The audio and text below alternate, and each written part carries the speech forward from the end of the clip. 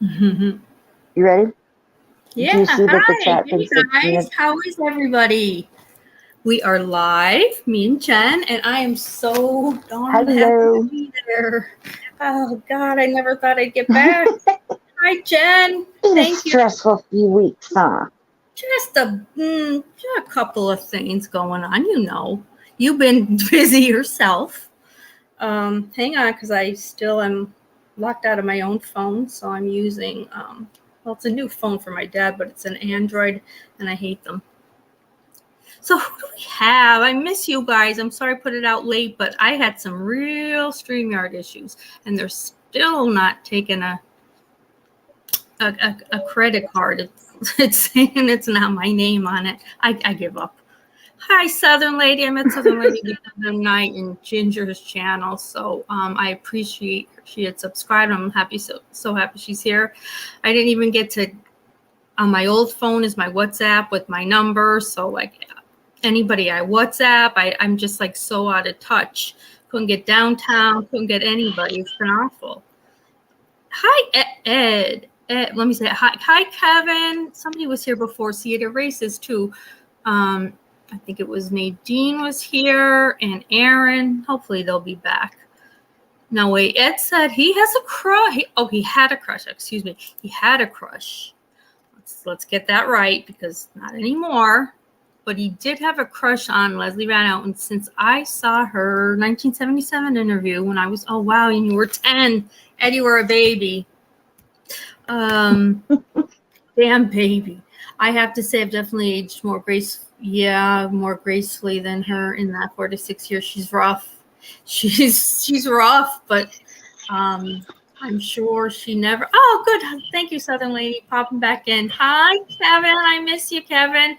Kevin, you got to email me with your number. So does somebody have their YouTube on? Jen, you don't have YouTube on, do you, by any chance? Ooh. Hold on, let me check. Okay. Wait, do you hear an echo? Yeah. Slight. All right, hold on. Okay.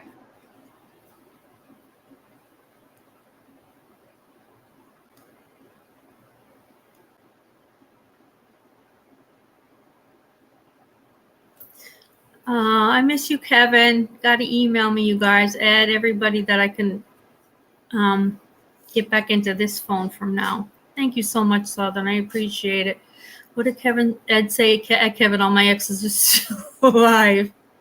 Faster, clear skies and hotter than. Oh my God, Ed, that's right. You're in Canada. You should be out of that area, probably, right? Like way out from where those fires are going on, correct? You sent them to me instead in Pennsylvania.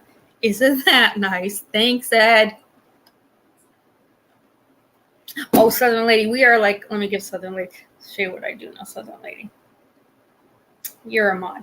I make my good people odds because I don't like the whole hierarchy of I'm a mod and it's stupidity. Jen's coming back in. Let's see here. Okay, you there? Okay, is that better? Is that better? Yes, much. Okay. I didn't have YouTube on, but who knows? Yeah, all right. None of us know what. In fact, let me make sure I have my dad's iPad for reading the book.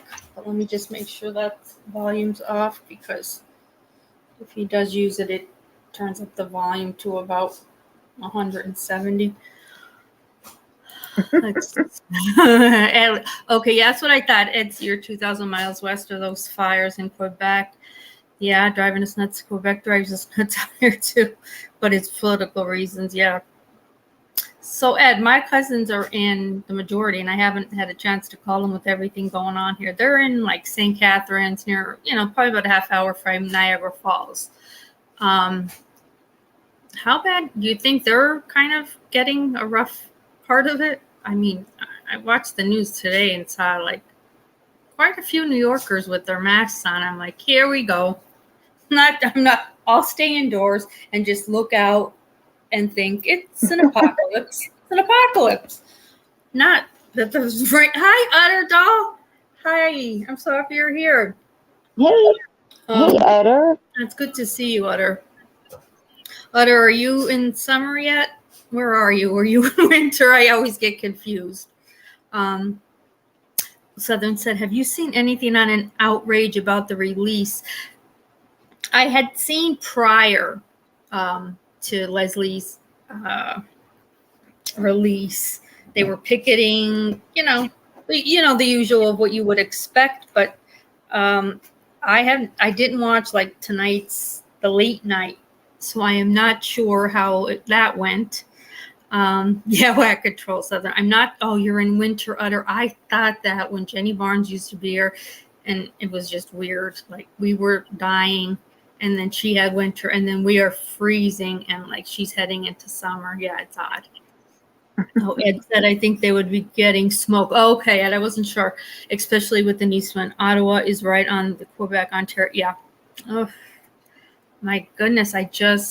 When it first happened, before they tied it together, you just looked outside and you're like, God, it's like, it's summer? It's such gloom and doom. Like, there's not a cloud in the sky, but the sky is also like gray white.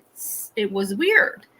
And then when maybe the next day it was that they said that our air quality was on like an orange alert. I'm like, oh God, this is like, remember when with 9/11 with the airports, we were like on orange alert red, or like the colors. And I thought, oh, I can't go through this again. But wow, when they said like at the beginning, we're talking the beginning, that it was like, what was it, 400 out of control?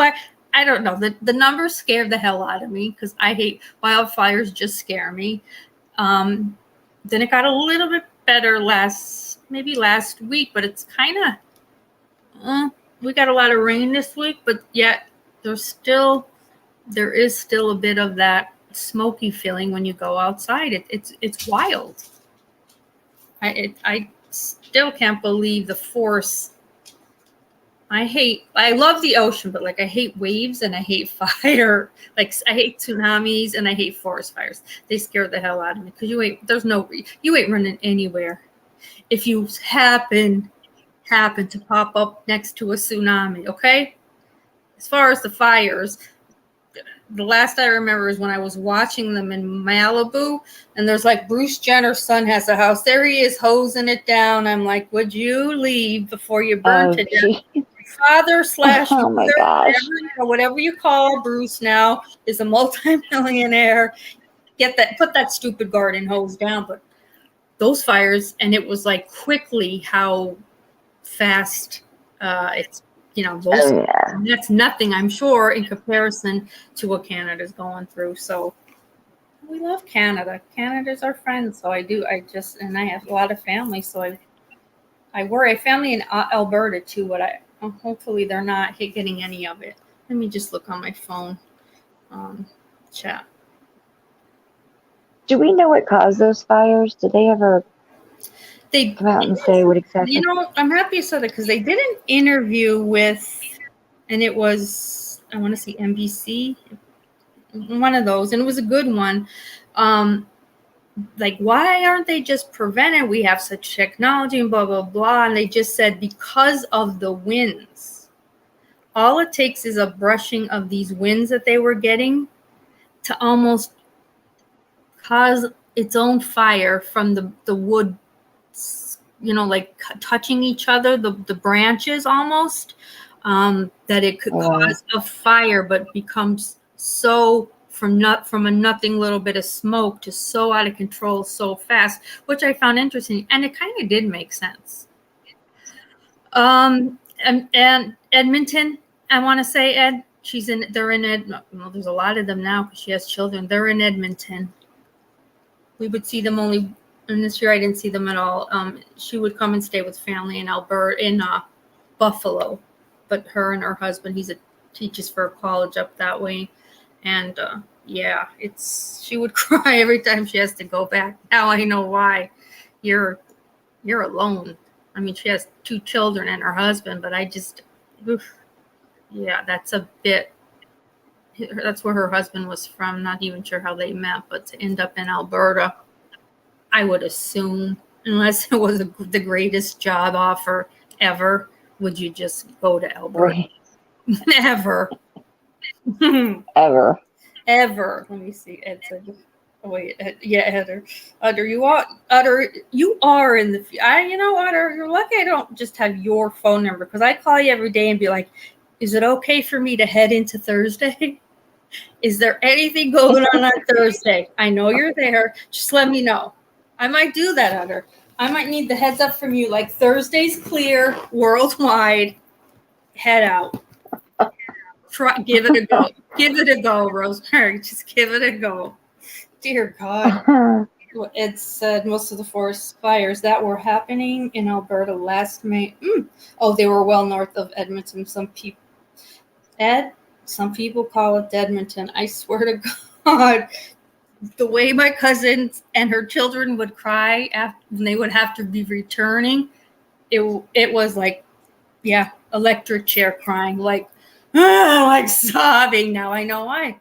They were heading back to Edmonton.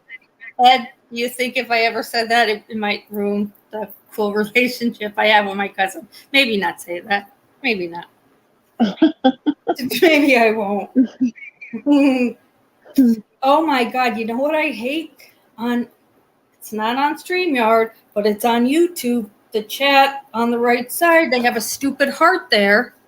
So you can't see everything that either someone is commenting or your comment. It is so annoying. Do you see that, Jen? Like if you look absolutely on your YouTube live chat on the kind of like the bottom right, like Ed just put a and it's I hate that. And I mean, what do those do? It's just to basically. So I press it and it just sends up. I don't see it as sending up anything, but like they look like bubbles. Guys, when you press like the heart or the 100%, do you actually see the heart? I'm not seeing it when I press them. When I press it on my phone, it just kind of looks like a bubble, just flying by Jen's head. Right. Yeah, none of them look the same. I mean, they all look the same. None of them have any. I don't know what that is. That's for, but it bubbles. See, it's so silly. But they have done. Whoever thought that was a good idea? Well, no. The brains behind YouTube and Google. I mean, you can't. Yeah, I've been doing that in chats, and I'm like trying to send hearts. I don't even, where the hell was I? Somebody had it was a really good live.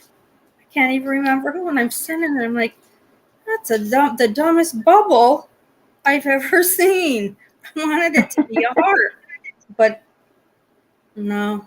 Yeah, I wonder, there's so many different places they're like, oh, contact us. I've contacted them so many times. Yeah, I'm still waiting from 2000. I thought if you clicked on Oh, wait, did you think it would instantly go into your comment you were typing so we can, but no. Yeah, it's useless. No, it's useless. The OJ button works. What OJ button? Yeah, with him. I haven't thought about OJ so much since this whole, we'll get into. Oh my God, true crime! Thank you so much, and it's so good to see you. Oh, I miss all you guys. Thank you. Oh, it's nice to see some stickers. You're like one of my very first. I love it. Thank you. OJ got it. All the OJ buttons work. Yeah, what buttons work? The Dream Team buttons, Kevin? His team that got him out of everything, you mean? We've been talking a lot about it. True Crime, how's your son doing with his music? If he has anything new he's doing or wants me to put on my page, please let me know, because I know a couple of the girls subscribed. He's a cutie pie. Yeah, I'd like to send a heart up to say thank you, True Crime. No, it just looks like I didn't pay rent this month, and Rose just gets bubbles. So stupid. Oh my God, it's so stupid. We all got a mass complaint about these goddamn emojis. They're ruining it. They're ruining it for us. I hate it. We have enough of them. We're good. We're dead. Let me see here. Before, no, you are too. You have a lovely family. God, your son is so. When a bunch of us joined, like he couldn't have been more excited and respectful and just a sweetheart, like his mom. Yeah, let me just see, because I've been reading up. They don't have a homeless emoji. Kevin, tell me you're not homeless. I watched the worst thing on homeless people last night, and it is so scary. There is a place in California where they are living in their cars. These people that go to work every day, but lost their homes, were evicted. They are living in their cars, and this is a actual car lot that at 9:00 locks the gates. So if you're not in by 9, that's too bad. But there is some kind of an organization that set up an area for them, like with coffee pots and picnic tables, like a place for them, like the portable like washing stations and Johnny Joe's for these people. I wish I could remember the name of the organization, because I thought, well, we need more of those. But as far as the food part of it goes, there's also one guy who, he's an Uber driver. He got sick upon sick, and he couldn't pay out everything, all his bills. He ends up homeless. He's 53 years old. At the end of the day, what he does, they made an agreement with him, this one pizza place. Now, I think it's nice, but so he goes to pick the pizza up. Here's how he gets the free pizza, and that's when I just cringed. So like at the end of the day, all those pieces of pizza like that are in the showcases to show you like yes, like to show you what that Supreme pizza looks like, or that Caprese pizza looks like. He gets those.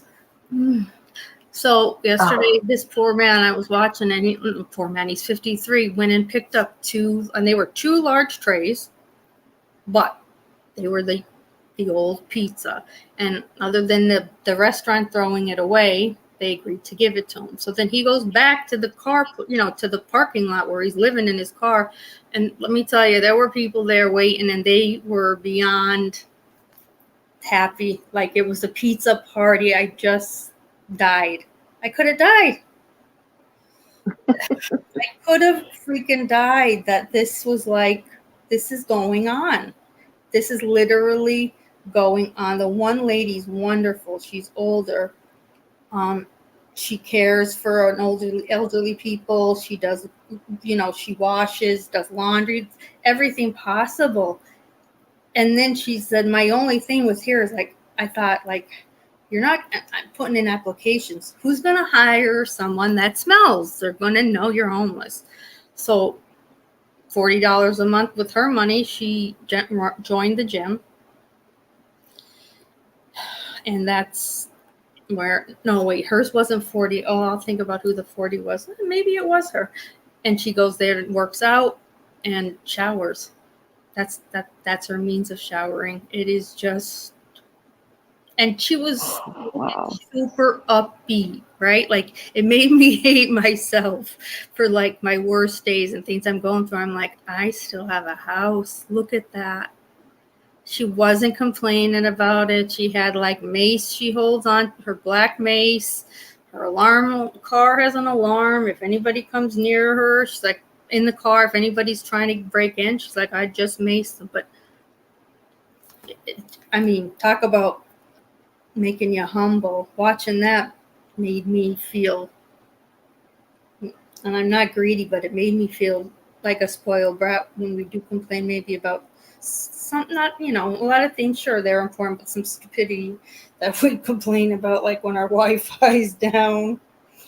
That's yeah, exactly. Yeah. People would look at it like, oh, you rich people with your Wi-Fi, Wi-Fi, and you have a phone, and yeah. it's it's a tragedy because you know what? There's just enough money in this country that it doesn't have to be that way. Well, it shouldn't be, and I just can't figure it out. Imagine all the flies. I hope not, Kevin. I mean, and it was it's a nice, decent pizza parlor. The stuff was beyond glass, but nonetheless, it's there all day. So those restaurants aren't kept to a cool temperature to, enable that pizza to stay without going bad. But they don't. No one no one complained. Everybody was happy, like they get to know each other. I mean, the one safe thing was that at 9:00, and it's a big lot. I think there's 100 and some cars that end up there. That at 9:00 it's closed. Like they gate it. There, it's a locked gate. So, still, we I not that I know what the government solution can be, what it should be, but Jesus, that's why people in government are there. Figure it out. Jesus. Well, I know. I believe heavily in that statement that says that how we treat our children, our elderly, and our disabled is it basically our moral ethics and turpitude can be measured by that, and I do believe that. Oh, and it's going to hell. Yeah, I used to say that to Nico, especially when we went to California and you see Skid Row. I'm like, don't ever think that can't be you. Not that I'm saying it will be. I'm just saying not everybody, but a lot of these people had jobs, and then whether you get sick and then you start getting behind on your other bills. That's what happened to that 53-year-old. He had health issues. So then he started going through his savings because after his surgeries, he wasn't getting paid to be home. And he went through everything. Yeah. Yeah. That's... Let me see. How do Elon Musk, Jeff Bezos, and Bill Gates get by after being cleaned out in divorces? It must be, it must be tough having to give the wife maybe one or two of your 15 car collection. It's sickening. I know. I'm trying to think out of all those who can just write, and every one of them, the three of them together, if they just could write out some big checks, the three of them together could probably solve our homelessness issue right here in this country. Instead of, absolutely, I'm not worried about going to space, Elon. Okay, I'll take a Molly. Right. I'll take a Molly, a mushroom, and I'm in space. All right, and I could be right here in my front porch, looking out at all the weirdos walking by. But we need our priorities straight. Oh, yeah. really? Southern lady said Australia is just as bad. Aren't they extremely liberal in both there and Canada? Free insurance. Is Australia like a social? I'm not sure if Australia. I didn't know that, Southern lady, about Australia. Now Canada does, they do pay for their citizens to have the insurance, but there are also complaints with it. There are long waits to get an appointment. There are long waits if you head into an ER, things like that. But it's a great. I mean, my cousins, they don't complain about that aspect, but they also complain that like it's getting to a point where it's like a really being kind of abused. You know what I mean? Like I don't know, because it's free. They pay for. My cousin's from England. Mm-hmm. She went for 5 years ago. Mm-hmm. She lost her kidney function and had to do a dialysis. Yeah. And she was, she had a, good job and everything. Yeah. She never missed any pay. Mm-hmm. She didn't have to pay for any medications. She got a new kidney and was able to go back to work. Mm-hmm. And it didn't bankrupt her at all. See? So it's I have a lot of. I agree, Ed. Our socialized health is great, except people are abusing the hell out of it. That's exactly what my cousin said. They should make people percentage, and that's also what my cousin said. Like, have a small copay, do something, because now we're seeing it being. Hi, Green Eyed. Kisses to you. I'm so happy you're here. Now we're seeing it be abused. So for you to say that too, just supports exactly She came. In fact, I just saw them. But it, you know, it gets abused here too, though, because and it gets because basically, if you don't have insurance and you can't afford it, and you're poor and your kid's sick and you can't take him to the doctor because you don't have the money, you're taking them to the ER where they have to treat you, and that bill's like $3,000. Who eats that? Not the hospital. No, and at the same time, like they hand like when my son was sick, because he's in college, but he works a job, but it's seasonal, but he makes money. So, but she's like, here's a pamphlet if you'd like to, try to enroll with the state insurance. And he's like, just give me it. And I'm like, hi, 71. Thank you so much for coming by. He's like, yeah, just give me it. But he looked at me. He's like, I make money though. Like, they don't offer us insurance. It's almost like an MLN, which is horrifying. But yeah, and his bill's almost $5,000.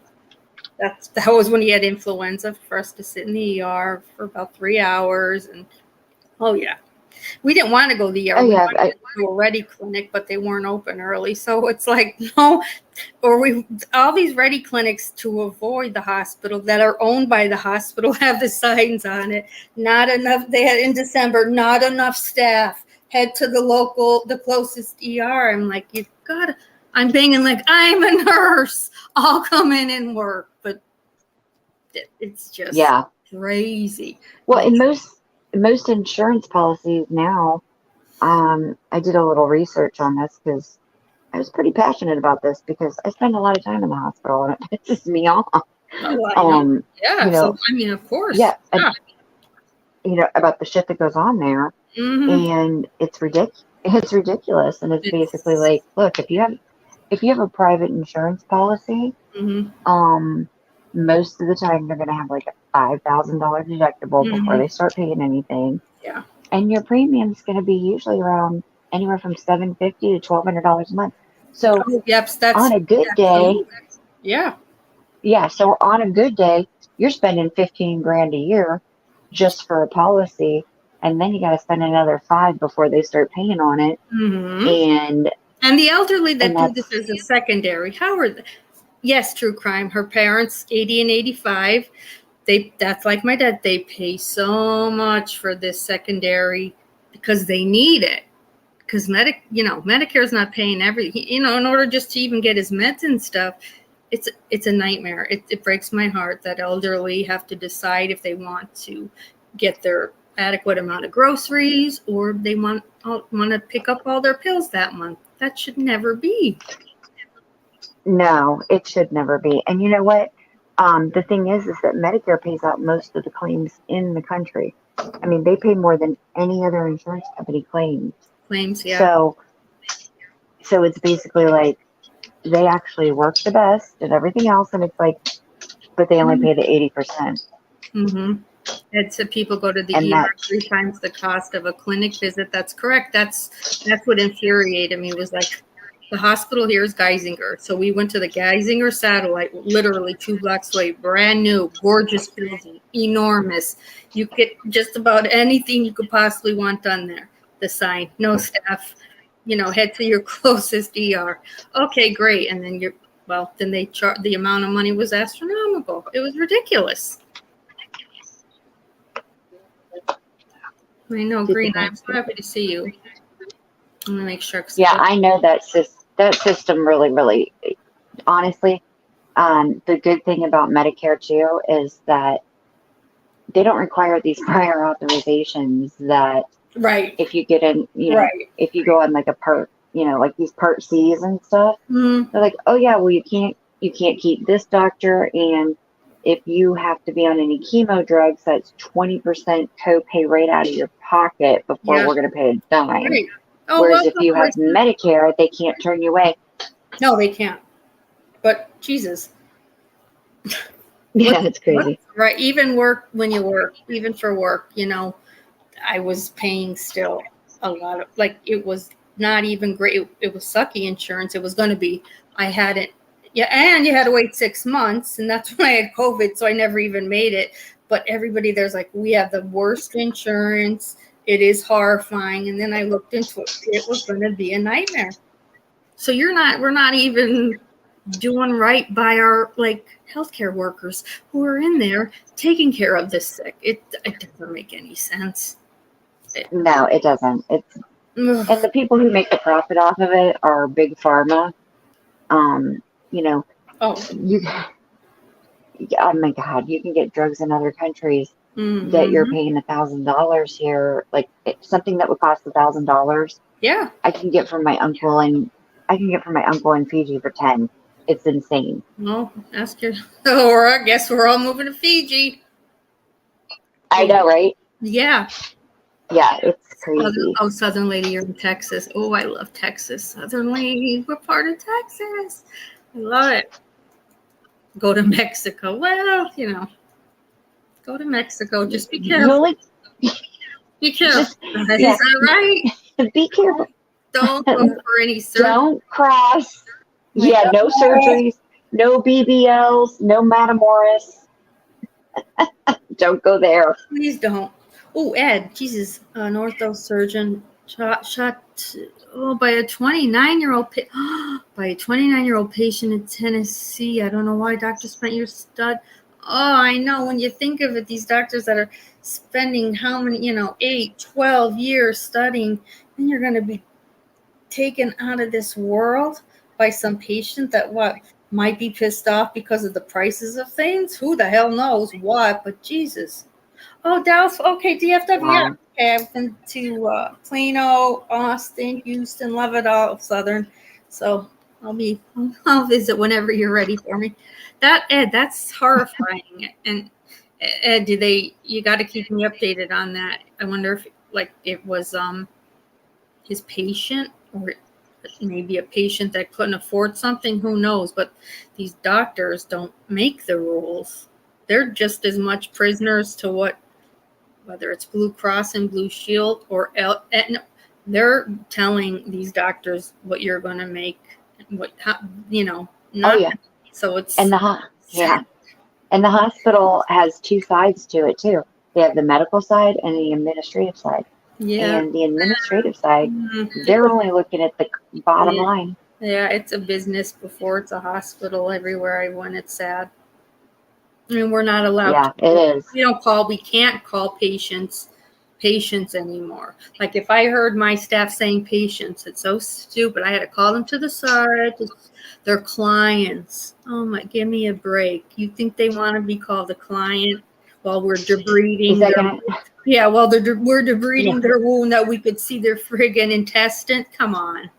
But that's when we've reached a whole new level here. Oh, absolutely, because you have to be called a client, because when you get that $95,000 bill, you'll be more apt to pay it if you're a client. You're a client. Yeah. When people say, I'm firing my doctor, well, he doesn't work for you. You can go and see another doctor, but no, we won't be firing him. But yeah, it is some of the, but they're just disgruntled because they're probably fed up, most of them, with the bull. Even waiting for surgeries, or someone waiting for pain clinic. Like Tom is waiting for pain clinic. He was a Marine 15 years. He's got 3 discs that have to come out. Pain clinic said they'll get them in August 19th, I want to say. Really? August 19th, pain clinic. You'll get me in. Until then, take ibuprofen. Come on now. We are failing. Yes, I know there are drug addicts in the world, but for the love of God, when you're seeing certain things right on scans, we've got to, in our mind, realize being ruled by the DEA might not have been the best idea. Hi, Cowboy. Oh, so good to see you. And that's also what we're running. Hi, Special K. So good. Oh, thank you. Yeah, we didn't start reading it. I was just getting ready to read. We're just talking about some healthcare and just current events, which aren't really, they're not pleasant. They're not pleasant at all. I'd like them to be, but I hope everybody's having a good summer. Before I get into our reading, Did anybody get away? Anybody go anywhere fun on vacation? Because I went to the beach. Oh, you went, that's right. You went to the beach. My dad. Yeah, but I live near there. Right. Yeah, but still nice. It's still nice to just get the heck of. I don't know if there's water and there's sand. Oh, it just resets me. I love it. Love. But now, see, it's so hot that our water's like our area's like it's toxic. Yeah, it's too hot. I found that out the hard way. I don't want too hot, and I don't like. I'm not a sun worshiper to sit for hours. I like to go. I'll sit, about an hour and a half, 2 hours. Have a pretty drink. I love walking it at night. Gorgeous, but just sitting there for 6 hours straight, can't do it. Not without getting. And now they said that Tuesday, Wednesday, and Thursday were the hottest days ever recorded on Earth. Like Really? All through the Earth. It was the hottest that it's ever been. Like for Florida or all over? All over, like the Earth. Ooh. Since they've been recording temperatures, Wednesday, Thursday, and Friday were the hottest. So, I know people are having their winters. Yeah, I've had no energy. My dad's doing more. I mean, he sleeps a lot, but he's not even. My dad with eating breakfast and then I'll try to give him lunch. He'll be like, I just ate. I'm like, that was 4.5 hours ago. He's like, I'll eat later. And then it's like half of it. So I think that too has I'm not hungry. You're not hungry. Yeah, we're in Florida, it's miserable, but I know it's miserable everywhere. It's Jen Bradford, green-eyed. She said, who's the guest? It's Jen Bradford up here with me, green-eyed, honey. Oh, hi, green-eyed. Honey bunny. Yeah. Oh, Jesus. I felt that he really, because I thought I'm doing a lot, but even if there's an air conditioning room, I'm thinking, why is my back a little sweaty? I don't like it, but it doesn't matter what you have on. If you're running around doing things, you feel it. Oh yeah, absolutely. You can't. I mean, here you can't even walk outside right now because, you just start sweating. It's been 110 in the shade. Somebody, wait, let me go back up. I hate this weird chat, but Southern lady in Texas, we were 106 today in DFW. Oh my God. Southern, it is hot. And I absolutely love Dallas. I need to get back there. Austin's fantastic. Houston, I did with nursing when I became certified in trauma. And we were at a place called the Woodlands. But you would go in they set us up. It was the most amazing, spa hotel. But when you walk from that air conditioning directly outside, for God's sakes, it truly felt like a punch like a real punch in the face. The heat. Oh yeah. It's like it slaps you. That is how thick that heat is. It's like nighttime. Oh yeah. The sun's not even out, and me and my friend we're walking. She's looking at me. She's like, "All right, we're in shape. I'm sweating. I've got sweat between my boobs." I'm like, "I know, right. That's impossible without the sun. How is there sweat between your boobs?" But there was. It's like a phenomenon. I want research done on it. How are we sweating at 11 at night? I know, it's so bad. That's how it is here right now. I had to go. Green eyes in Florida too. Yeah, green eyes in Florida too. Oh, okay. Mm-hmm. I'm on the Gulf. Oh, right. See, and I just walked out on my porch, and it's like somebody just wrapped. It's like trying to breathe through a wet blanket in the microwave. I don't know. It's crazy. I don't know how to describe it. All right, so I'm reading the chat, and I know we've been talking a lot about Leslie Benton, so let's talk a little bit about her. A sweaty roast still. Okay. Oh my Ed Cowboy, the one day though, because we were there a whole week for that It was like on a 40-hour, it was a 40 credit. So we were there over in a week, but no, I mean, I remember one night because we're like, God, this is horrific, but you want to get out of it. You don't want to be in the hotel. You're there the whole time, even though it was gorgeous. So my friend and I were like, let's just go walk around the streets, and it's a gorgeous, everybody is extremely rich. Like the only cars that aren't like Mercedes or, BMWs or, Lamborghinis were like the Postman. Other than that, every car was unbelievable. Everybody was good looking, a little bit Stepford wives, even like just gorgeous. The shops were gorgeous, but we went longer than we thought, and it was late, and not that it wasn't safe, but I'm like, I'm tired. I'm like, how, like, we work out, how is this possible? And she was huffing and puffing. I'm like, you are right. I've never had to use my asthma thing in the past 5 years. And she's whipping out her asthma thing. I'm like, this is not normal to be this. And then we keep walking, and I'm like, I like smell like a custodial worker that just got off the job. And what the hell is my feet smell?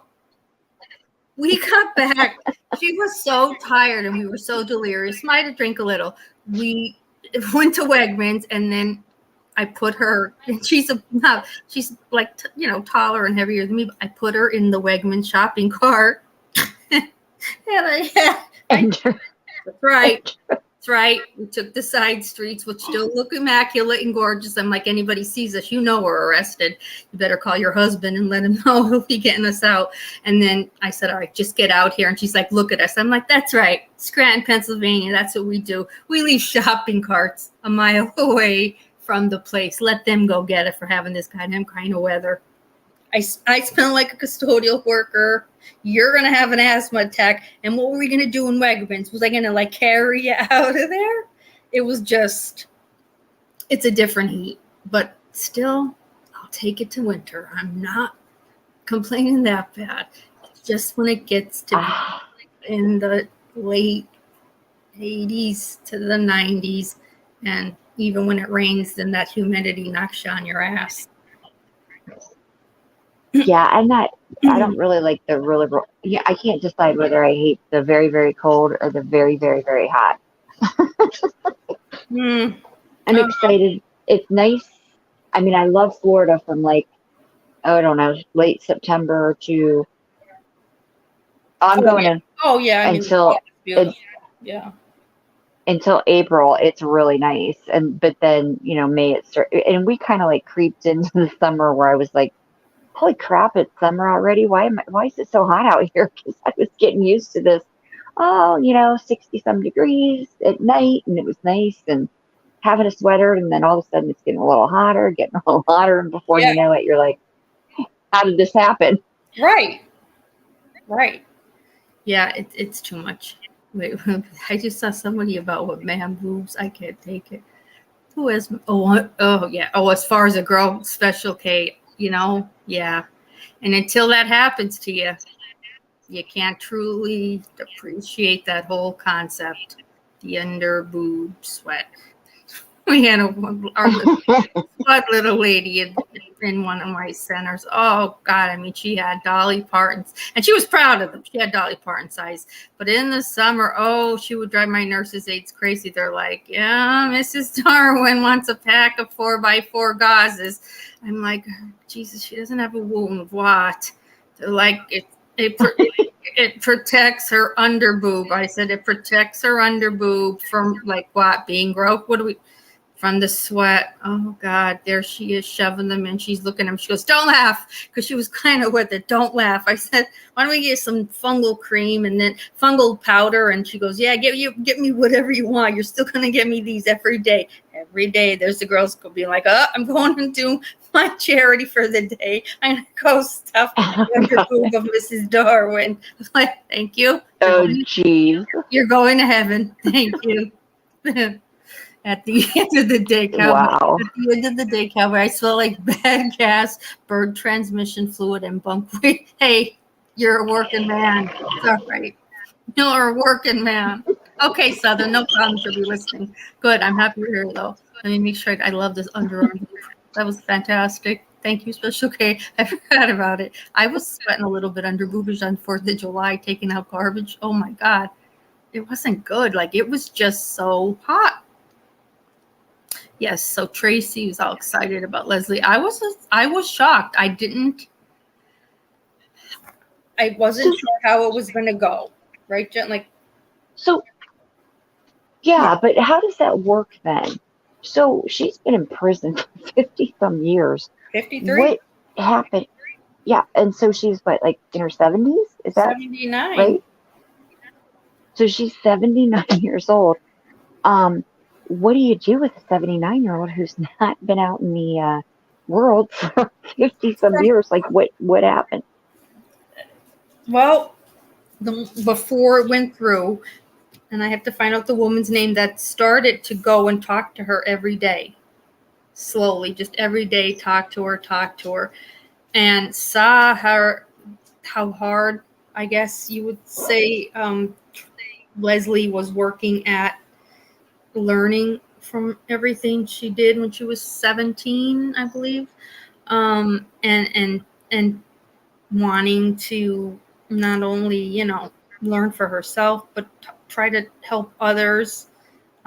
They said the woman that vouched for her, and I'll find it in my articles that I'm going to read, said that in all her years of working within the prison system and inmates, that there's never been an inmate that she has felt has rehabilitated more than Leslie Van Owen.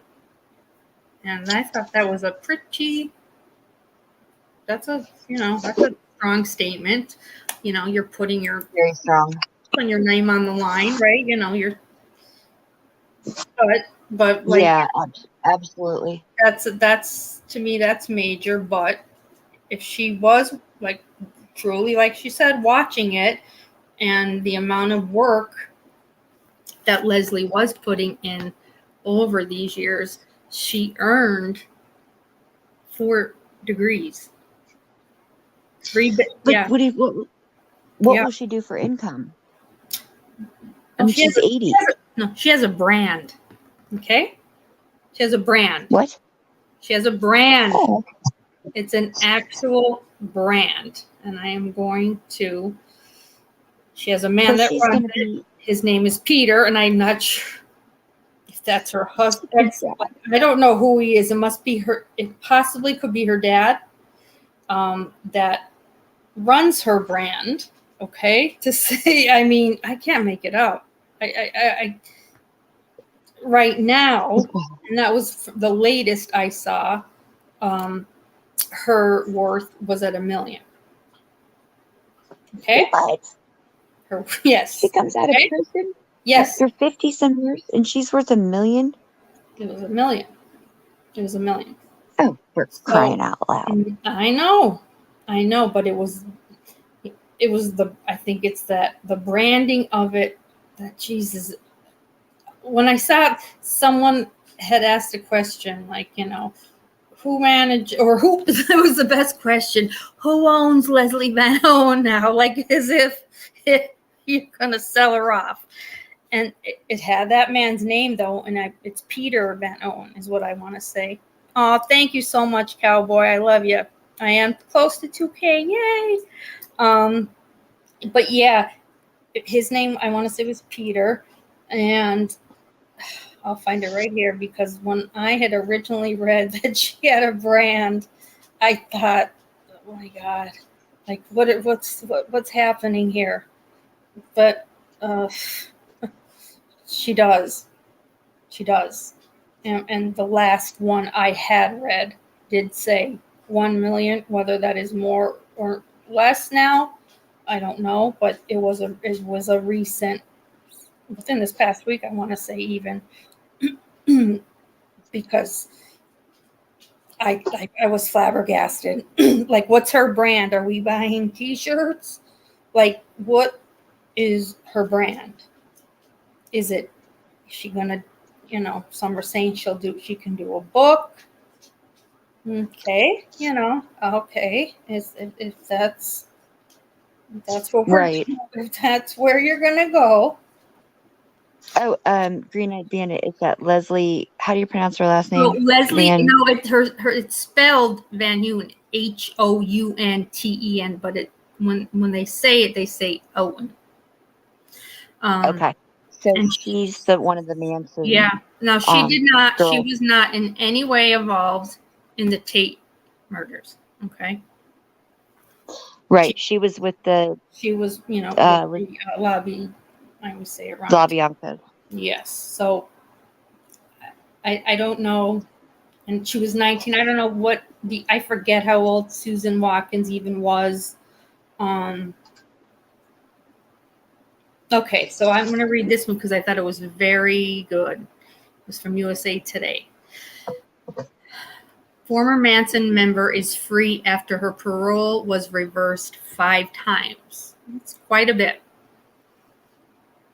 Leslie, whose devotion to Charles Manson resulted in participating in the brutal murders of a married couple inside their LA home in 1969, is free after spending 53 years in prison.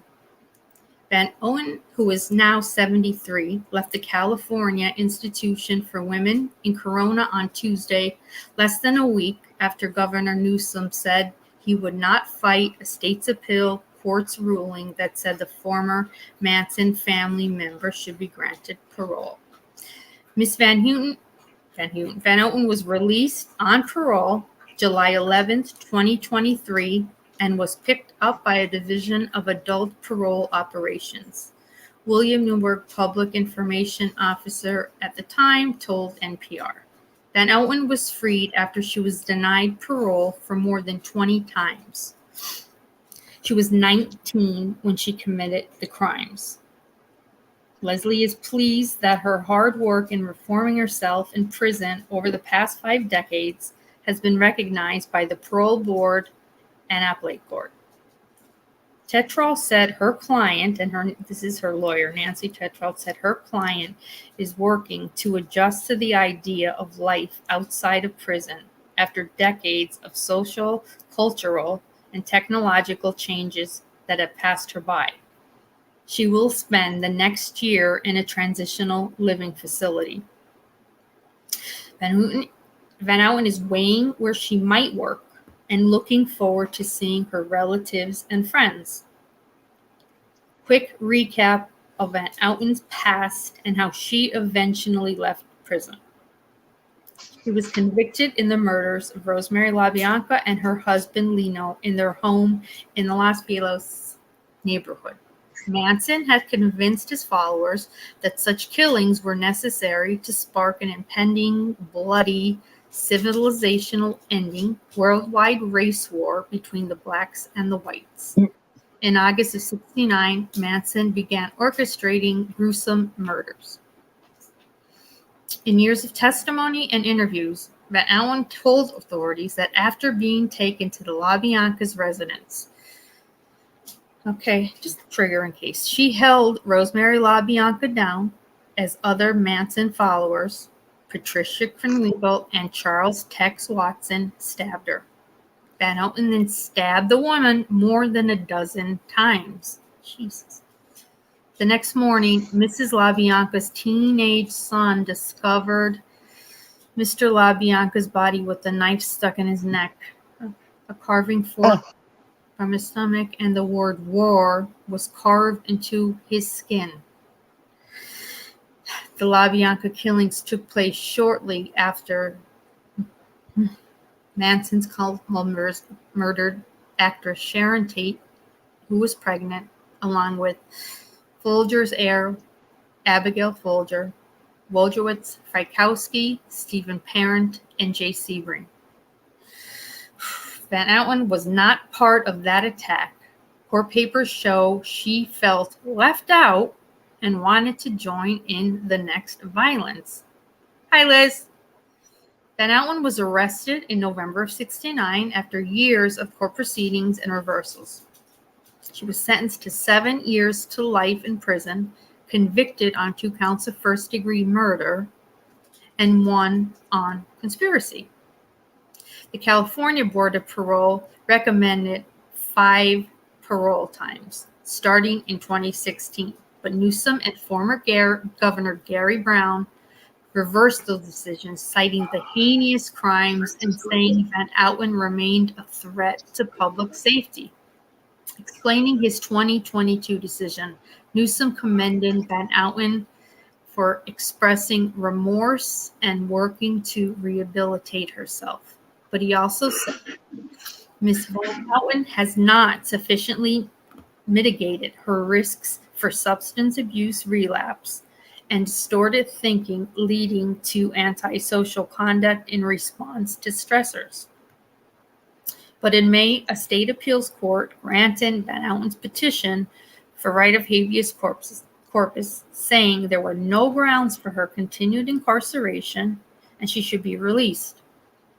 It's also noted she has given a detailed accounting of the circumstances that led to her fall under Manson's thrall, and that she has expressed regret in not leaving before the cult enacted grisly and violent. Well, she was part of that grisliness. She stabbed someone 20 times. The governor's refusal to accept Van Outen's explanation amounts to unsupported intuition, the court had stated. And this is the LaBianca family speaking. My family and I are heartbroken because we're once again reminded of all the years that we have not had to spend with my father and my stepmother. And that came from Corey LaBianca. Van Outen and other cult members convicted of murder were initially sentenced to death. But soon afterward, California's Supreme Court ruled capital punishment was unconstitutional. All of them should have been executed way back in 1971, and I asked for the death penalty, Manson family prosecutor Vincent Bugliosi had told NPR. Van Houten herself earned more than 2 degrees in prison. From a legal standpoint, this is a very important case because it underscores that the law must be applied even-handedly, regardless of the inmate's notoriety. As an inmate, Van Outen was active in self-help and substance abuse programs. She took on volunteer work and maintained a laudable disciplinary record. She earned her bachelor's degrees and master's degrees, as well as completing vocational training, preparing for a possible return to society. Wow.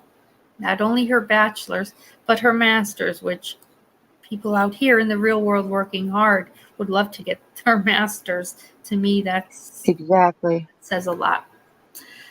Those personal gains came decades after Leslie's life was derailed by turbulent teenage years and joining the cult. In her own accounting, she became a heavy user of LSD and other drugs at 14 after parents divorced. When she got pregnant at age 17, her mother coerced her into getting an illegal and unmedicated abortion in her home. Ooh. In her own home. Oh my goodness. I'm sorry. Whew. Hi, Anna. Welcome. Oh my God. So wait. Ouch.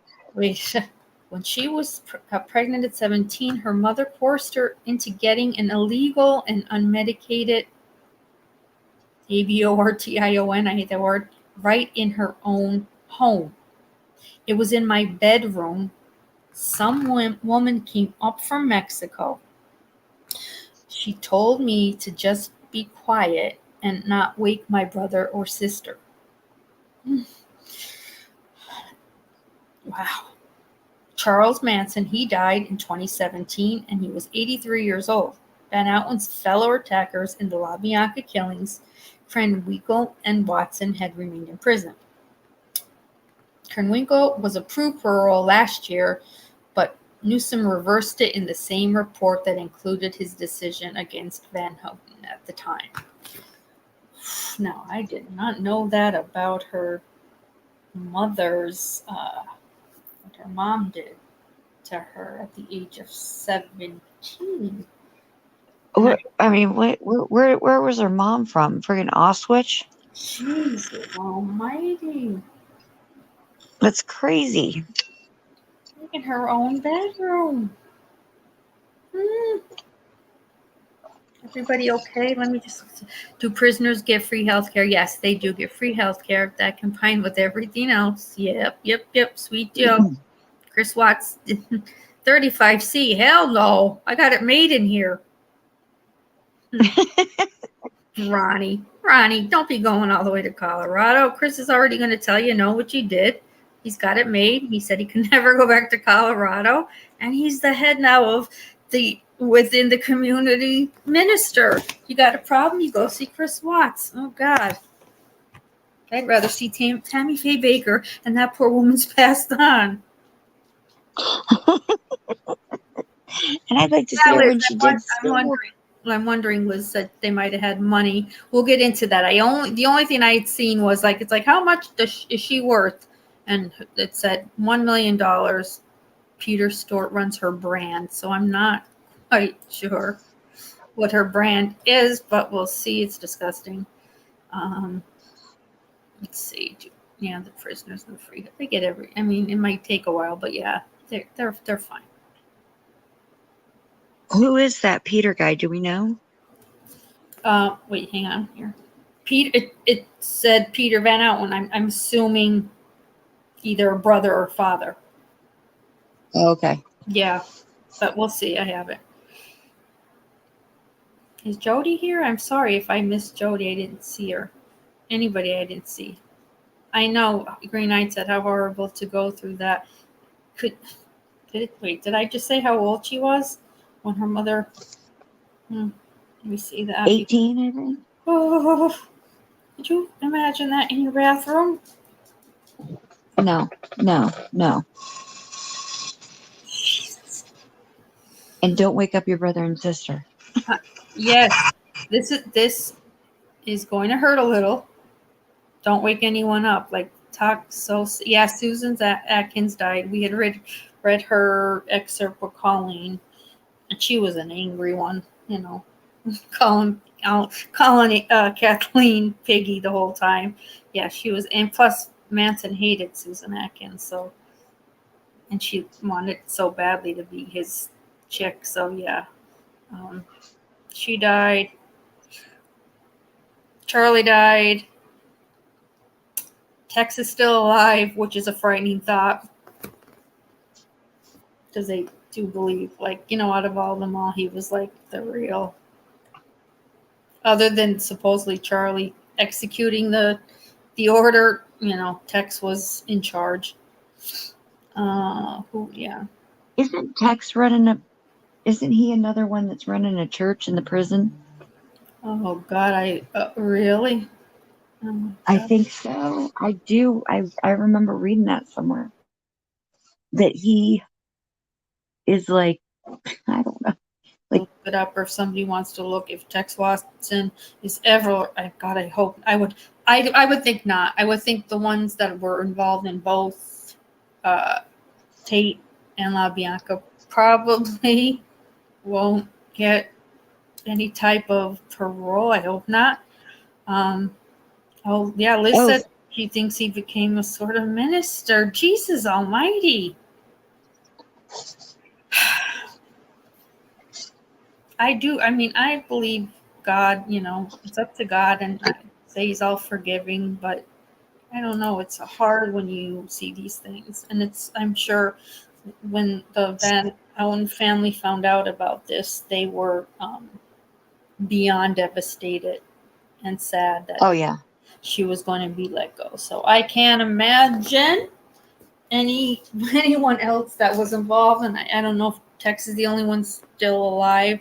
The thought of him being gone would be crazy. What Liz said, Bugliosi said way back, the only one he ever thought would give her, yeah. And they said that about Leslie. With her age, she was easily swayed by Charles. They looked up to him. And she was nowhere, you know, she had nothing to do, of course, with the other. I just think, I mean, okay, that's great, but Jesus, she's still 20. I mean, I think I read it was 20 times she, you know, did that thing with the knife. So, whew. I didn't know when it said she has been transferred to a transitional unit in order to acclimate with society again. And I was wondering, I'm like, oh, I think she's going to need more than maybe a 6-month. And right now they're saying, they're saying a year right now, but, and it probably also has to do on, they're just going to see her overall, maybe I don't know, her attitude, her everything. They'll watch every move she makes. I would think Right? so. They're gonna, I don't think she'll ever be quote unquote free. They all did say that she was just concerned about how she'd be accepted. Well, 2 words: change name. Change your name. What you went out in as was a young 19-year-old cute girl, and it has not, jail has not done. The worst part about it is the woman's got a god tan in this picture. God, I saw that. What's that? Tanning beds there? Jesus. She got nice glasses. I can't. It was spotted. Okay, that was in 2017. Maybe she's paler now. I don't know. So this one, which I thought was interesting. She became friends with this man named John Waters. I'm sure you've heard of him. He was a film director, an author, photographer. I'm telling you, something's got to happen. There's got to be a movie. Got to be. Who here thinks if Rose would occasionally... Oh, I was going to show myself today, too. Oh, God, I can't even say what the dog did. I'm not going to tell you what the dog did. He got into my nail polish a little bit. He's on my lap. He's on my lap right now. He's a black and white Shih Tzu, and he looks like he's like he wants to say, like, I'm out of the closet. Paint my nails this pink. They look good on you. I want it. There was nail polish all over the hardwood floor, on his paw, and his front paw. And don't ask me how it ended up also on the tip of his tail. He looks so stupid that he's grounded. I won't let him up on any of the chairs, the couch, nothing. He's looking at me kind of like right now, like, yeah, I'm going to get you for this. But I'm going to have to cut it off. And then I was screaming, yelling. First of all, I thought I had my nail polish tight. I'm like, this dog is so smart. Does he watch how I open it? What the hell? So he's grounded. Yeah, we were going to, because I'm doing it downstairs now on my lives, because my dad is right in the room next door and I could hear him this way. So I have more room to set up. So yes, definitely. Look at the bright side. It said no fast food or alcohol 53 years. Also, she did not die in accident-free. No, that's right. Liz Stewart said, oh, it ended. There's a lot I don't remember about the case, just that she herself did not kill anyone. So yeah, in that case, she bet it, yeah. I'm so sick of it. I swam like a hostage at the pool trying to get rid of my catfish belly. Oh, Cabo, you're outside all day working. Jesus. Jesus. So, what is this, Nicey? Wait, I don't want to miss it because I love it. She held Rosemary Love Bianca down. That's called murder. What did I say? They said she did. Let me just go back for a second. Because I'm gonna go to the credibles. I'm gonna stay away from like Daily Mail, right? Because or News Nation with Special Agent Huffenpuff. Oh God! I'm not taking anything with Special Agent Jen Huffenpuff. So stop. Don't ask me to. Jesus. Agent Huffen, whatever. I'm gonna start calling myself Agent. That's so silly. All right. I heard her on an interview. I think it was today, or I don't know what she was on. She was on some kind of it was came up on one of those shorts or whatever you call it. Yeah. And I was like, this woman, she just sounds so mad and so angry all the time, I guess. Or Very every time angry. I've seen her. That's why they have her in charge of every like rifle class, and I'm like, good. She should be excellent. I don't know if you saw Law and Crime Network, which is a good channel. He did a panel one night. He had Jen on it. He had maybe another lawyer. And the lawyer we all know, or what? I think that he had on there. I can't remember if it was the lawyer, or whatever. He's a cutie pie, and someone else, and this woman. And this woman might, I don't know, she was somehow involved, and I don't know, criminology, whatever. And so they're like talking, and he's like, so tell me a little about yourself or whatever. And do you know anybody here, whatever. And it was live, so there was no going back on this. And the lady said at the end, well, I could tell you for damn sure that when I'm going to have a panel of experts, I'm not going to have Jen Huffer on it. Silence. No one knew what to do. No one knew what to do. I wasn't there. I cringed. I wanted to jump in and be like, come on, break that up with some stupid joke. Nope. No. And Jen's just sitting there like, is that about me? Yes, Huff and Puffer, it's about you. You might want to stay quiet the rest of the night because this lady, and I forget who she's got it out for you. And they never had that lady back again. Oh my God, I'll find it because I was embarrassed and I'm not there. Like she just anything she said too, you could see she was like rolling the eyes. I'm like, this girl's like a professional, yet she's rolling the eyes. Whether you like Huff and Puffer or not, she still was with the FBI. You're on a show. Show some class. She didn't. But that's what happens then. Gee, I wonder why I was never asked back on Law and Crime. I thought they really loved me.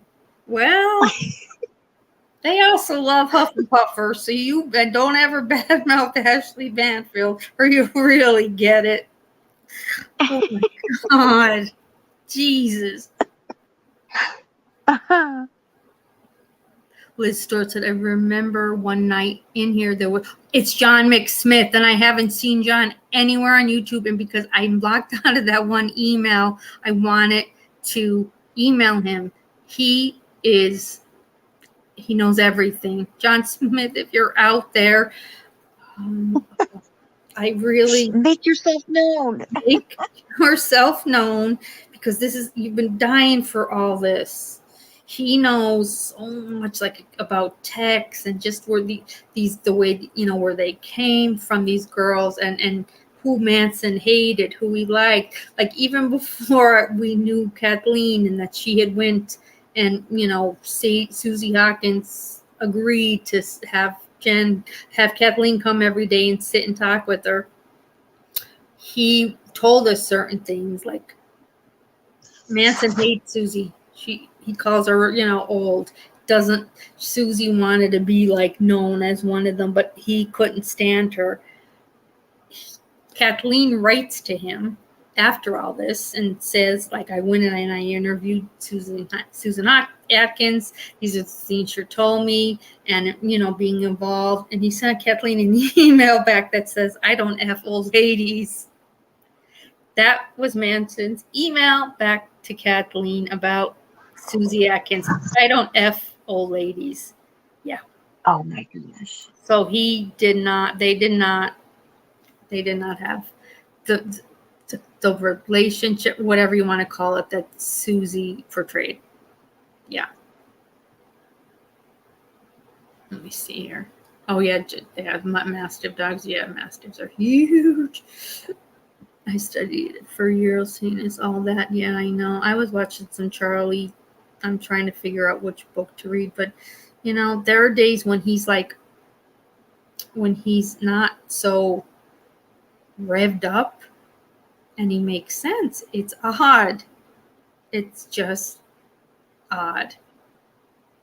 He sounds to me, he always sounded to me like he had like severe schizophrenia. Like he almost seemed like he was talking to somebody else, And he maybe did like Satan. to do I'm that. not He sure. did like to scare them, certain. He liked some of them that treated him decent. He liked the news reporters. Some of them, he'd play with them. Didn't like the way they asked certain questions. This one was with the dude I can't remember, and it's after he had been in the hole for days for doing something. Oh, he was mad they wouldn't let him have his guitar. And he was saying some decent stuff. And then like a week later you have him doing an interview when he's making all those goofy faces. So I mean, yeah, mental illness, absolutely. Definitely a little bit of dissociative personality for damn sure. Explosive. Thoughts of grandeur were, I mean, I don't know. Yeah, The thoughts of grandeur were yeah. pretty damn good to make all those wayward people looking for something better to think he was going to bring it. Well, and I think he learned how to be. I think he learned how to be a shyster and a manipulator Mm. from his years in, from his years of. He pretty much was like raised in the prison Yeah, it system. said my brain is that of an institutionalized brain. It'll never be normal. So don't any of you think of it any other way. I'm institutionalized and I'm okay anywhere I go. You send me anywhere and I'll survive. He's like, my mother sold me for a bottle of beer. I know. So yeah, that hardened him for damn sure. Oh, Patricia Krenwinkel, Liz. Oh, Patricia Krenwinkel and Tex, I'm more afraid of them than any of them. Back then, Southern Lady, back then Hollywood was crazy and drugs were everywhere. They took over Spawn Ranch everywhere. They were all doing them. Now you have to also remember these are a lot of young pretty girls just lost, just not knowing their place in the world. Manson as well as his girl. Seriously, not speaking conspiracies. No, I know I mean, and Spawn Ranch was like their own. It was like their version of the Kennedy compound. Old Mr. Spawn, I forget his name, was blind by the end. He was a Hollywood stunt double, and that was his ranch. And Charlie, a short visit turned into him taking it over. But every day, Charlie would send over one of the Manson girls, to service good old blind. I can't remember Spawn's name. Jesus, it'll come to me. And that's exactly. They stayed there. And Charlie took over. But they also would do they would charge people to come in. They would do horse ride. And when you looked at it in its heyday, oh yeah, look at this Patricia Krenwinkel. Take a cute little boy for a little horseback ride up the mountain. Whew, think of that now. Frightening. Yeah, that's scary. It's I'm sure the LSD or acid helped. Oh, and the dumpster diving they would do. Oh, for the food. Oh God. And he wasn't originally mad even at Brian Wilson. He was mad at Dennis Wilson, who stole his song, and it just got uglier and uglier. And the sad thing is, they ended up at a house that wasn't even really the house that they should have been at. It's just George Spania, just disgusting, for what what they went through. I always think. Oh yeah. I just always think of Sharon. What a beauty.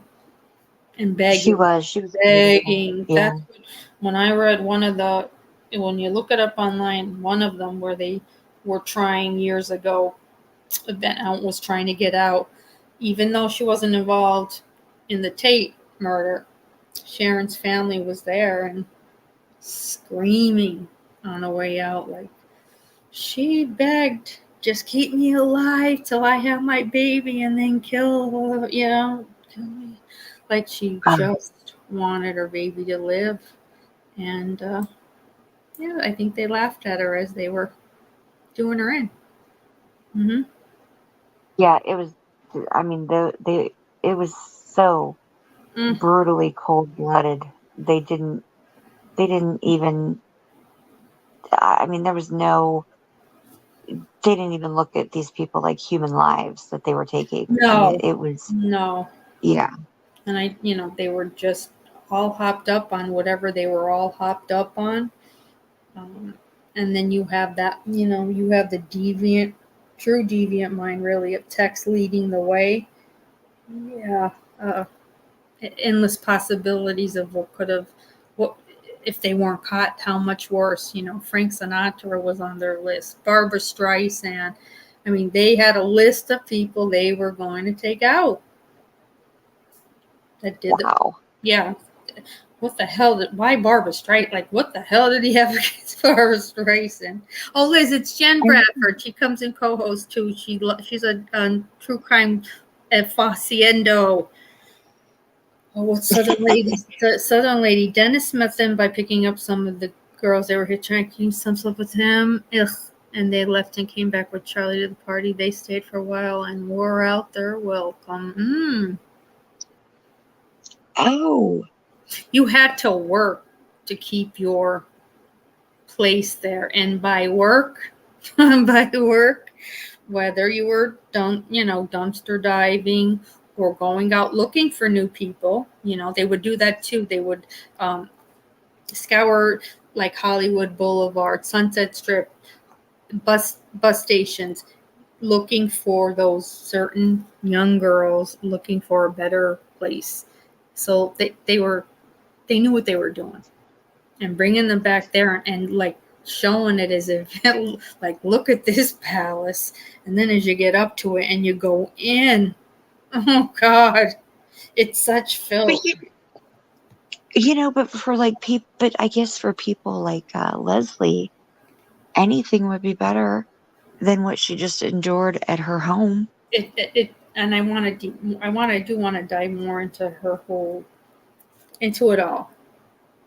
Yeah, because that for some reason, it's very disturbing because it says she was 18, she was 19 when these crimes happened. Mm-hmm. I mean, she could have been in a frozen shock state for that entire year. I'm just joking. Sorry, I had to say it. Frozen shock phase for I'm a sorry, year. that was true. But it could have affected her. It doesn't matter. When something like that does happen to you, anything's going to trigger you, from the sound of a baby crying to someone telling you they're pregnant to possibly even just seeing a doctor. Like, I don't know that I can't imagine that kind of trauma and what it does to you. No, that kind of to be awake and to also be told, don't wake up your brother.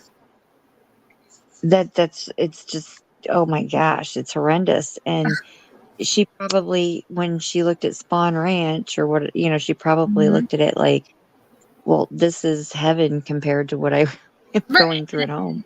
You see I'll find the excerpt where when she got there, everybody comes running over. Girls and guys are coming out of their little cabiny things, hugging her, kissing her, welcome sister.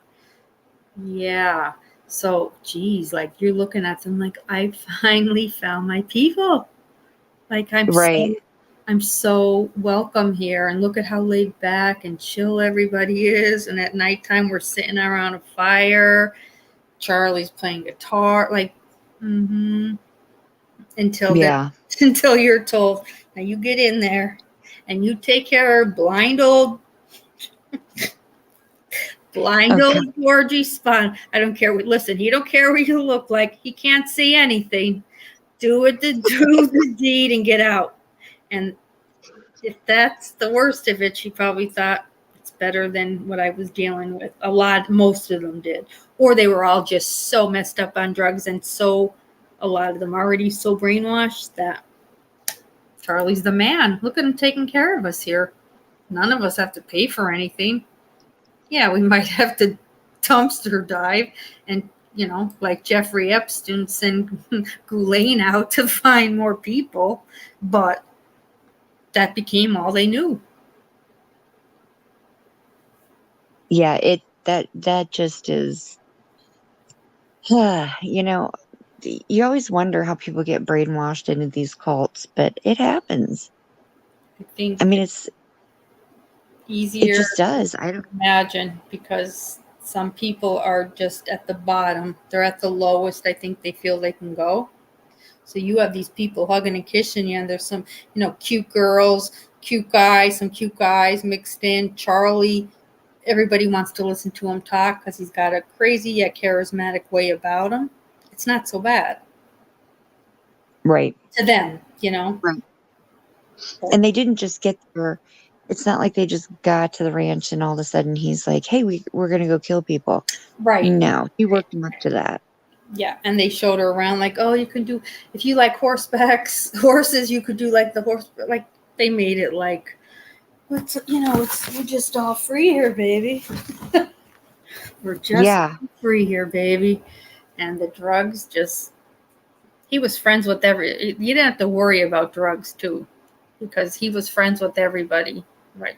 From Hell's Angels when they were bad at the time, to people he knew, to celebrities he knew, like the Wilsons, and he knew people. Drugs was not a problem. Yeah, drugs was not a problem. Thank you, Cowboy. I love you too. I will. Just bad. Oh, thanks for being here. Yeah, good night, Cowboy. Thank you. Yeah, good. David Krish. Yeah, Kevin. Yeah. That's what these people are. The way they pray, they know who to. It's like they just know who to pray on, and these women so quickly are done, taken, in love. I'm going to be his woman. He looks, and they said Charlie looked every woman in the eye like, you're going to be mine. Meanwhile, there was 40 and 50 of them there, but luckily you had Tex to maybe sleep with some of them, but, Tex was a wildfire.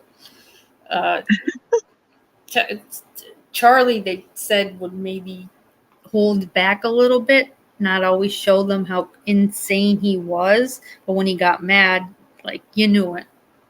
When he get, I know I'd be like, oh shit, Charlie's getting mad. I'll take care of the old man today. I'll be with George if anybody needs me. And they had this poor George Spahn. Oh God, you should see the room they had him in. One bed, like single bed. I don't even know if there was a chair in there. Filthy. Servicing him. What? Mm-hmm. Yeah. Because they were all like little areas, and there were some, because like I said, this was a Hollywood set at one time, and Spahn, that was he was a dub, like not a double, what the hell am I saying?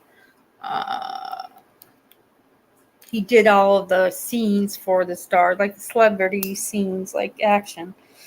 He was like their double kind of thing, almost their stunt double. So he had it all set up, and it was a lot of land, but through the years got like crap. So these shacks, these places, they were, when you walked in them, but his was, I mean, the girls are probably like, listen, he can't see, just get in there and get out. He's old. He's old. It won't take long. Oh God. Like, I just can't even imagine. But that was the way of keeping him happy. And them telling him, Charlie telling him, like, oh God, we got the horseback. We're doing great. Mm-hmm. Oh God. We are, this place is really thriving. Thanks, George. Jesus. Oh my God. Southern lady. Was he around? Hang on. Southern lady said Jay Sebring, a victim, was a major coke. Yeah, there you go. Major coke dealer to the stars. I believe the mob was there. It was heavy there as well. And an MC called the Straight Saint Jesus. Yeah. He used to like to say he doesn't get involved in gangs and stuff, but he was friends with a lot of them. And plus he, tried hard to fit in with musicians and wanted it so bad. That biker shootout makes no sense. Cops were on the roof. Oh, that's Wake. Oh God, that's a whole other one. Jesus Almighty. What did they film out at Spawn? But Liz, that's a good question. I will have to look that up. That's a good one. I don't know. I don't know if it was a practice area. I'm not sure. I think it was rawhide. Right. Oh my God. I wonder though, come to think, I mean, it's huge. And like the trails where they would take families, groups, horseback riding, absolutely gorgeous in its days. They, of course, by the end, I can't quite imagine just how Once Upon a Time in Hollywood with Brad Pitt and I forget, is it Leo DiCaprio? They did a fantastic job. It's kind of like the what if they weren't killed and they switched it around and it's all the bad guys got killed. Tarantino did it. It's fantastic, but man, it shows you a look into what that Spawn Ranch looks like. That's when I was horrified. For days I was like, ew, that old man. Oh God. Like if they said you have to sleep with him or Charlie, I'd be like, can I take Krenwinkel? I'll take her. I think she showered today. She doesn't smell as bad as me. Oh. Yeah, the poor old dude just kept him drunk and high, and he never left that room. And when I say it's a shack, I mean it's a disgusting shack. And he didn't know what they were eating, what they were feeding him. Ugh. Yeah, the dumpster dive, that did me in. I was like, wow. Oof. But they were happy. They were, Jen dropped. Sorry, Jen. Yeah, they were happy. So let's, wait, somebody said something about somebody said something about Tex that I thought was interesting. He has a wife and kids. How is that possible? Do they allow? Yes. Yeah. Conjugal?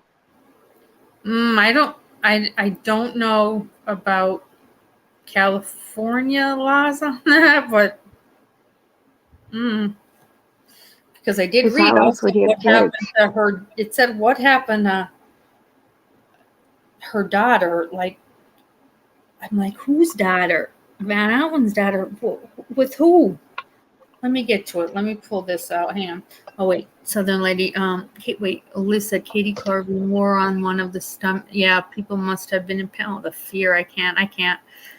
Southern said Rose. He supposedly owned the MC-35K. After the murders, he drove to them and paid them off. Some say the Tate killings were a drug deal gone bad. Tex was a deal. Yeah, he wasn't. He was known for doing anything sinister, nefarious, illegal. Yeah. Yeah, Tracy says that Tracy, he had kids while he was in there. Tracy, if you know, let me know. So did they have a reception for him in church, in jail? Oh God. Jesus. Or were these people already, were they leaving their spouses? Wait, because I did read something and I'm like, shit, I hope I downloaded, but it was about, so where's Leslie's daughter now? I'm like, Leslie had a daughter? She was not from what we just read. Let me just see. I know that there was some child there were a couple children that were rescued from Spawn Ranch. And yeah, it reminded me of Waco. Get those kids out of there. One of them might have been Leslie's. She was 19. Her mother had her have an abortion in her bed. A lot of jails nowadays are not even. Yeah, they're not allowed even the conjugal. He had kids while he was in there. He got married. Okay, so he got married and had kids. He was okay. Yeah, the conjugal. Jesus Almighty. I just don't tell me people like Coleman or Watts shouldn't. I would hope no. God above Wisconsin has a law on that. Please, God. We saw how great they did the first time around.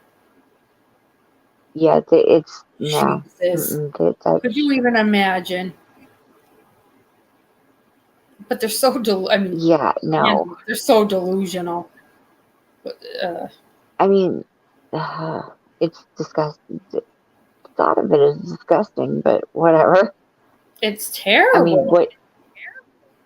So they're like, oh yeah, we have conjugal visits. So, they have like what rooms set up that Mm-hmm. guards, Mm-hmm. guards stand outside while you get a piece of action. Are you kidding me? Are we like setting an ambiance? We got some lights going, candles. Like what? Yeah, Come on and now. who goes and God forbid, who cleans those rooms? Okay, I I know that would be like, okay, now we're gonna clean. Here you go. Here you go. yeah, From the there's. custodial. There you go. I would be like, I did not sign up for this. I'm a prison guard. No, I no. didn't. I did not sign up for what I Mm-mm. saw in that room Mm-mm. after they left. No, thank you. Okay, so this says I pulled a bunch out. Does Leslie been out and have kids? During her time with Manson's group, she was known by various aliases, such as Luella, Leslie, Linda, and Lulu. She sprung from a California prison Tuesday morning after 53 years behind bars. She was convicted for the murders of Lino Blanca and his wife, Los Angeles grocer Rosemary. Let's see. She was previously recommended for parole in 2016. Amidst the curiosity surrounding her is, did Leslie Van Outen have children? Despite being married to William, oh wow, she was married. Despite being married to But William Sivant at one point in her life, the union did not lead to children. The marriage was contracted in 1982 and ended the same year after just 2 months. They parted in October of 1982. So that, to me, that article doesn't look good. Looks like he wanted to cause his wife pain for. Wait, hang on here. Let me go back up because. Whoa. it's just terrible. I know. So Tex got married, has kids, gets conjugal visits. Oh, And that new okay. Looks like he wanted to cause his wife pain for that chat. Oh, we're gonna get into that one, Liz. Maybe. Yeah, Liz, you missed the joke. Let me see here. Where is it? Okay, so yeah, I mean, I'm looking through what I had pulled up because it had her worth. Okay, this might be the one. Yeah, she oof. Yes. Jail is rough on her. Yeah. Oh good. Yeah, this is the one I was looking for. So Leslie was raised in a middle-class church-going family, along with she had 2 older brothers and 2 adopted siblings, a brother and a sister. They were both Korean. Wow. Leslie's now 70s and serving the sentence for helping Manson kill the LaBianca family. Governor has said that Leslie poses no danger to society. She was married and divorced to William Sivant. She's 73 years old. At the age, let's see here. Has she ever been paroled? Not yet. No. Okay, children. I don't think so. I'd have to say no, because when you click on it, does she have kids? I don't see anything. If anybody else does, let me know. I swear to God, where it said how much she was worth. It was I $1 million. didn't think you could. Like, I mean, I know she has her brand and stuff, but I mean, Well, you How do figure you? over 53 years that if her Peter, whether that's her father or brother, was running it, things could have accumulated. Yeah. 53 years is a long time, but still, who's giving? Like, what are we buying, or is he going out doing? Oh, good night, Liz, honey. See you again. Night, Liz. I'm tired. That's okay. We're all lazy from this damn weather. Yeah, it has been something else. Yeah, it's been just so brutal. Okay, so right now let's see what her worth is. This was 13 hours ago. Jesus, let's I just because what I just saw was anywhere between 1 million and 15. Hang on though, that can't be, for God's sakes. 15. What the hell would she have 15 million from? She didn't write any books in jail. She's got all her degrees. What is she going to do with them? And I want to see what they are. Well, I didn't even think that they could profit off. Psychology, I didn't think they could profit off a crime. Like, I thought that if you profited off of a crime, that all of it went to the victims' families.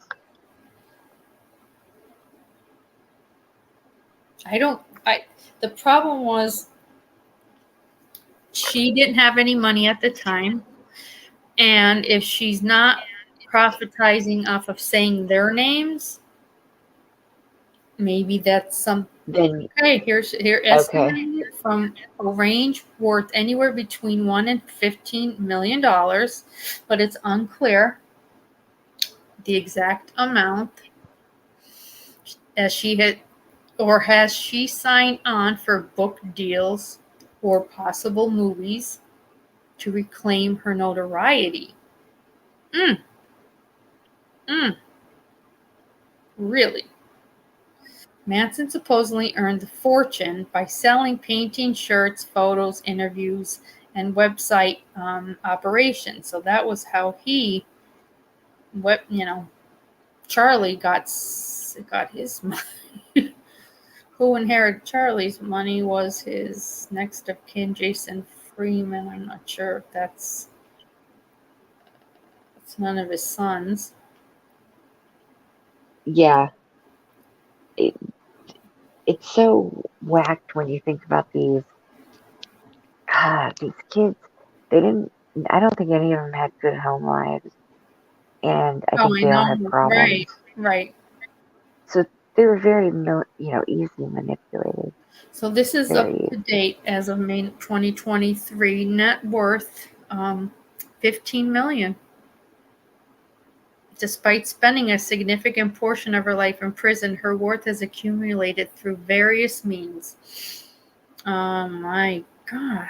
She ventured into drug experimentation through her teenage years, underwent a traumatic event with her mother, forced her to have that procedure in her room, and bury the FETUS in her backyard. No. Yes. No, tell me no. No, I'm telling you, yeah. Jesus Christ. Oh, God. I'm sorry, guys. Anybody, I'm sorry. I'm just reading this, and I'm sorry. I didn't read this one ahead of time. This one just came up. Jesus Christ. God. That's terrible. Her worth of $15 million does not stem from financial success or professional endeavors, but rather from sources related to her involvement in criminal activities and the notoriety surrounding them. As a convicted murderer and former Manson family, Van Outen gained media attention and public interest. Her association with Charlie generated interest in media coverage. This attention led to the accumulation of wealth through various means, such as book deals, interviews, and other forms of media rights. It's crucial to note that her net worth does not indicate the financial success or prosperity in its traditional sense. Instead, it reflects the value placed on her story and the infamy associated with it. It's garnered attention and financial opportunities, albeit in a controversial and ethically complex way. She was granted parole on the 11th, released into a transitional home where she will spend for the next year, marking the end of her 53-year-long incarceration and the beginning of a transition to parole-supervised life. In prison, she obtained her master's and several bachelor's, and also developed computer skills.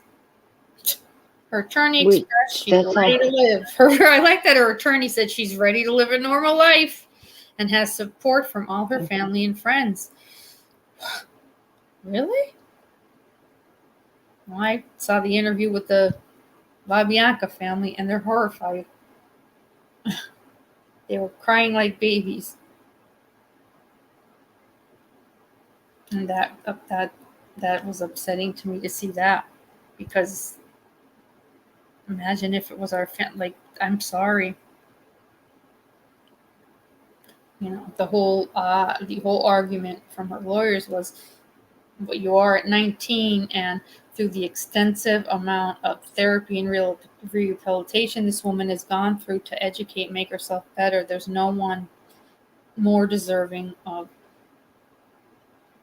getting out, which I don't know how I feel about that. Oh, good night, Southern Lady. Come back again. I'll be back I think on Friday. We're going to talk a little bit. We're going to do the OJ versus the Brian Kohlberger trials, and what we're seeing in similarities between them. I don't even know what to call it. But so for now, yeah, she's out. Not sure right now, what her plans will be. Probably quite a bit of volunteering, probably going into, I would think, prisons and doing whatever her speech is going to be about. I'm sure they'll keep her busy with that, and probably volunteering at shelter centers. I don't know, talking about drug. They better find good ways for this one, because, for these two people that fought to give her out, to say, out of every prisoner I've ever seen my entire career, no one has rehabilitated as much as she has. I want to see it. I won't, and I'm not trash talking her. I want to see it for just for the case, for the whole idea of the LaBianca family having to deal with this. Not, it's just, they're lucky Charlie's dead. And if Tex ever try to get out, you would have the Tate family is an army. It wouldn't go well. Uh-oh, Jen, you okay, Jen? I think we lost Jen. Jen, come back in, are you there, Jen? Uh-oh. Jen, come back in, Jen. Tracy, let me just see who's here before we, So yeah, I thought I know you guys, and I know Ed had said, are we going to read all the Kathleen books? And I thought, well, we definitely want to read the ones that interest us. So with everything going on with the Idaho 4 case and Kohlberger, and just so much insanity and mistakes with the, collecting evidence, blah, blah, blah. It reminded me so damn much of the OJ case, the crime scene. Now, we didn't, thank God, no photos were leaked of the Idaho crime scene. Unfortunately, they were leaked from the Nicole and Ron Goldmans, and from what we saw, I don't think it's something we will ever unsee. The brutality. Ron obviously had fought for his life, just like, as they say, Ethan had, and I don't think Nicole had a chance, her head was, hanging, and they were leaked. Sloppy. It was sloppy from start to finish. It was also sloppy from start to finish with the Idaho case. At the very beginning, we saw people in and out just in regular clothes. They weren't wearing, shoe covers. We don't know how many friends, roommates had already walked in certain areas where they probably shouldn't, possibly touch things they shouldn't have. So there's quite a bit of similarities. The collection of the DNA in both of these is going to be major. So I thought before it even begins, I know we wanted to do this story on. And once again, just like I read Natalie Wood's death that night through the book, The Night My Husband Killed Me, from Kathleen, she also does Nicole Brown Simpson. Kathleen became very close to Ron Goldman's father during all of this. And they still are, they're still friendly today, which is lovely. But she did a lot of research into this and watching interviews of OJ talking and sources that knew OJ and things that were happening in that house where OJ lived after Nicole died that are he speaks of them. So this book is pretty interesting, but once again, we also have Kathleen's take on it. So let's see. What did I say? Don't they realize that people are going to pick everything they do apart to do a good job? No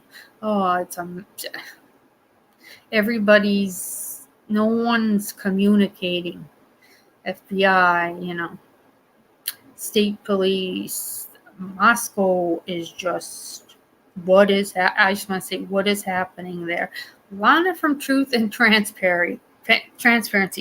Even if you don't watch her channel, please go to her community tab. She found and you're going to not even believe it. So she finds a November 15th call into the police.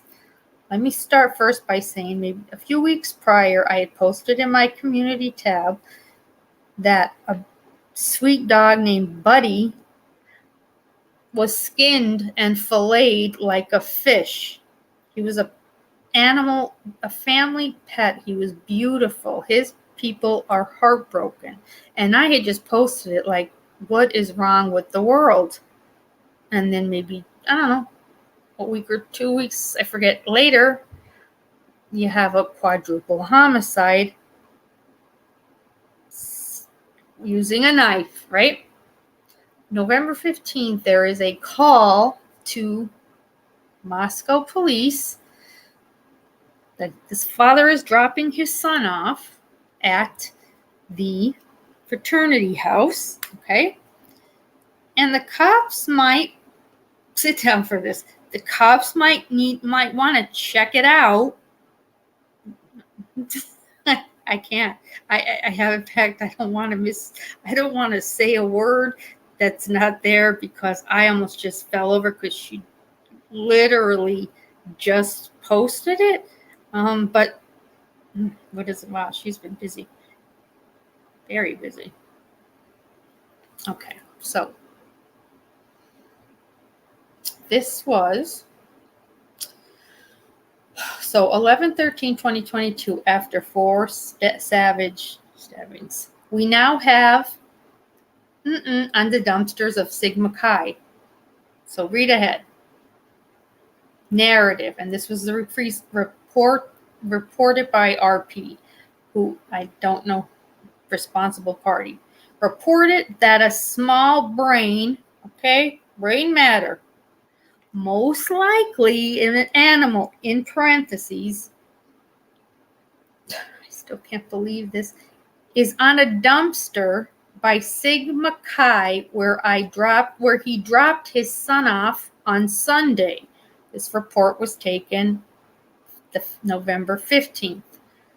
Responsible party thought it's odd and wanted it reported. And doesn't look, according to Lana's post here, like anything was done. And if y'all remember, when that sweet little dog Buddy was filleted like a fish, okay? And never, his poor owners, every time I see them in an interview, I want to throw up. We're told almost immediately then after these brutal murders, because they were concerned, is there a link? And we're told right at the bat, and they even did a statement, there is absolutely no connection at all to the brutal killing of Buddy the dog and these murders. Well, then I need to know, Officer Rosinski, whose brain matter is on a dumpster in front of Sigma Chi? You got some explaining to do with that. And I think I put in the thing to Lana, like, Jesus, this is something that Buddy's family, if they don't already know about it or you didn't already show them, get it to these people. This is a group of extremely, extremely corrupt good old boys. How do you know it wasn't in any way a relation? You have a skinned dog and you have 4 stabbed college students all in the same neighborhood. I might think that's an association, and at least put something out like, keep your animals in the house, for God's sakes, instead of absolutely no relation. Like, pretty much like, nothing to see here, people. Absolutely nothing to see here. So I don't know. I wanted to read that because I thought, I don't know if everybody's going to see this, but when I posted about Buddy, that was months ago, I was heartbroken. But then when we find out about the murders a couple weeks later, I was like, oh my God, I'm sorry. There's got to be a relation to this. And it was just too fast that, police immediately responded. Basically, like, you people are all crazy. The dog part of it, when I immediately saw it, I said, I gotta post this. Like, look at that precious, beautiful dog. Who the hell? And they do the interview with the people. Ugh, like they skin them like they fillet them like a fish was their words. That's something that I can't. Ugh. And I'll run into like his face if somebody has it on a channel. I have to go buy it real fast because he's, oh God, they said he was just the best, best dog. And all I could say is that, like, there's something, I don't know what's going on. What's going on in Moscow, right? But I know that's all people have been looking at is Moscow. We're getting crazy, I know, with it. So I thought maybe let's talk. We had been wanting to do with Nicole, because Kathleen has really done some great research into things. Let's just say that scare OJ, which we'll all get a kick out of. And then on Friday's show, get more into more serious things. I'm almost run out. Yeah, I'm exhausted. How do those 2 girls sleep through the? Yeah, it's Ed, I really do wish I could tell you. I wish I could tell you things that, like, at the beginning were said. Now nobody's saying that it happened, or they're saying no, Bethany didn't say that. Dylan said it. No. At the beginning, it was out that Bethany opened her bedroom window and yelled up, "Shut the F up, I'm trying to sleep." But then that went down to Bethany slept through it all. And then it was just kind of all on Dylan. And yet, I understand they're victims. I just don't know truly what did they see in here. And I hope and pray to God that these girls are not in any way hiding anything, lying about anything, because I mean, their lives are pretty much never going to be the same. But I don't know. I wouldn't care if I was Pablo Escobar and, you know, my room had, you know, a suitcase full of coke under it. If I'm in that and I'm a nurse, okay, there is no such thing as frozen shock phase. There's not. You can become catatonic. You can become catatonic when you see something so horrifying. Or also, if you're scared to the bejesus, say someone in a mask in the middle of the night walking by you and then just keeps walking. Yeah, for a minute there, you're almost like, oh my God, what do I do? Which I know what I would do. Shut the damn door, lock the light, and if I had luck, hopefully she had her phone on her. I'm gonna call who I thought I heard crying or whatever, and if nobody answers, I'm just gonna call 911.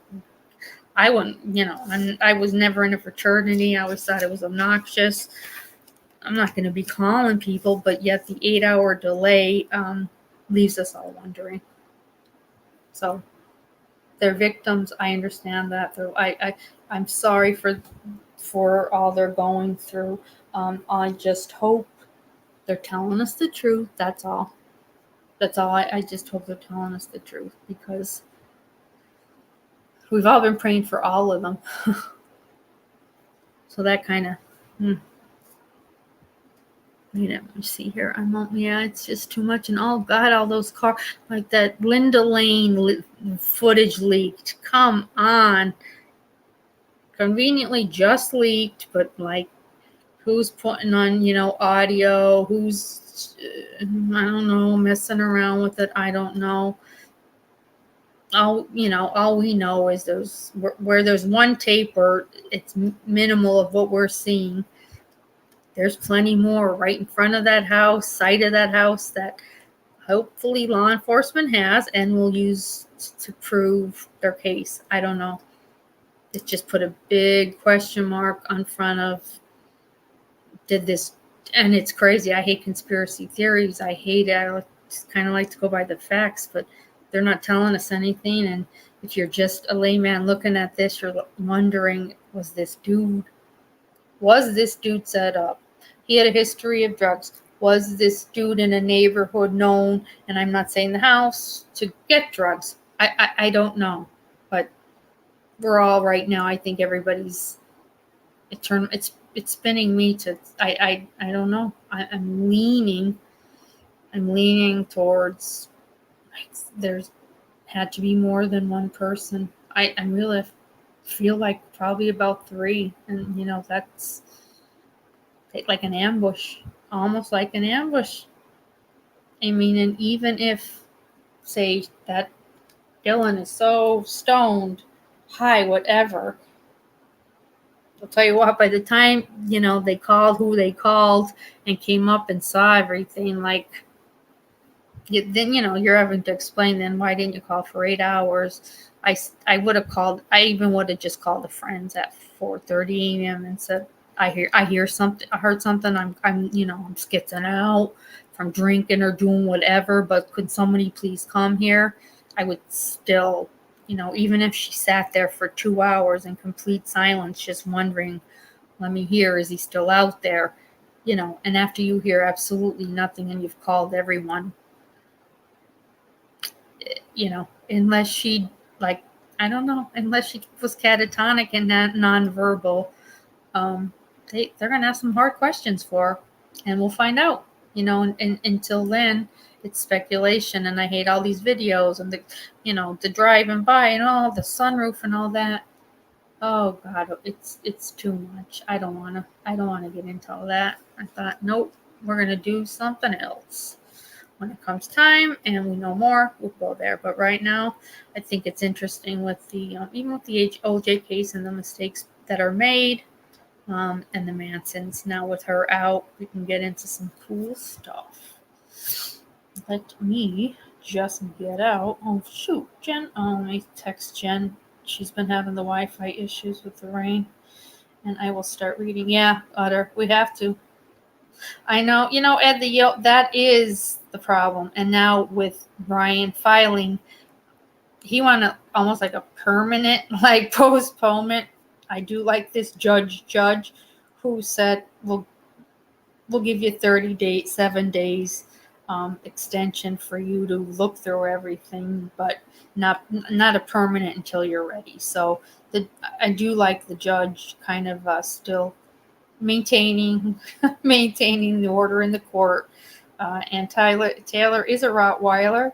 I hope, I'm sure she'll be sharp and she'll be tough, but like we've been saying all along. Oh, good 71. Like we've been saying all along, we have about 8% of what the actual prosecution has. So we may all just be quite surprised then as to how much more they may have on them, but not until October, which is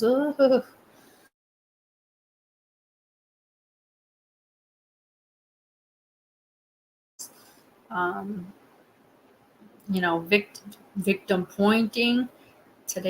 Last night I saw a channel, they were making fun of against Kaylee's dad and the hat he was wearing and how he speaks out too much on his daughter.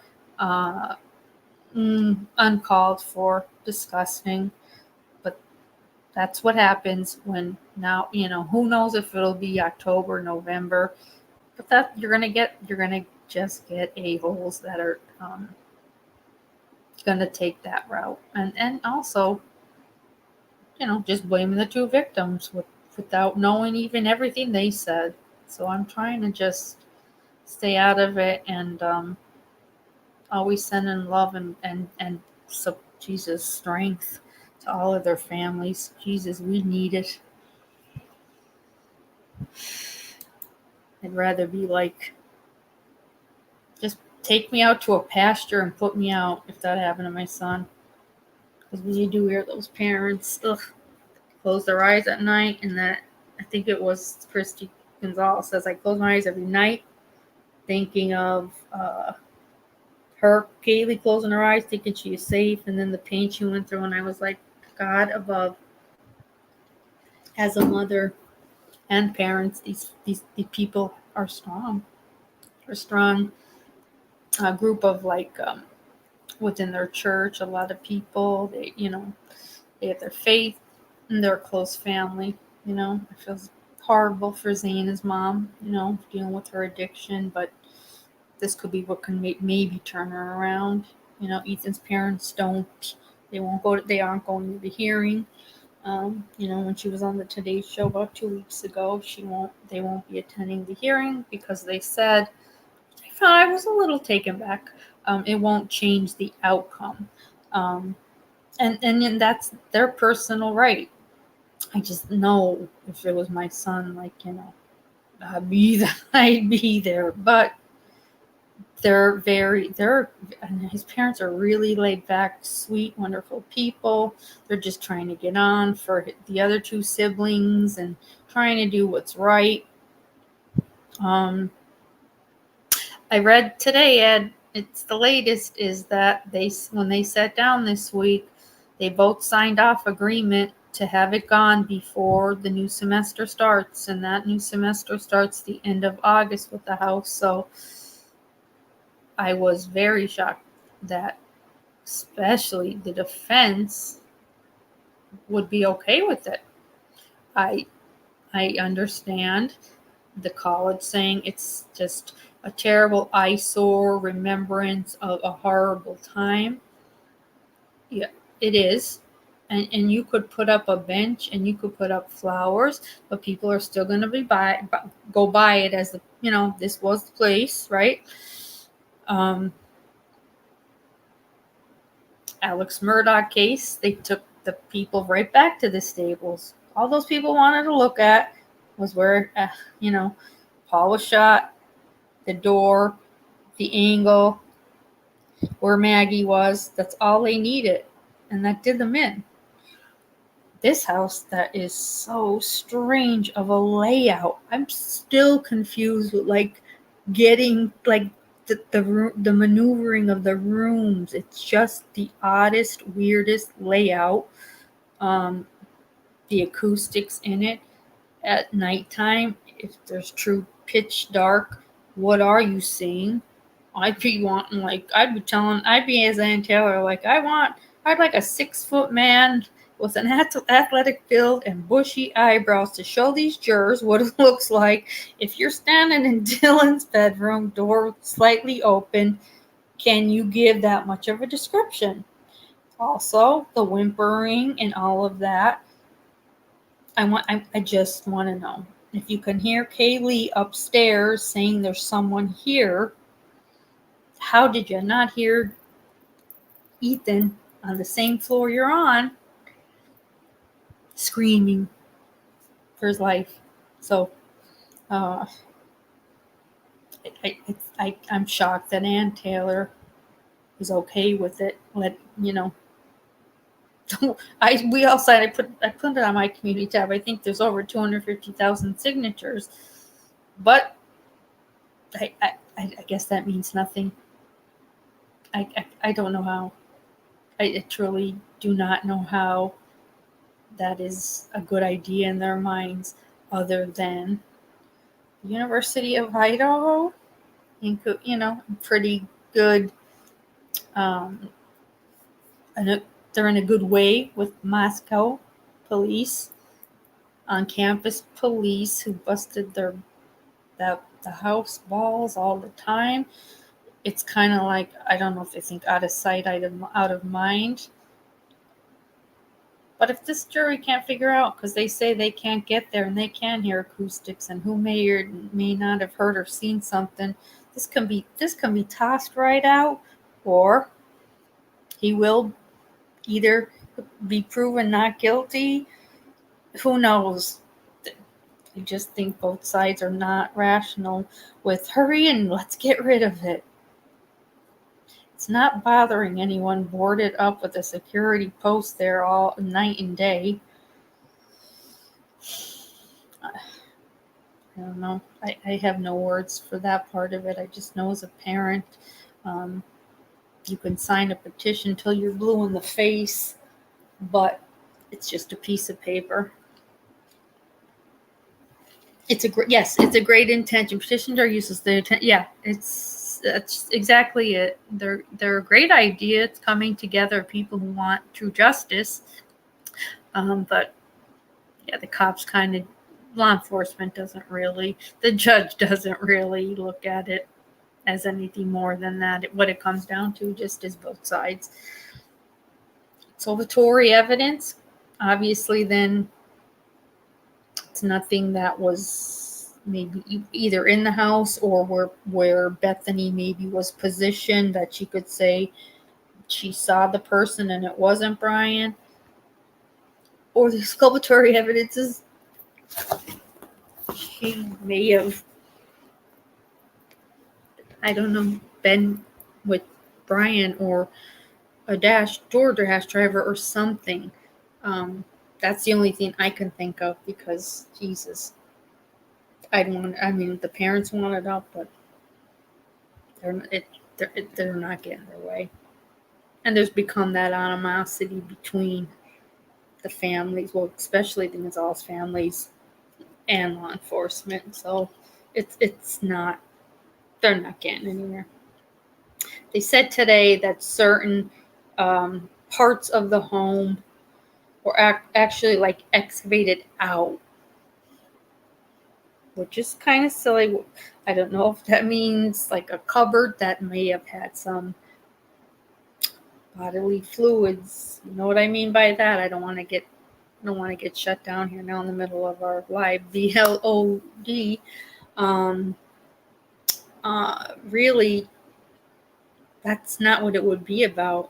I want the rooms there and the doors closed and the steps and all those crazy hallways. That's what I think the jurors need to see and go and stand in Dylan's bedroom and have somebody upstairs with a dog and saying there's somebody here, and the whimpering and just everything.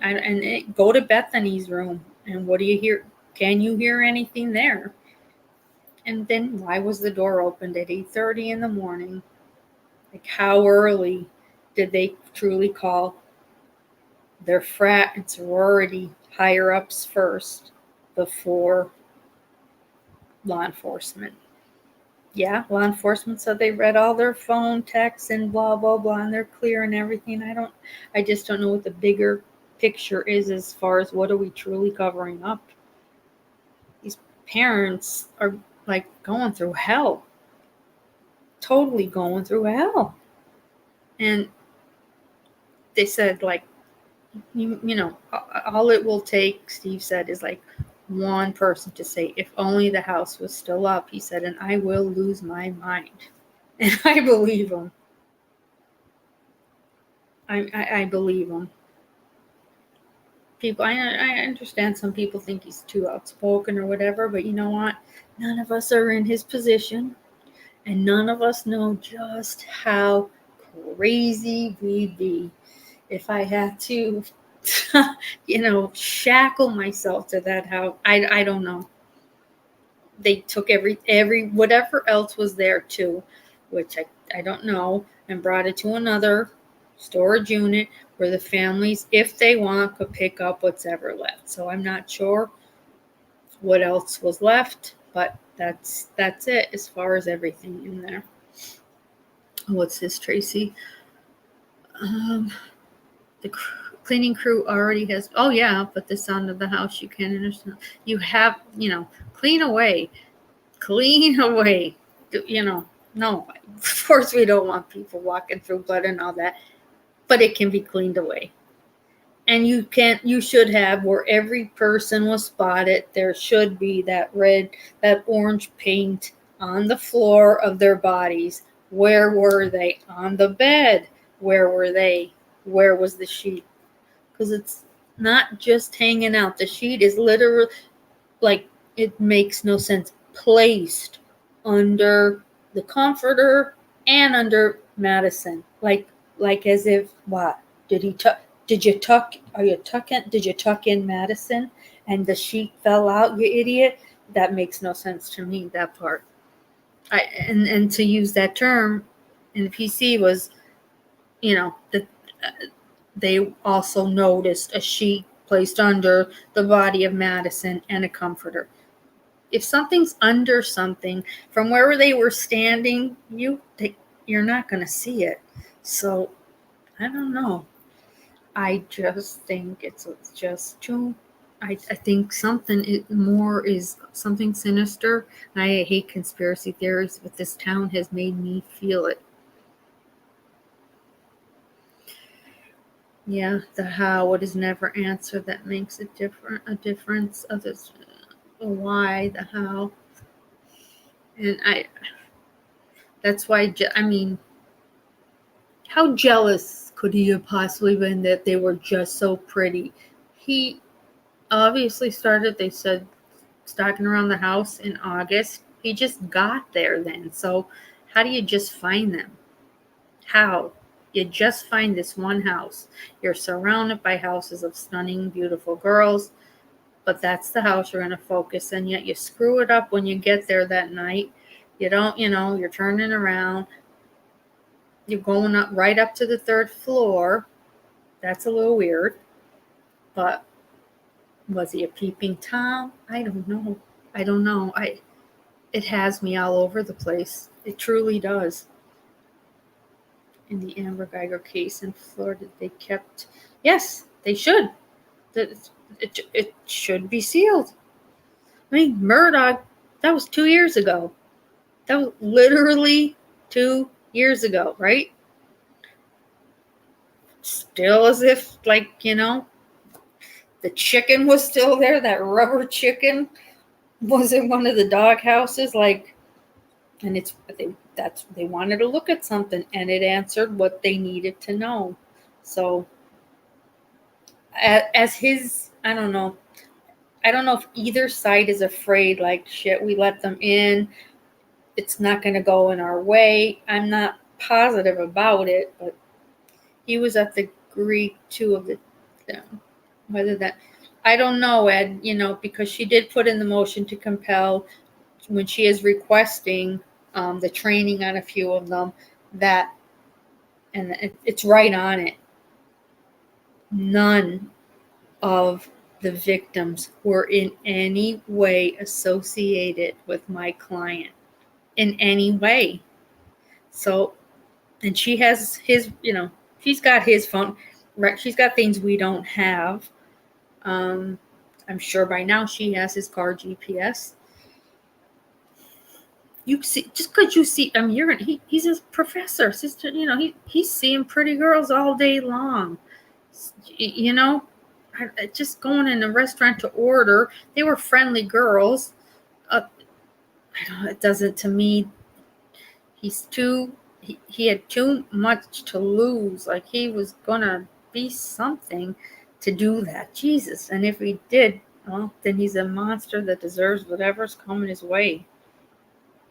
But just dragging it on too long it's not good for either sides, and just the mental toll it is taking on this poor family is I can't. Ethan's parents are kind of like, and I don't want to say cold, but when I watch them on the Today Show, I think they just want it to be over, and that's why they're not going. They barely do interviews. The mother already wrote a book about him, which I didn't know. Ethan's mom wrote a book about him, and it's called The Boy Who Wore Blue. If you want to look it up, The Boy Who Wore Blue, because as triplets, she could not tell the boys apart, so she would put Ethan in blue. So she already wrote a book. They started a tulip in his name, Ethan Smile, yellow and white tulips. They're moving on, but they will not in any way be there, because they said it still does not have any, changes absolutely nothing. It does change absolutely nothing. No, you're not. Your son is gone, and we're beyond sorry for it. But what if it's not him, right? Well, then we still have a killer on the loose, and that scares me. Or what if there were others involved? And also just to represent Ethan. But she said we are just trying to move forward for our other two kids who went right back to school. They're there. And we have to keep things going for them. So she's a strong lady, but at the same time, I guess I'm just different. She's very strong, like not crying, not anything. Wrote the book. Book is cute. It's a kid's book, but yeah. These people are all grieving. I just think maybe it just hit me the wrong way about them not going, and that it wouldn't change anything, because I feel it would change something, and I would want my named son to be heard over and over again, but that's okay. I mean, that everybody has to deal in their own way. Yeah, Tracy, the tulips, because that's what they do every summer. They would go then and work on that tulip farm, and they adored them, and they did the white and yellow for the college, the yellow for the University of Idaho, and then they interviewed the people he worked with who were all heartbroken, and the white signifies eternity. It's really, really pretty. I have to see it. They sent over 1,000 and some to University of Idaho. I've yet to see where they have them. And then they were doing a bunch throughout, forget whatever this town is where they do all that. Others said, I think it's so wrong to keep the family member in the dark. I know about everything. I mean, the Delphi girls' parents never knew how they passed. Yeah, those Delphi girls, I know. I haven't watched it, and I don't even know, just because I want to strangle that sick SOB. Have they said anything further about the crime scene on Delphi, because I can't imagine for this long why they've kept it in. It's got to be horrifying. You know, where did he keep them in the meantime? Where were they? And then, you know, you just put a bullet in between both of them. Weird. You know, you take clothing, souvenirs.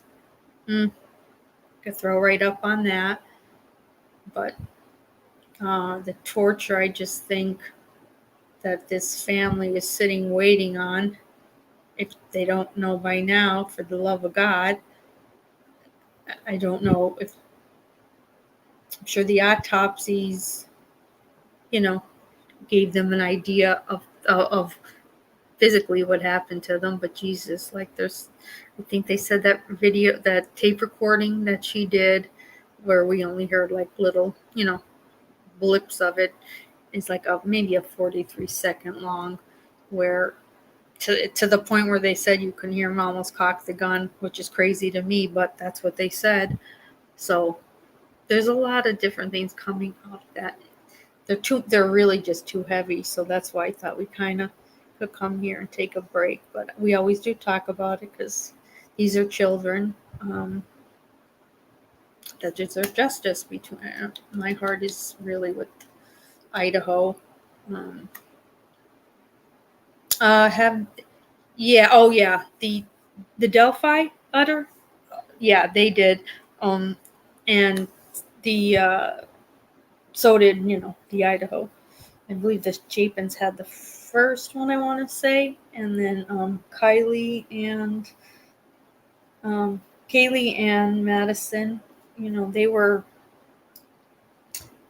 cremated, you know, and the family share their ashes. Kaylee's and Maddie's family share their ashes because they were so close.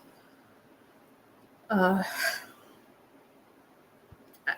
don't know if they wanted to do something else, but maybe in time. So we'll see what happens with that. But I just don't like the way these Moscow police are treating the family like one of us, like as if one of us wanted to call up and, hey, it's Curious Rose, can I get the latest?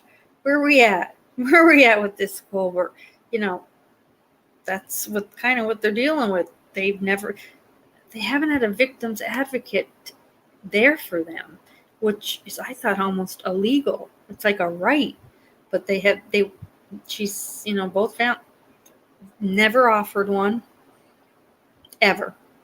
She said, we're a strong family. I think it was Kaylee's. We have a minister that I speak to every day, and a youth group, and that's how we're going to deal with it. But geez, I thought the state, you know, gave, the governor handed over millions and 40-some FBI just to come and, you know, hurry up fast who did this, yet no one worried about the families. I almost wanted to send Joe Petito an email like, can you help these people? Because I know you set up Gabby's foundation so that when families like yours, you know, had children that went missing and murdered, like it's kind of like you guide them through like what to do. Because they certainly didn't receive any of that. I still might do that. Because I mean, Joe Petito, that's to me exactly what they need. Because they said they got nothing, you know, nothing at all.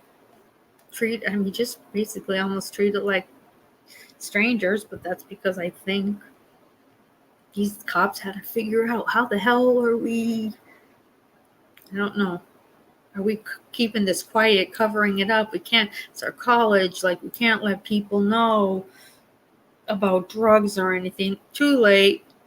The whole street is all drugs. They're college kids. Stop calling the house a drug house. It wasn't. They were college kids. They were boozers. When you look at somebody like Kaylee, it's like she was like a Miss Priss, God bless her. She wanted the greatest, best things in life. Just, they had such promise. I don't know. I can't think of any of them without, and that damn dog Murphy. God damn you, Murphy. And Dieter. I lost my mind to Murphy and Dieter, guys, okay? Let's talk about something bright and cheery now. Let's get a little bit into The Night My Husband Killed Me by Kathleen Hewtson. Now we did read. Let's take a quick break. Let me just check if I didn't miss anything and say hello. Go down a little bit. Get a drink, guys. Get a beverage.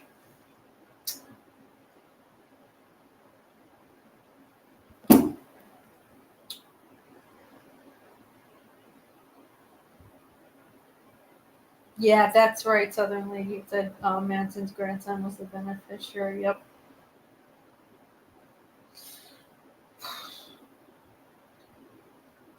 I know, Liz. I wish Liz wasn't so tired. Liz is always fun. Who didn't we see, Utter? Where's Jody? Jody, although it's late weekday. I usually try to do Fridays. I'll do a weekend this weekend though for sure. Yeah, I'm with the tearing in the house. I am disappointed, and here's the better part. The president of the college stated it. The goal is we will be tearing it down before the fall semester, and we are throwing around ideas then as to where we would like to put up a memorial. What do you mean where? Like, you're knocking the house down. We thought to do a memorial garden. So what does that mean? That you're thinking, tossing ideas as to where it'll be. And then one of them said, because we don't want them just going to this site. You'll have like weirdo psychics and people coming to talk to the dead. I was like, this college is just, they're talking out of both sides of their mouth. You better put that memorial garden there.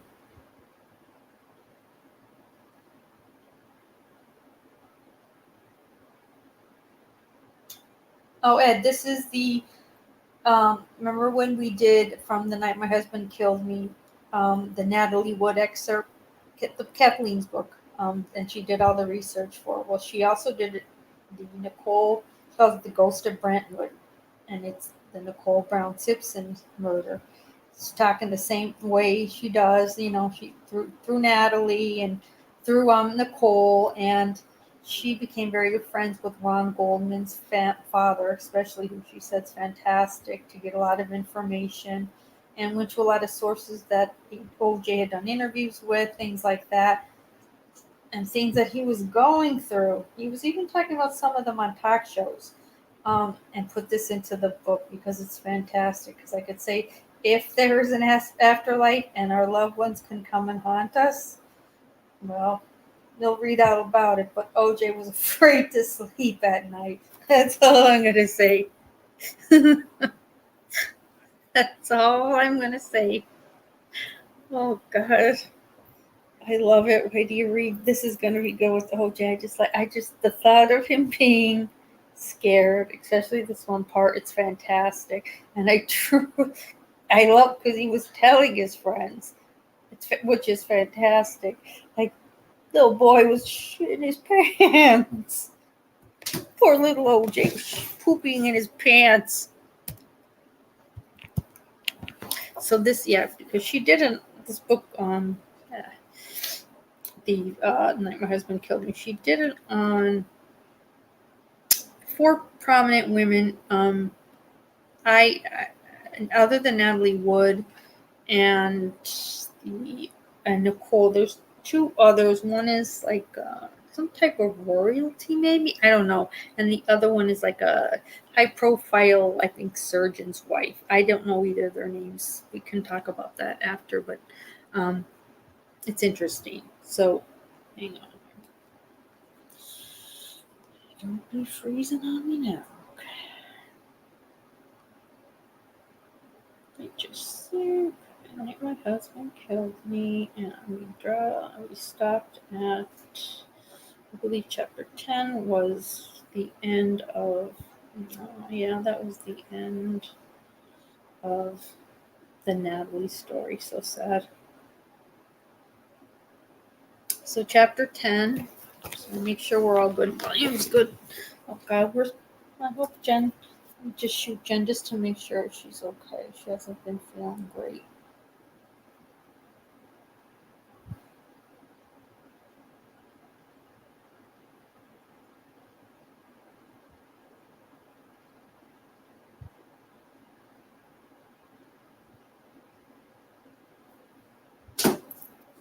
Okay.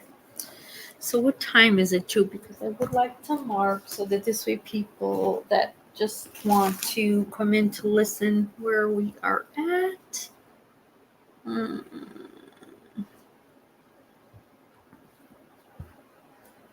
can't find my pen. If anybody has a pen, buy them. Just mark where we're kind of at right now. This way, we could tell them. And it starts at chapter 11.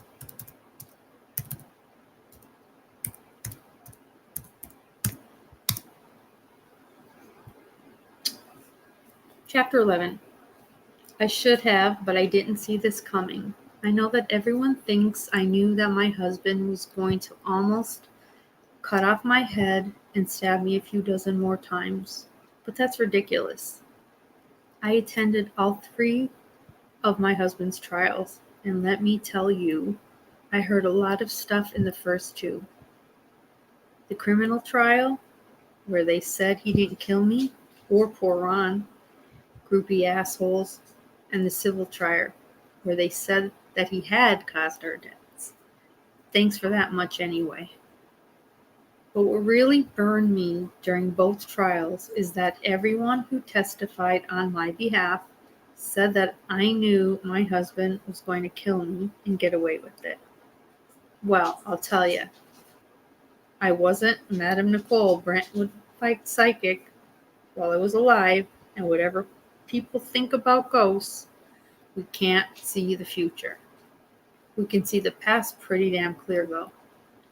I've been dead now for a while, although I'm not totally positive.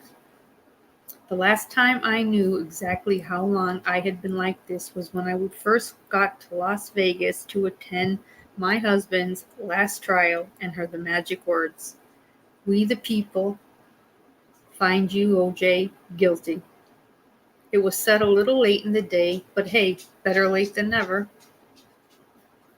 I haven't really kept up track of time since then, to be honest. I haven't been able to pull the energy together. It took energy like you cannot imagine to be with those jurors. And I don't mean that I was just sitting beside them in their boxes. I was with them all them 24 hours, 7 days during the trial. If you think I'm lying, ask them about their dreams sometime. I mean it. Ask them. Is there anyone alive who missed the better late than never guilty verdict coming down 13 years to the day he was acquitted for nearly cutting off my head and stabbing me a few dozen times? Sorry if I keep bringing that up, but I guess I'm having trouble letting go. I wasn't the only sad, pissed off ghost in Brentwood. And here in Vegas, it's pretty much a damn crowd. Every casino is filled with a few dozen guests who come here, lose their shirts, take a gun, and call it a day. Ghosts don't really interact with each other. It's not a club anybody's looking to join or dying to get into. But yeah, sometimes we exchange a little information, like people do in prison. You know, hey, how'd you die? Or, oh, that's too bad. Or, hey, why are you still here?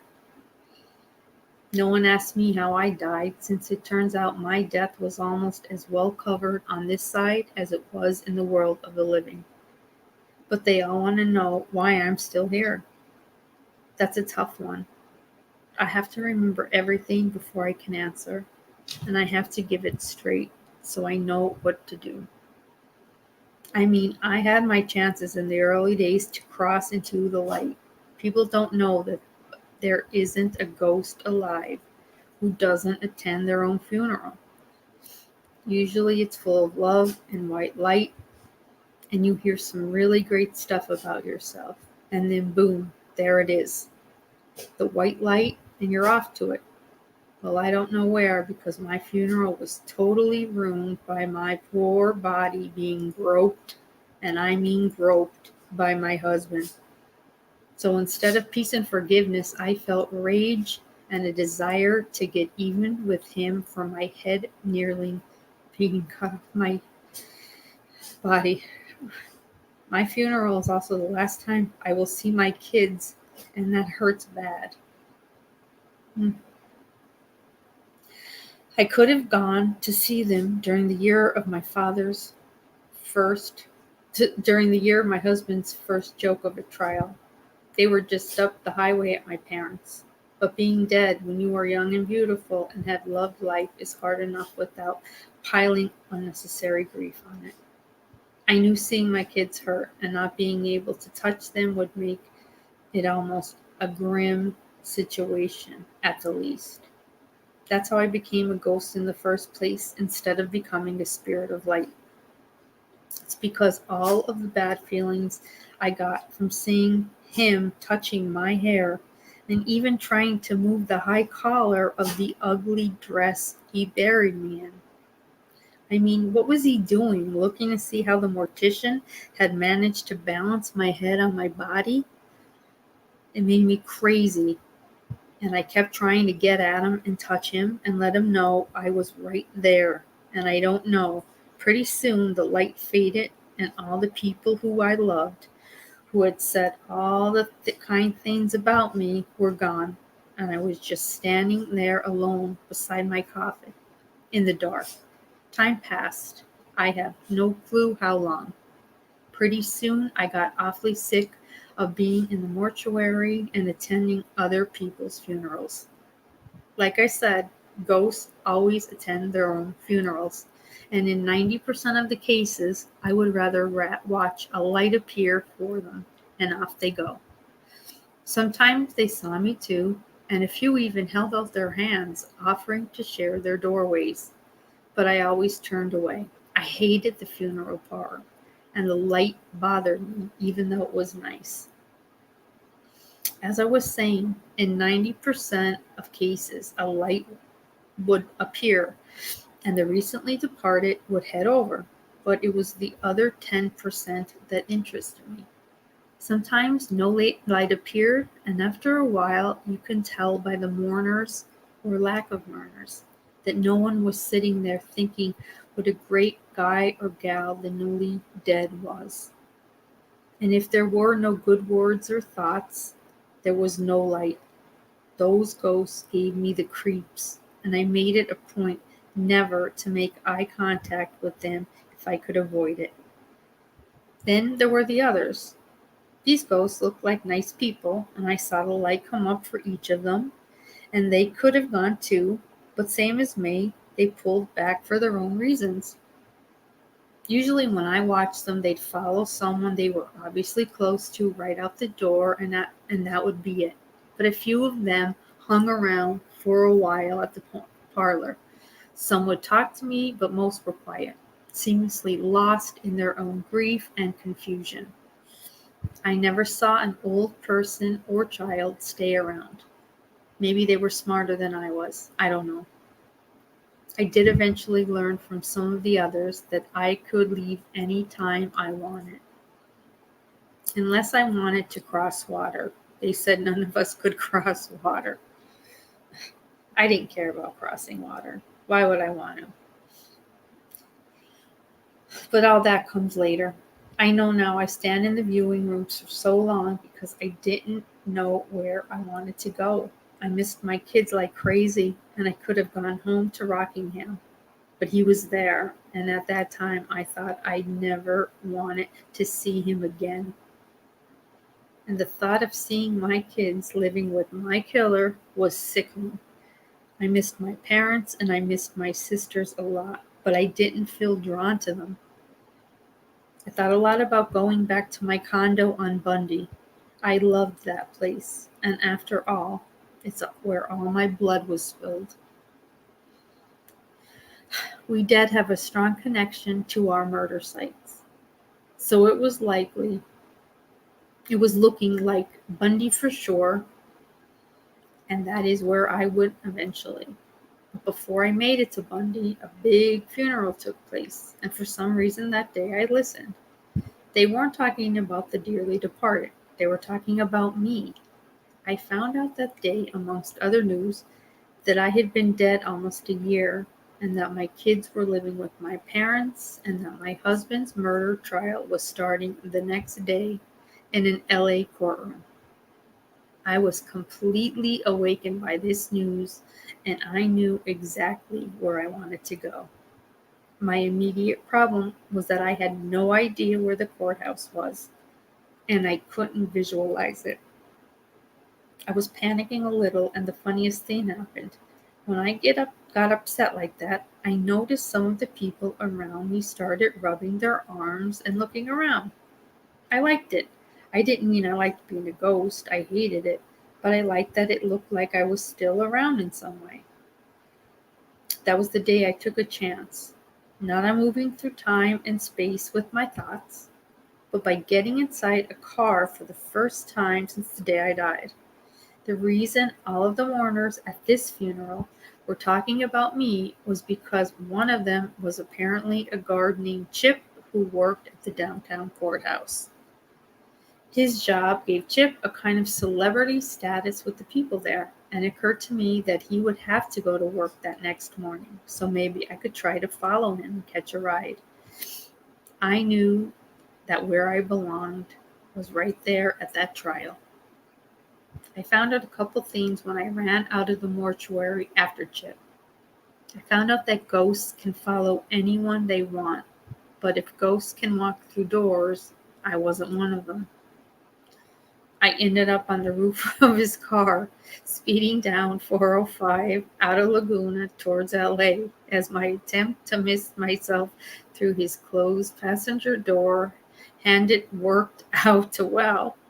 That's how I got back to LA to attend the trial of the century and how I got to see my husband again for the first time since the night he killed me. Chapter 22. Hang on, let me grab a drink here. Makes me feel so sad for her. Oh, yeah.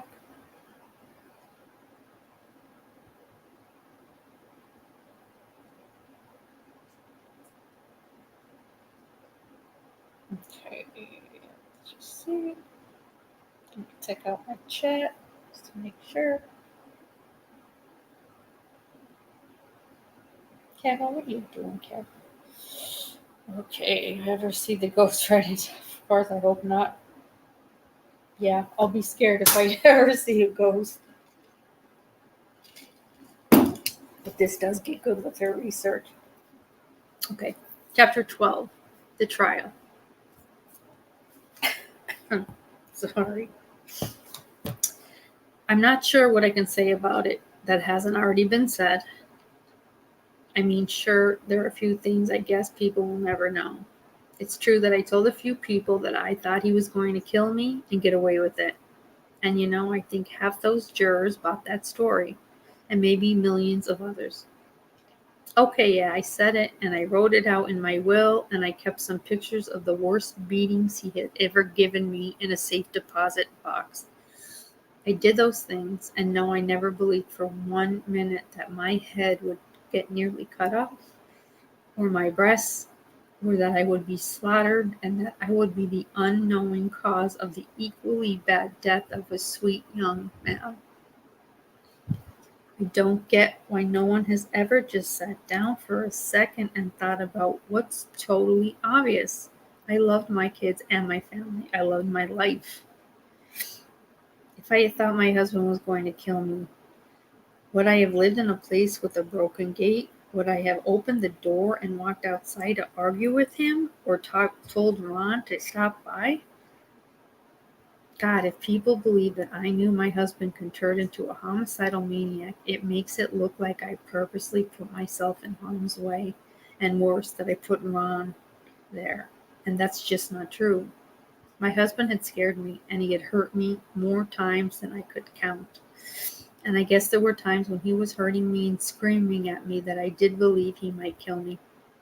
There were times after I left him, and times when I went back to him, before I tried to leave again that I felt terrified. I have moved into but mostly I don't think anyone, and not me for sure, ever truly believes they're going to get killed. If I had, I would have moved into a fortress apartment. It's not like Beverly Hills doesn't have those. Or I could have taken the kids and just gone and stayed with my parents. The reason I didn't do either of these things was because most of the time I was just living my life, being with my kids and friends, and just being alive. If I had a do-over, I would change things that last summer or even further back to the year when I asked him if I could go home. But what's the point of thinking? A lot of ghosts do think that way, and they are seriously crazy about it. If. If is a stupid word. If I start using that word, where should I start? If I hadn't said yes to him the first time he asked me out a month after my 18th birthday, if I had said no when he wanted me to live with him, marry him, love him forever, that's another stupid word.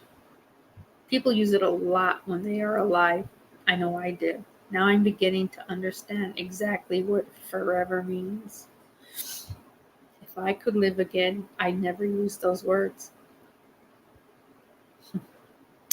I saw the last one coming. When I rode to the courthouse with old Chip the first day of the trial, I avoided looking at my husband or going anywhere near him.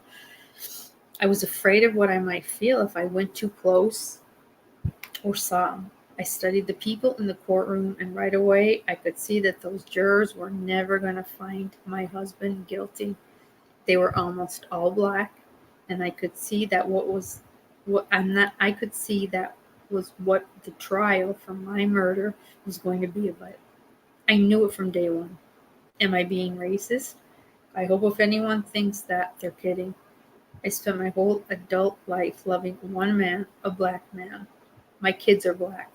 I wasn't the one who hated his being black. He hated it. I wasn't the one who hated his being black. Remember that. He hated it. My husband was a very famous man, and he used that fame to try and do the impossible. He was almost totally white when he killed me. There was the all-white neighborhood and the white hobbies, the white friends, and the white wife. Though when he was through with me, I was more a red wife. Of course, the minute he killed Ron and me, the entire white world saw him as a coal black, and all the distance he had worked so hard to put between the man he was then and the skinny, rickets-ridden little kid from the ghetto disappeared with the stroke of a knife. I don't think that was right, but I don't think it was right either that 12 people sat in a jury box and plugged up their ears so they didn't have to hear the evidence. Those people, those black people, looked at my husband and saw a poor, jammed up guy being set up by the white power structure, a structure that had probably fucked with them all their lives. In freeing my so-called guilty husband, they saw a chance to get back at the system. I get it, but what they never got was that he must have hated them, seeing him as their brother, almost as much as he feared spending the rest of his life in prison. Maybe they even hoped that by doing this, letting him go on a chance that he knew he was true, he'd feel so much gratitude towards his own people that he'd finally become a part of the black community. I could have told him that that was never going to happen. I learned a few things about my so-called ghostly powers while sitting in the jury box. This is good. There was one thing, though. If I sat close enough to someone and laid my hands on them, I could occasionally, very occasionally, pick up some thoughts. Hearing those thoughts made me hopeless. So I tried to send them some of my thoughts. It's hard to tell, but there were days that a few of the jurors couldn't look at my husband or the evidence. I have been asked by other ghosts over the years where Ron was. He was there for most of the trial. Ron, I think, would have gone into the light the day of the funeral. But As this is just my theory, take it or leave it, I think the intense grief of his dad and sister kept him around for months. I saw him every day in the courtroom for months, and I know he saw me too, even though he never came towards me. He stayed right beside his family, patting them and trying so hard to reach their grief and let them know he was okay. Ron was different than me. Even though he was only 25 when he died, he was an old soul. He talked about eternity a lot. He was even going to open a restaurant called Ankh, which I think means forever in Egyptian. So I know he wasn't at the trial looking to get my husband or to try and change things. He was just there for his family. Yeah, this was in LA. Yeah. Ron figured out a long time before I did that we ghosts don't really help or change anything. We're just there. The trial was coming to an end, and the last time I ever saw Ron was the day before my husband's stupid glove stunt. Ron had been sitting with his family like always, trying to comfort them, when all of a sudden he stood up and walked away to the center of the courthouse aisle. I was watching as he gave his dad and sister the saddest look and waved his hand goodbye to them. For the first time in all these months, Ron walked over to where I was sitting in the jury box. He smiled at me and he held out his hand, but I didn't. I couldn't. He gave me a sad nod and turned for the door. Before he got there, I saw him disappear. It was the light, and Ron must have somehow known that there was no point in sticking around. Watching Ron leave gave me the loneliest feeling I had yet experienced. It was the first time I ever felt completely and totally alone. I stood up then too, and I swear if I had seen the light, I would have made a run for it. But there was no light waiting for me. I turned to look for my family. I wanted to at least be able to sit with them and feel their love for me the way Ron had from his family. But their seats were empty. They had mostly stopped coming. I looked everywhere in that courtroom, trying to see or feel one person who cared for me. I really looked at my husband for the first time since the trial started. He was staring straight ahead at a large photo of me, the prosecutor, propped on an easel, and tears ran down my face. I moved closer to him, and I could hear him whispering my name over and over. Nick, Nick, I love you, baby. Where are you? When court adjourned, I followed him to his cell. Like so many times before, he ended up being the only person who really wanted me. To be fair to my husband, since I'm pretty sure he didn't realize I was there, I was expecting a solemn reunion. He didn't purposely try to anger or disgust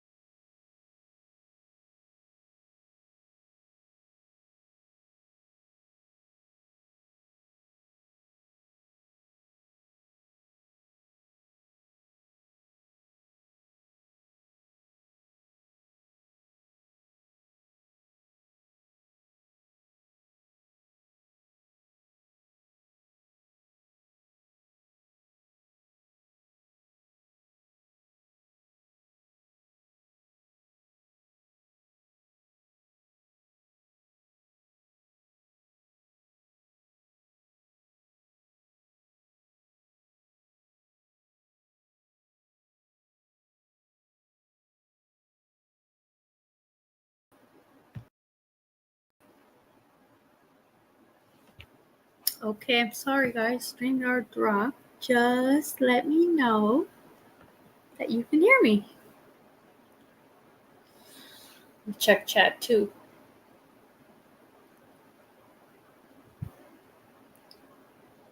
Sorry about that. That's probably why Jen isn't here. You're back. Okay, good. Thank you. Thank you. And Jen, I don't know. They've been having those crazy storms, so she may be caught up in that.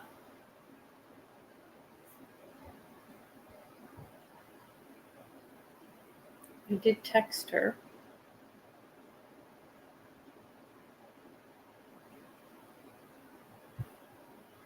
Hope she's okay, though. Her health, I worry about her all the time. Too much. Come on, Jen. Let us know you're alive. Jen's in Florida. Yeah, she had been ill the past few days, though. So just getting kind of back into her routine, but she's still not feeling great. So I'm not sure. It's most likely what I'm concerned about, but if she can get back in, I know she will. I just hope she's okay. I don't like to see that. That makes me nervous. She's such a good girl.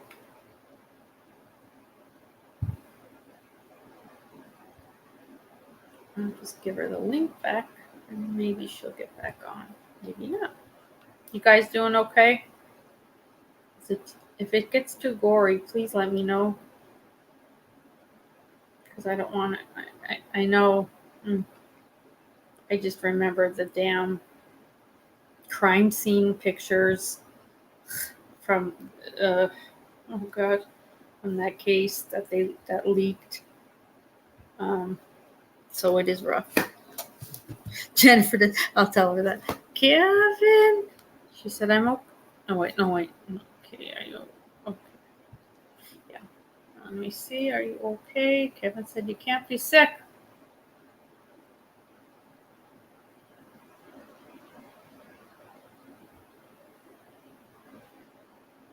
Yeah, there's an issue with the water. She had been telling us.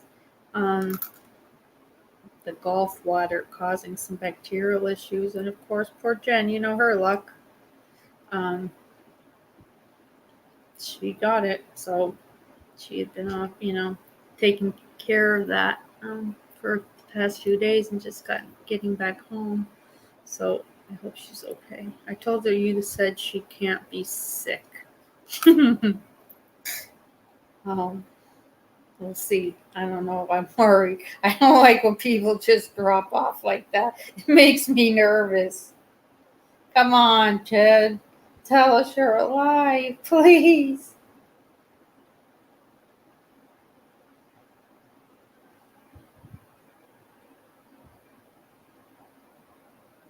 No. Okay, well, if she happens to get back on, but okay. Well, let me see. What's that? I left a comment about a Ford dealership that I wrote. Okay, go up a little bit. Yeah, it's been hard. She's been having a hard time.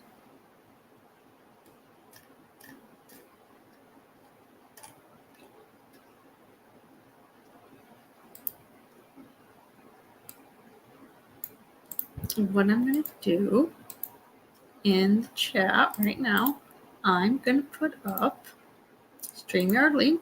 Anyone would like to join me, I'd love to have you. Ed, Kevin, we have people just listening. Others vacuuming. I know Teresa's here. Was it Suzanne? That was some. I think Suzanne was going to clean and listen. My sister-in-law was here. I think she's probably listening from bed. She's a teacher, so she teaches summer school. Ed, get on up here, Ed. I'm just so mad that I can't. I got to get my phone unlocked. I have to travel all the way to stupid Apple in Lehigh, so I haven't been able to. So I lost, not that I lost, but all my real numbers and connections are on that. So once I get that back, but I know John would have liked talking, definitely like talking about Leslie. Yeah, anybody, whoever, if any of you want to hop in, you know that. Ooh, I had a private chat here from someone. Ooh. Oh, I know, I love it. True crime. Thank you so much again, True Crime. You're so lovely. I don't have the tech. You don't have the tech to go on. No, we gotta get you the tech. And 4 others all the way in Aussie. We're 71. 71, get up here.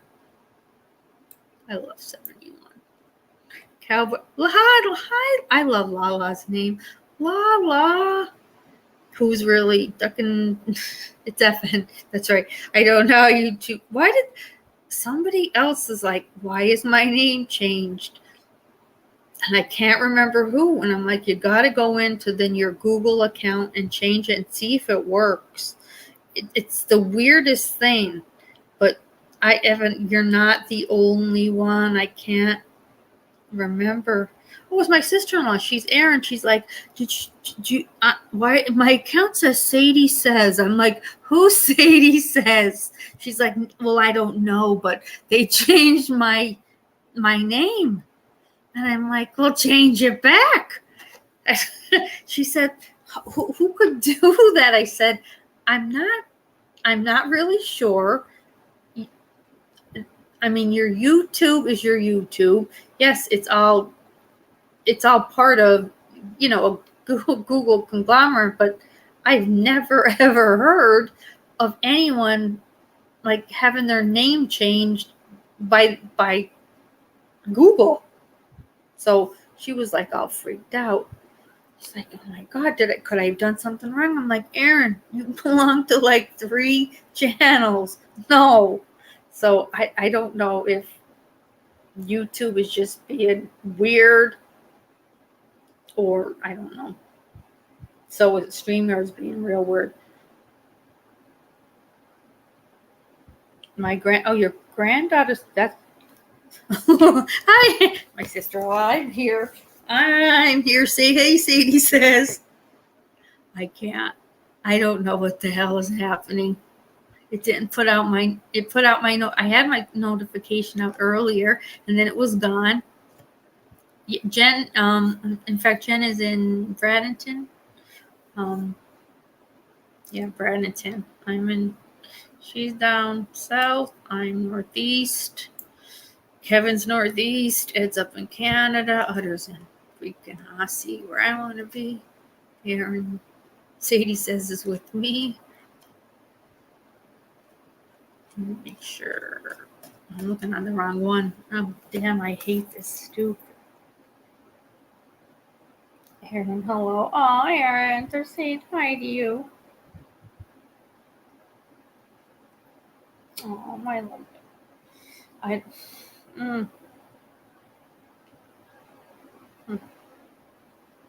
Is Aussie here? Hey, Aussie and Spirit. Oh my God, miss you guys. Hope everything is so good. I lost poor Jen. She was up here with me. God bless her. I'm still reading the Lala. She's not well, so I don't know if something's up. So she had to hop down. I'm just going to put the link up. If anybody would like to come up and join, just put your 2 cents in or just relax. Oh, Lala, I'm reading about right now. It's like the Nicole Simpson, but I did read about that prisoner that's from Pennsylvania, but didn't they get him in California? I don't know. People are crazy. I miss you guys so much. Spirit, Aussie, anybody want to come up? Miss the heck out of you Aussies.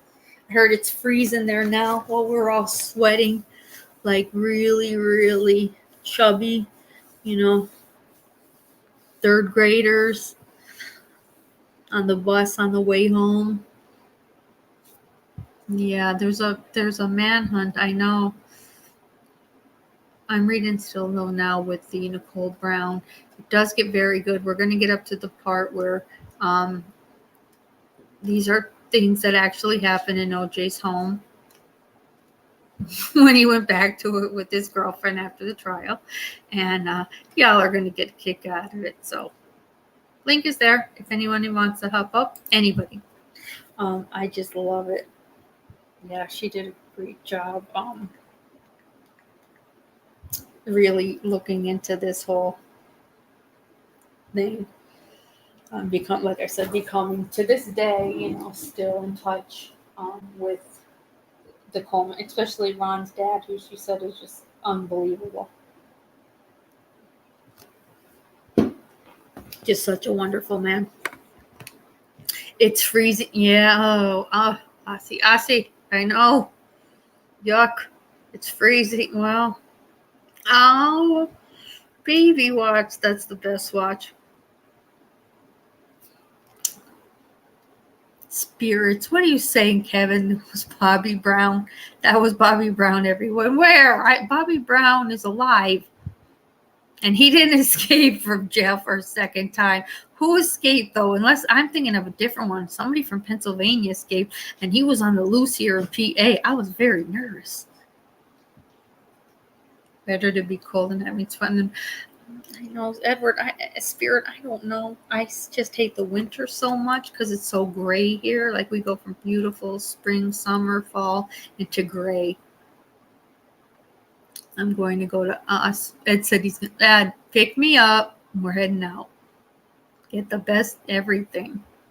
Oh, I'm just so pretty there. Although the winters, I'll come home. I don't know. I can't do it. You Aussies are very hardy. You can handle it. It was. Oh, wait, well. Yes, a guy. That's him, the guy from Pennsylvania. He escaped a second time. She tied bed sheets together and lowered himself. It's him.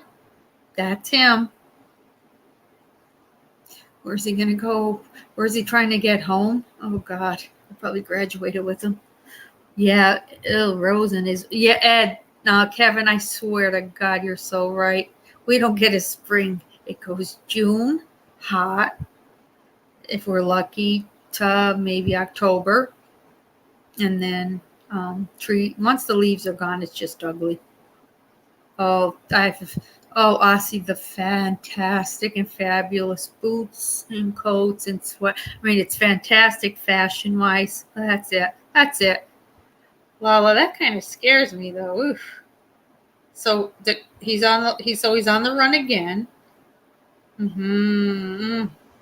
He's armed. I know they said he's armed. Yeah, well, just anybody in PA, please lock your doors.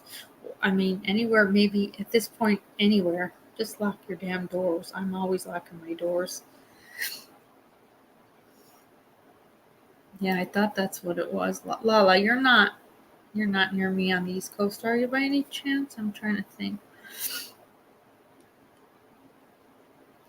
Well, the good thing, Spirit, is in the winter, do you guys still get those huntsmen the size of animals? It's actually the size of small newborns strolling through, spreading.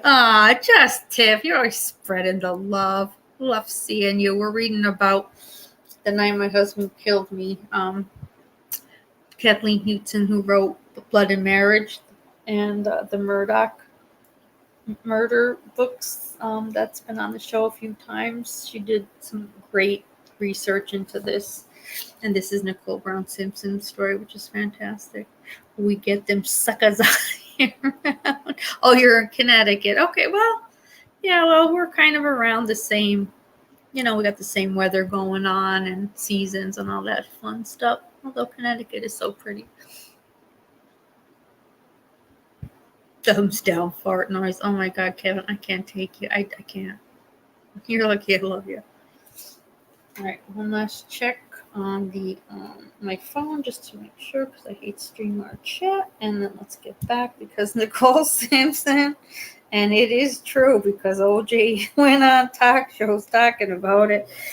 Yeah, there is the boogeyman, and it's fantastic. Her name is Nicole Brown Simpson. It's so good. Ed said I want to kick a kangaroo in the shin and see. Ed, you don't want to kick a kangaroo in the shin. They fight to the death, because I had my lovely friend Spirit Time and Ossie send me pictures of kangaroos fighting to the death, of the vicious brutality of those beautiful little koalas that I loved all my life.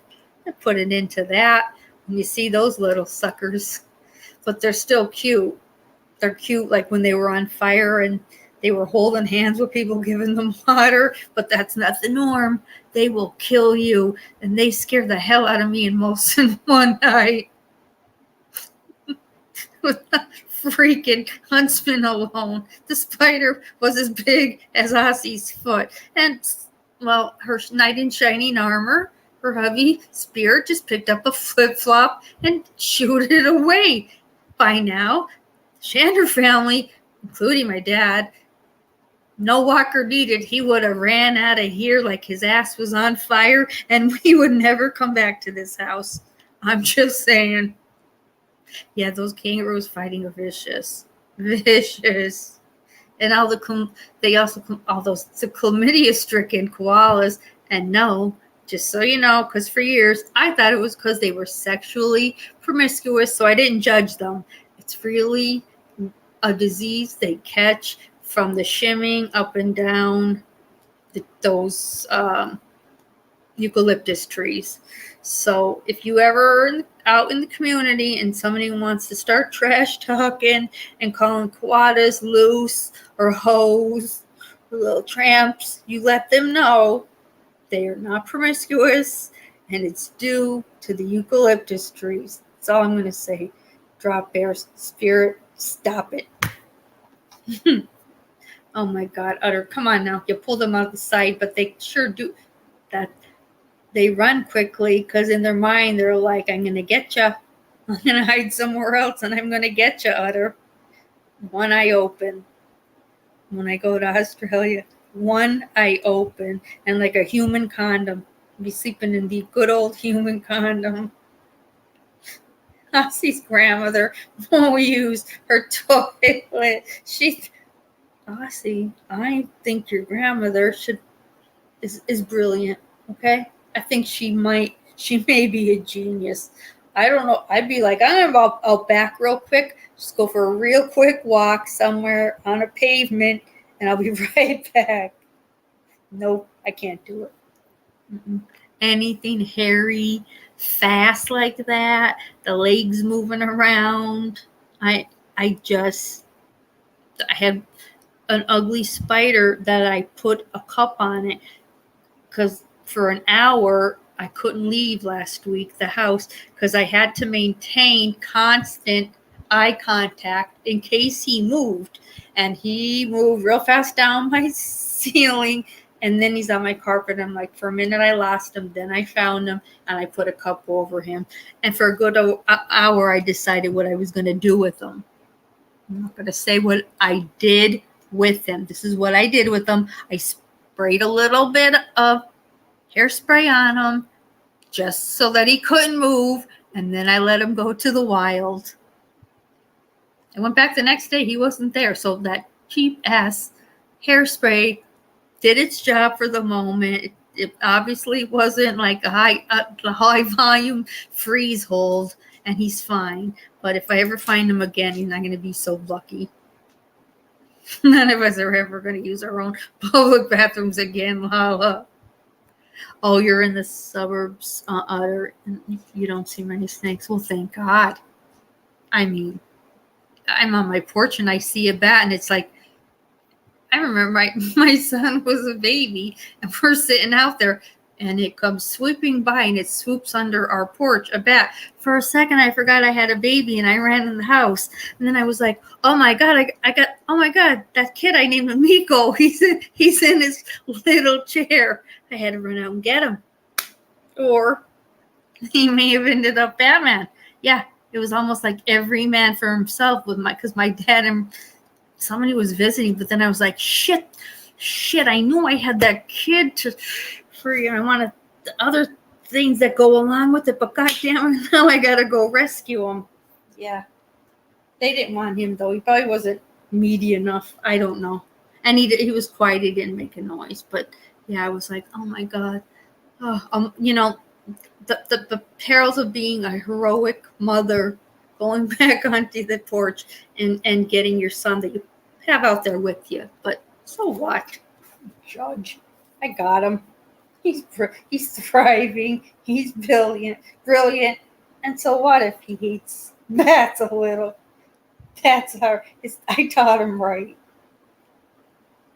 All right, Jen. I don't know. I guess I don't know. Maybe Jen isn't well. Okay, so we're gonna read more, and if she feels better, she'll pop up. We will ask you.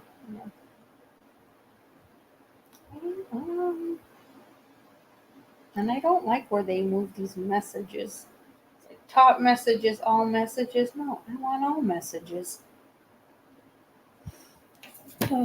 So we are reading, guys, for that step, and you didn't miss too much, but it's from the author of Blood and Marriage, Chris Watts, With These Hands, Kathleen Hewtson. That's called The Night My Husband Killed Me. And we had already done the first excerpt. 4 different women, high profile. It was the Natalie Wood murder. She does extensive research before she does write these, but it's also done in her kind of take on it, as well as things that have been said from OJ, Ron's family, like evidence as well. So you've got factual mixed in with a little bit of Kathleenism. So that's, I think, why we love it so much. So let's see. Ooh. Got so excited it just went back.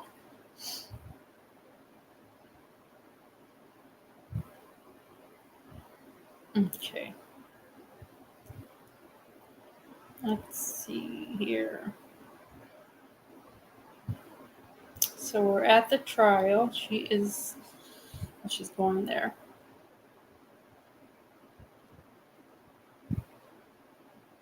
Okay, here we go. You're a bush kid. Let me get that off the screen. Hang on. Okay. So here's Nicole speaking as Nicole again.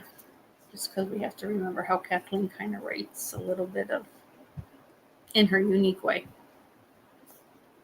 I learned a few things about my so-called ghostly powers. There was one thing, if I sat close enough to the jurors, I may pick up on some of their thoughts. I've also been asked by other ghosts over the years where I think Ron is. He was there for most of the trial, but I think he would have gone into the light the day of his funeral if it wouldn't be for his father. His father always broke my heart. I could cry over Ron. Once you're dead, let me tell you, it's open season. Let me tell you, though, that the only reasons I kept going back is because I loved that man. I also hated him. And I always wanted to be with him more than I wanted to be away from him. So that day, I might have been dead, but some things hadn't changed a bit. And when I had seen him crying in the courtroom, Jesus, and heard him saying my name, I figured it was the same for him. I hadn't forgotten he had killed me. Nope, I'm not a sap. And yeah, I was pretty fucking aware that he had almost cut my head off. But I was dead already, and so the threat of killing me was pretty much already off the table. Plus, I figured our situations have changed drastically. Since no matter what I felt for him, I thought that being dead, and as I so clearly was, put me for once in a driver's seat. I could stay as long as I want and leave. I read every book on abuse I could get my hands on. And yep, more than half of abused women either end up back with the abusive man or they end up dead. I fell into both categories. So what? I never claimed to be different than other women. People thought because of how I looked or how rich I was that I didn't meet the profile. Don't make me laugh. I don't think I met the profile of an abused woman either. I didn't just sit there and take it like some do. I fought back every time. And I still think now that the only profile I ever met was the profile of a woman who loved her man like crazy. Crazy being the big word here. But what exactly is a profile of a woman in love?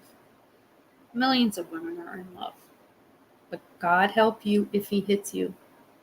Because after all that you are as a woman anymore, you're just a battered wife. And that's all he sees you as, the woman he hits. After that happens, your whole life together, everything you shared and built, and all the thousands of good memories, they just don't count anymore. It's a disaster, and all you are is a disastrous victim. It's not too different than being a murder victim because no one is ever going to remember me for anything except the way I died. And there was a hell of a lot more to Nicole Brown Simpson than that. And there was a hell of a lot more to me and him than just the violence. Anyway, when I saw him all broken and lonely like that, my heart went out. I felt the same, and obviously I knew he had brought this on for both of us. This is where we were right now, and I was never much for looking back. Doing it now is a real first for me. I hadn't looked at him. I hadn't gone near him. I was already making excuses. He killed us, but it had been a crime of passion. Well, that much I knew for sure was true. He had horrible guilt and was totally sorry and knew he belonged in prison. But he was working to get free. He missed our kids, and he wanted to try and make up to them for killing their mother. Jesus, I have to say that admitting I never thought anything of so pathetic that makes me want to blush, which is something else ghosts can't do. I got over my dumbass thinking pretty quickly in his cell. For one thing, he did not want to be alone. As I had hoped, he cried. As a matter of fact, no sooner did he get back there than he was ordering the guards around like he was at the Four Seasons, telling them to bring him a Pepsi and to get such and such into the visiting room right away. And I could say that off record, that is part of her research, Kathleen. Those were his requests. And he was acting like someone on vacation, not in jail, which is insane. Let me I want to keep it on so I could see all your chats. Okay. I didn't like seeing this at all. I started to even feel angry. I was happy to see that, just like in the funeral parlor when I got upset. Things changed. He felt cold. I could tell. He even made a guard get him an extra sweatshirt. He said he was freezing. That's when I noticed his hands. My husband had the biggest hands. They're like meat hooks. Those hands had served him really well in football, and when he used them against me in either anger or love. But when I looked at them that day, they were like cartoon hands, freakishly swollen. I didn't understand why until I followed him into the visitor's room and watched him sit down to talk with his sports agent, a sleazy guy named Mike Albert. The first thing Mike said to OJ is, "How are the hands doing?" I still didn't get it. I looked at my husband and he grimaced before answering Mike. "How do you think they're doing, motherfucker? They fucking hurt." He held up his weirdly swollen hands and waved them in Mike's face. Mike didn't look concerned, though. He grinned back at my husband, like seeing his hands all messed up like this was the best news ever, and said, "Then you did it, or excuse me, you didn't do it, right?" I thought he was talking about me, but that wasn't it. My husband kind of granted. "Yeah, I didn't take anything for my arthritis last night or this morning. Fuck, my hands look like something out of a horror movie.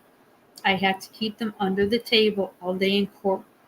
I was afraid somebody might ask me about them. I mean, Johnny knows, obviously. The whole stupid fucking stint with the glove is his so-called brilliant fucking idea. So yeah, he knows I'm skipping my meds. He knows, but doesn't want to know. You dig me? So OJ had arthritis in his hands, so don't take your arthritis medication and your hands will be swelled up like balloons and not fit, you know what. My husband snorted. An officer of the court, my ass. After how much money I paid him, he's chairman of the fucking board, but not of the court of the get me the fuck out of here board. And it's easy for you all brilliant motherfuckers, isn't it?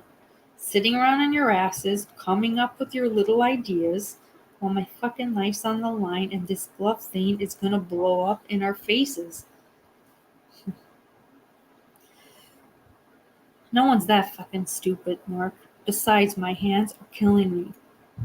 His hands were killing him. I wanted to scream and rip the visiting room apart. Killing you, I wanted to say. Honey, you got that wrong. Those hands are killers, all right. But it's me and Ron you killed with them, not you. Yikes. I hadn't understood what they were plotting with over his hands. Not until the next day. Time varies when you're dead. Sometimes you think only an hour has passed by, and then you find out it was 3. 3 years, and sometimes beyond. It's crazy. But I felt every second of that long night in the darkened courtroom. I didn't want to be there. I didn't want to be anywhere. I didn't even want the light to come back. I wanted to go to sleep and never wake up again. Sleeping is another thing ghosts can't do. Instead, we sort of fade in and out of awareness, which I guess is what passes for sleep. And eventually, that is what happened to me that night. I was brought back to sharp awareness by the energy of those around me who had entered the courtroom. People in the spectators' benches all around me started standing up and craning their hands, even climbing onto benches. I heard the bailiff scream for everyone to sit down, and they yet ignored him. I couldn't see a thing, so I made my way through the people to the defense table, and that is how I got to hear Johnny Cochran say, "If the glove doesn't fit, you must acquit." I watched, silent and unseen, as my still handsome husband played through to the crowd, smiling apologetically as he also struggled to put a leather glove over his grotesquely swollen hand. I decided then, I'm haunting you. I'm doing it. I made up my mind to do it after I heard it. But still hard to take words, not guilty. And after I had watched him manipulate the gloves and the jurors and the world at large, I decided to do it because when I looked at the expressions on the faces of Ron Goldman's dad and sister, it seemed like the right thing to do. I didn't know if I could haunt him or anyone successfully. After all, I had been around hundreds of people in the last couple of years, and nothing I tried seemed to make anyone notice me, except for those few times when I had gotten really upset and it had seemed to make the people near me cold. I hoped if being upset was what it took to make things happen, maybe I could bring the house down or at least create some heating problems for him.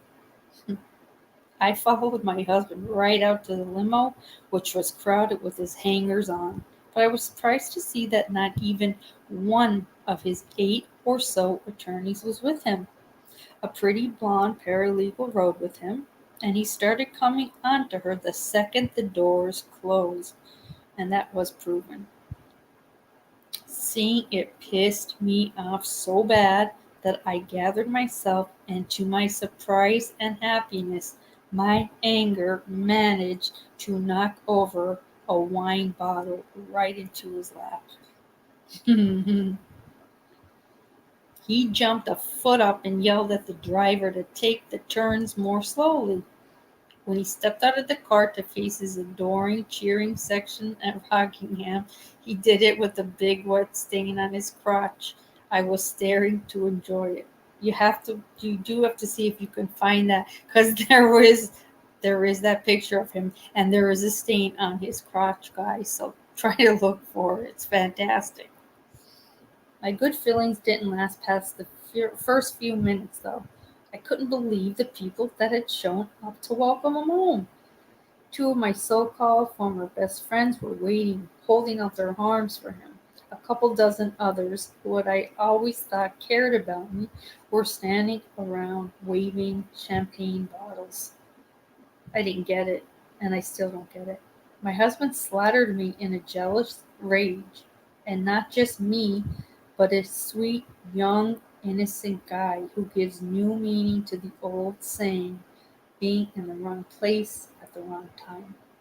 As I as upset as I was by all of the crap, it was being back at my house again on Rockingham, the house he had brought me to live in when I was his totally infatuated 19-year-old girlfriend.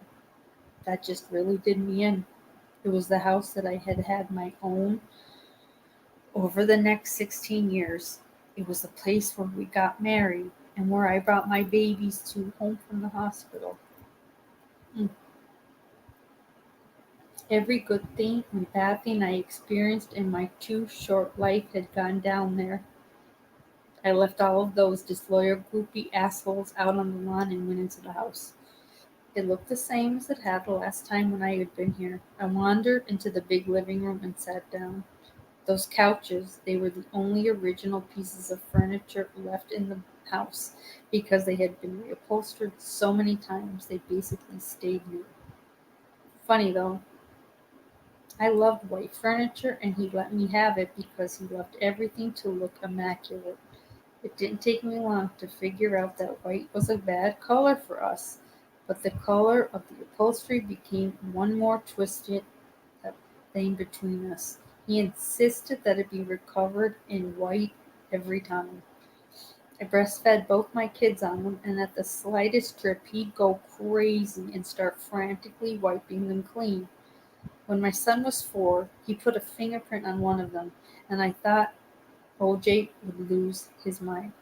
Later that year, my little boy wrote his first letter on it. It was to his dad, apologizing for marring his stupid white couch. The paper showed his handprint and said, "Dear Daddy, this is a picture of my hand now because I'm small. I am sorry I made a mark on the couch. I love you." Mm. I don't want to talk anymore about my kids. I can't. So back to those couches. Whenever we made love in the living room, we always had to do it on the floor. Don't get me wrong, he loved sex. That was one of the few things we never disagreed on. But every damn time we would get romantic on the couch, he would roll me to the floor, reminding me of the potential for stains. I hated that. Blood is, of course, impossible to get out of white linen, so at least 10 times they had to be recovered because of stains from both my nose and mouth. He'd be watching one of the TVs or all 4 of them, and I'd be sitting there and I'd say something pissed him off. I can't remember anything in particular I said to set him off. I mean, it's not like I used to lie around trying to come up with the perfect phrase to piss him off. If he got mad for any reason, he'd reach over, without taking his eyes off the screen, and smash his hand into my face. Limited force for my husband's hands still felt about the same as a car hitting you. I'd bleed, and a few times that would make him even madder. And then, like he did when we would make love, he would push me down onto the floor to finish what he started. You okay, guys? Just want to make sure we're okay. My trip down memory lane had started so well, and I was starting to feel all my old hurts mixing with the new ones in a rising wave of anger. I stared at the clean upholstery and wished I had even a tiny portion of blood he had spilled the night he killed me. I would have smeared it right across the furniture until it was bright red. While I was thinking about that, several of my husband's relatives walked into the living room and sat down. I didn't want to stay and listen to them talk about what a hero he was, so I left and headed up to our bedroom, our old bedroom. While I was walking up the stairs, I saw one thing in the house that changed. For all the years I lived at Rockingham, I kept a gallery of pictures of family and kids on the staircase. Those pictures, like our upholstery, needed constant repair because every time I did anything that upset my husband, he would head just like clockwork to the pictures and one by one throw them down the stairs, smashing onto the foyer floor. It hurt every time, and I guess that's why he did it. Why I kept having the glass and frames fixed and rehanging them, it's hard to say. I'm no shrink, but maybe it was because I knew that when he smashed those pictures, he was smashing me. I kept trying to fix them. Mm, I got so good at it. I had to be good, because if I had left the bruises uncovered or the pictures laying there smashed, I would have needed to do something. Not only that, but other people would have seen, and they would have judged us and gossiped, just like they have ever since the murders. And stuff like that doesn't help. Really, it just makes things a lot worse. It's awful. Besides, if I had let other people see, or even let myself see, I would have had to have gone away. And I didn't want to go anywhere. I just wanted to be treated better and not to be afraid. When I finally did go, I took the pictures with me, except for 3 or 4 of the kids that I thought he'd like. I was pretty hurt when I went back the first time and saw he'd taken them down and covered the wall with pictures of himself standing beside celebrities. Ugh. I have to mention this because it helps explain how pissed I am. All those pictures of him and the celebrities, all white celebrities. Not one picture was hung with him and another black person, not even his own children or mother. So it was kind of the last straw for me when I saw as he faced his trial, he had taken down all of the white celebrities and replaced them with a gallery that would have made Dr. King happy. I know he had someone buy and hang all those bullshit photos of famous black leaders just to impress the jury.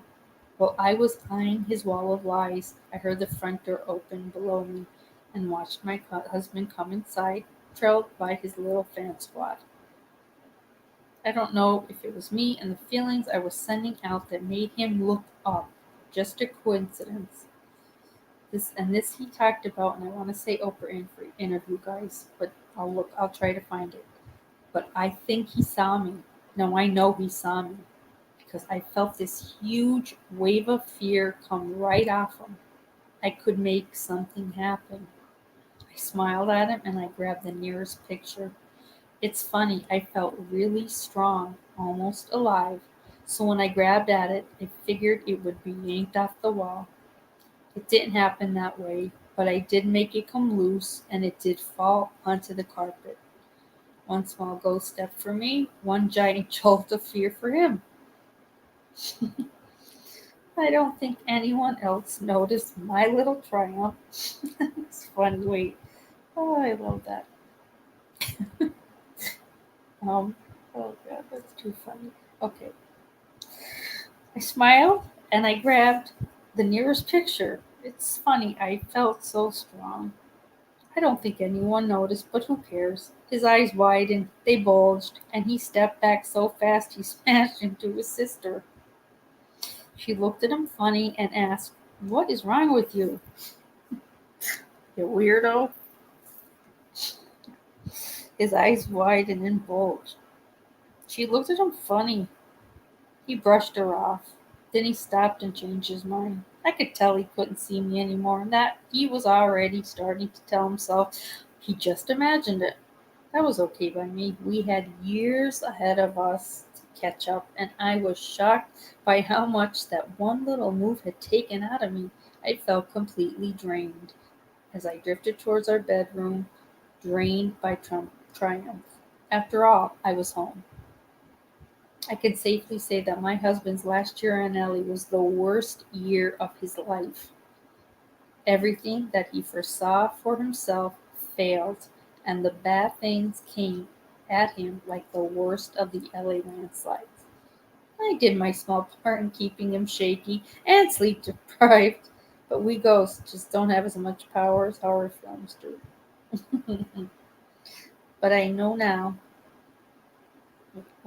For example, I read the Amityville Horror while I was alive, and I had believed every word. So when I moved into Rockingham last year, I kind of figured that I could do pretty nasty things to him. But I know now that book was a bunch of crap because no matter how hard I worked at it, I couldn't make blood drip out of faucets or slime run down walls. I can't remember how many times during my life he'd come home and find me, no matter what I was doing, and scream. If the glass was left on a table without a coaster under it, I could pretty much plan on needing a lot of cover up the next day from the slap or the punch I would get. I didn't do those things on purpose. I didn't much enjoy getting screamed at or hit. But I had little kids and sometimes I messed up and my husband never let anything go. Jesus, I gotta take a break for a second. Man, this girl went through hell and back. I just didn't realize, like, Jesus, even in front of his own, I don't know, I don't know what the kids did or didn't see, but ugh, it's horrible to me. Just the fear. He is the devil. That I believe in. He's the devil. Mm. It makes me emotional. Just taking a 2-second break. God bless her. Everybody okay? There's a lot of trigger warnings in this. I'm sorry. It's a lot. Let me see. Thank you all.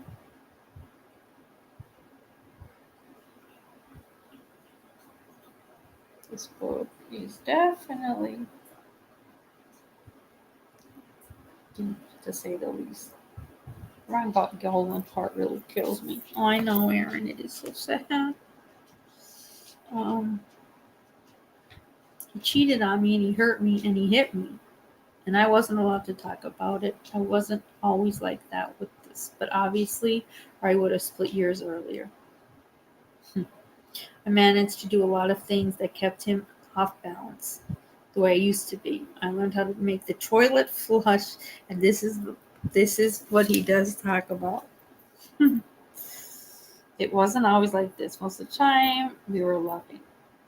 But I was determined I was going to change things. Now that I was dead, I managed to do a lot of things that kept him on an off-balance wreck.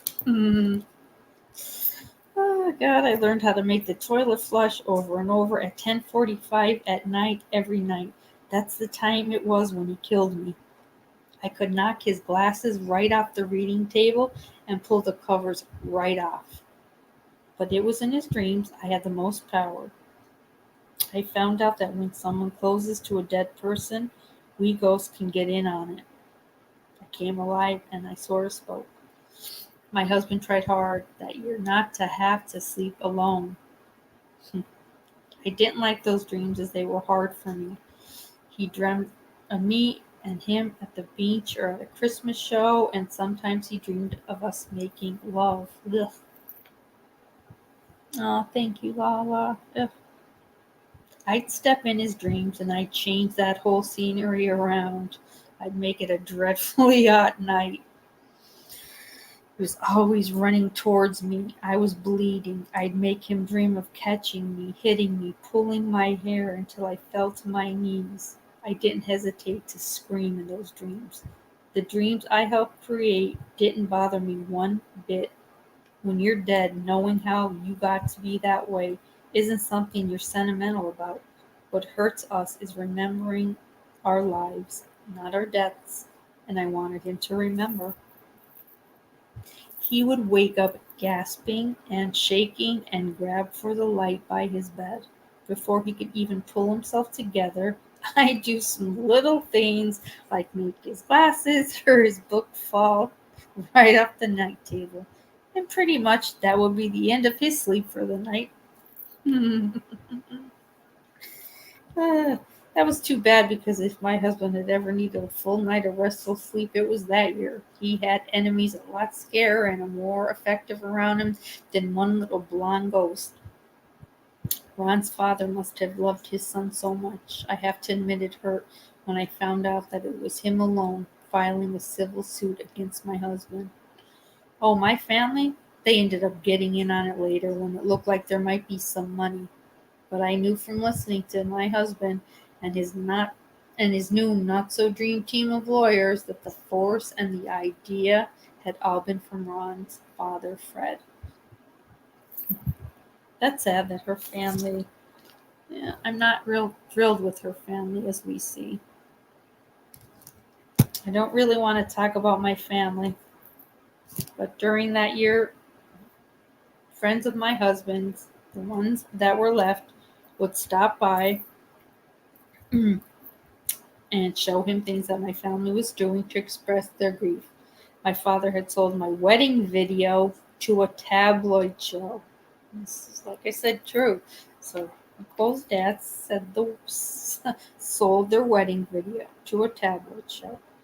My little sister sold pictures of me sunbathing topless in the privacy of my own home to the National Enquirer. Ironically, the only person who seemed bothered by it was my husband. Though as the civil suit heated up, he started leading the squad in the trash Nicole's memory detail. Before I get into the civil suit, I want to talk about the other stuff that was happening to him that year. You have to understand that nothing, and I mean nothing, meant more to him than how people, especially white, important, rich people, saw him. He had spent his whole football and post-football career building this persona of the best guy you'd ever want to meet. Just a regular guy who was also a football star. He had it all for a long time. The rich white friends who didn't just look at him as though he wasn't black, they looked at him like he was the second coming. He was, I think, the only black member at the one-time Riviera Country Club. The best part for him was that no matter where he went or what he did, everybody looked and smiled at him. By the time he killed me and Ron, he had been famous and loved for so long that he had totally lost touch with the real world. After he got acquitted for killing us and got acquitted for being the one thing he never wanted to be, a black man, well, he just couldn't or wouldn't. See the writing on the wall, which is hilarious. Once you go black, you can never go back. And Alone in Bed was the only time he ever joked about being black. It wasn't a joke after the trial, though. He was willing to do anything, in his case anyway, race card, to get away with it, and nobody in the world he had lived in before was going to forgive him for that. I was in the living room, sitting beside him a week after the trial, when he and his friends, PD Daryl Gates, said that no, the LAPD would not be looking for the murderer of Nicole Brown Simpson and Ron Goldman. Everyone knew exactly what that meant, and when my husband looked around the room for reassurance, nobody would meet his eyes. A week after that, there were no more rich, white, important visitors to the house, and there was no more Riviera Country Club. People on TV and in the streets started saying openly what they had been thinking. He killed his wife and Ron and got away with it. And there was a big white backlash. My husband's damn trial probably did more to hurt race relations in our country than anything since the shooting of Dr. King. This time nobody felt bad for him or every other black person that got compared to him. This time it was that rich, it's the N word. bought his way out, and people were all saying all those and athletes are steroid enraged thugs and just a ton of ugly stuff like that. Overall, the white world said to him, you wanted to be black? Go ahead, fella. You're black now. And we'll hit you with every worst case black stereotype there is. Sometimes I even felt sorry for him. He was so shocked. It's like how he was when he had finally gone too far one too many times with me, and I left him. He would not believe it. So many people let him get away with so much for so long. And yeah, I'll admit that I was probably one of the worst. That when all his bad debts got called in, he never believed it was really payout. Well, after the trial, it all got called in at once. And instead of receiving forgiving looks, now there was no one at all left who would meet his eyes. No one but Fred Goldman, that is, and what my husband saw in his eyes must have looked like a lifetime's worth of judgment. I do love that.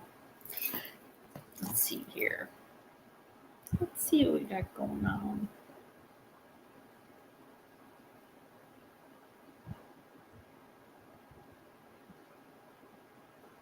Yeah, if it doesn't fit, you must have quit. That's what killed that trial. Oh, I hope so. No, they didn't get anything. Those poor Goldmans. Ugh, he changed all his money. They couldn't get. He did a lot and then was, spends his time golfing in Florida. He has both. He has the children. I'm not quite sure on their ages now. Plus his two older children, that stuck by his side. And I don't really know from the black community, like this is best buddy AC Cowlings, if they're still tight. Johnny Cochran died. Robert Kardashian went on Barbara Walters to say, or to say really that he truly believed in the end that OJ did it. But because he had been OJ's, best buddy forever and ever, and wasn't even practicing, criminal law or anything. He wasn't doing. Rob Kardashian was like living a good life, doing doing minimal. He wasn't doing this type of law anymore, and re-entered that whole arena to be side by side, basically with his best friend. He was just more as a support Kardashian. Shapiro, Bailey, Cochran, they were the, the makings behind it. They had so many, big time people on their side, but Kardashian all along, even when they say he's not guilty, I could still remember the look on his eye was like, are you kidding? Can you repeat that? Because not only do I know that he didn't believe him, but he probably almost wanted him to just go to jail for it. I mean, his Kardashian kids would be in jail every day. They started out in jail sitting on OJ's side. Kim Kardashian, Khloe, Kourtney, the three daughters, and Kris Jenner and Bruce Jenner, who was Nicole's best friend. Kris would sit on the side of Nicole. So it caused like a lot of turmoil within that Kardashian family. It was, I guess, pretty rough. Chris Darden was the one who felt that making OJ wear that glove would prove it's the end all be all that will get him put in jail forever, whatever. To which Marcia Clark was like, hell no, do not do that. That will not help us. God forbid you're going to leave it up to one glove. And, well, Chris didn't listen, and it didn't fit. And like we had also read, He wasn't taking his arthritic medications, and his hands were swollen. And I love the way it looks like. It looks like the way he's putting on the glove with that jury. Like, it was like, painfully, like putting his fingers through, like his hypothermic fingers through a glove. Like, it was just so fake. But that is really the icing on the cake. We're going to get in, like I said, I have a comparison that I've been working on between OJ and the Idaho with all the mishaps, the protocols they follow, the pictures of the crime scene leaked, the pictures of the forensics team going in to collect. Oh God, walking around the bloody sidewalks with regular shoes on, the intermingling of the specimens, not running the full specimens. Mark Furman, who's on scene, finds a glove. How about all of that? Then getting him up on stand. Are you racist? No, never. Mark Furman, like, looking at, no. You've ever said the N-word? Never. You've never sent any type of racial slurs. Never. Next day they have him like on tape. He's like throwing the N-word around like it's the word and. They got pictures of him. He's a Nazi. He collects Nazi memorabilia. I just couldn't believe it. I'm like, we got a cop who was on scene. Found the glove behind the house. Who we find out, yes, he is racist. He not only calls, blacks the N-word, he's also innocently into collecting Nazi memorabilia. That's a great guy. So that kills him. The buffoons from the, oh my God, histology, oh my God, the DNA team, the forensics, I forget his name. Oh my God, everything was mishandled. It wasn't used under best practice. There was just one F up after the other. It was poor Marcia Clark, she worked so hard, but it was just nonstop. And I mean, Chris Darden with the glove, he should have listened to Martha, but he didn't. It was the Bronco chase, buddy AC. The weird thing too, when he first went on the run, remember when they couldn't find him at the beginning, like before even the getting in the Bronco, he slept the night before at Robert Kardashian's house. And it is kind of weird if you watch the TV, the documentary on it. Like, he slept in Khloe if you watch the Kardashians or you know them, he had slept like in Khloe Kardashian's bedroom with his girlfriend at the time. Oh God, I forget her name, Barbie. I forget what the hell her name was. They slept in Courtney's room. Then he was going to be late. He wasn't going. They're giving him like, we're waiting for you to turn yourself in. And then that's when all of a sudden, we can't find him in the house. And that's when him and AC went for their little jaunt, their little ride. I saw it by accident. I was outside because they're supposed to be in New York. Sharon and I came inside. Everybody, my cousin graduated that night. We didn't care about her party. We were glued to the set. The hell is OJ? All my exes are still alive. Yeah, Bashnik, Natalie. But I hate this stupid heart on this thing. I can't even see half the. Saw probably 100 replete. Yeah. I mean, that's all we watched. It was really ridiculous. But when whoever, I don't even know who leaked those horrifying crime scenes. Those photos, you'll never be able to. Anyone that hasn't seen them, you're ahead of the game because you'll never unsee them. Poor Ron, you could tell, put up a fight. And I don't even know if she had a chance, but in the fetal position, and you saw, I'll put it in chat, what I was so I couldn't believe, I never saw anything so horrifying in my life.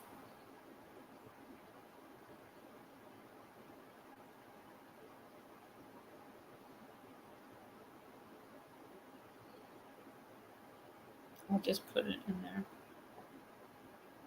Because my heart does break for Ron, and Kathleen, like I said he's just such a lovely guy. That's on. I just put it in about.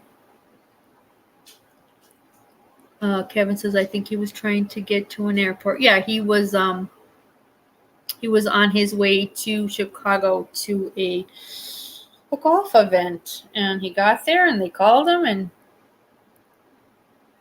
didn't ask how she was. That's part of the whole wonderful trial. Did not ask how she was, what happened, or anything. Might have mentioned the kids, but that was number one red flag. He didn't ask a thing about, is she dead? Is she, or what does it look like? Or he asked none of the right questions. The limo driver, had a lot to say. That was interesting as far as coming to the door, no one answering, waiting a while. Yes, Kevin. Yeah. It was barely there. That's all. That's what I could. It was barely. Barely there. Arterial wise. I'll say it that way. And the amount of blood, but then you see in the blood footsteps. It's like, okay, are the killer? Who else? Because now in the morning, they got, this was what, 2 or 3 a.m. when I forget, her poor dog. She had the dog outside with her waiting for Ron, and they said, what is eerie? Very eerie. If the dog didn't know you, it was Nikita, the dog would bark. The dog didn't bark, but maybe an hour or so later, the neighbor just hears a dog crying. He thought it was a child. He goes outside and he's like, Jesus, I know that dog. I know right where that dog lives. And the dog was crying and running, and he sees there's blood on the paws of the dog. So he thought he must be hurt. And dog took him right to the scene. And as he's approaching it, I don't know how much of it he saw, but he saw the gore. And that's when 911 was called. But that's what makes me sad, was like the dog was just roaming the streets, crying. Those dogs are great, but they said the dog never would have allowed a stranger to approach her. So that's a little bit, that to me was like, that sounds a little bit frightening. That obviously he knew OJ. Oh, I remember something about the shoe prints he was wearing. He said he'd never wear. So yeah, yep. And the gloves. They went so far as to find her receipt. She did buy those exact, I think they're Arius gloves, the size, manufacturer-wise, where did they sell? They didn't sell to many states. One of them was California, and like 2 pairs were sold of his size, one being sold to a Nicole Brown Simpson. So that was, to me, like, you gotta be kidding. Like, all these things. The Cato here and the banging on the back of the house, Furman finding a glove. Like, it was one thing after the other. I love Cato. Cato looks so stoned. Just like went to Burger King for burgers. Like, he's such a goof. But he was the entertainment at that. I mean, like, you needed to break it up. And sometimes the judge will kind of just look at him like, you want us to repeat that question? He was so, like, dense. But that was her friend, but he was also the living friend in OJ's guest house, so he was very careful as to what he said. Other than we went to McDonald's and then he went to, pack and get ready, and I came in here. But I heard a loud thud and it really scared me. I love when he's like said he was really scared. Like, you do look a little fragile. Calm down. Yeah. The crime scenes, I forget who it was, but man, they should have all been arrested. Just a lot of so many dirty cops, just so many dirty cops. And then poor Kardashian going on Barbara Walters. And then within months, Kardashian was diagnosed with stage 4 cancer and died. So I think stress ate him alive. Yeah, he did, Kevin. It was really gruesome. And I feel when I think about poor Ron just coming to drop off because her mother left her glasses there when they all went for dinner. He was nice enough to drop them off, like to walk into that. I don't know if he walked into it and Nicole was already done for, or he walked into it and they were both standing there. And at first, um, at first, Ron tried to fight this dude that has a knife because, like I said,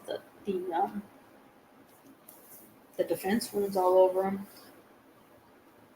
But otherwise, could you imagine just walking up onto that? And there's Nicole half on the sidewalk, the step area, like right near her door. The part I have trouble with this SOB is that his children were in the house sleeping, and then he took off. Like, to me, I want, like, you were going to have no problem with your children either waking up in the middle of the night or the morning and opening their front door to to see their mother in the condition she was in. Ugh.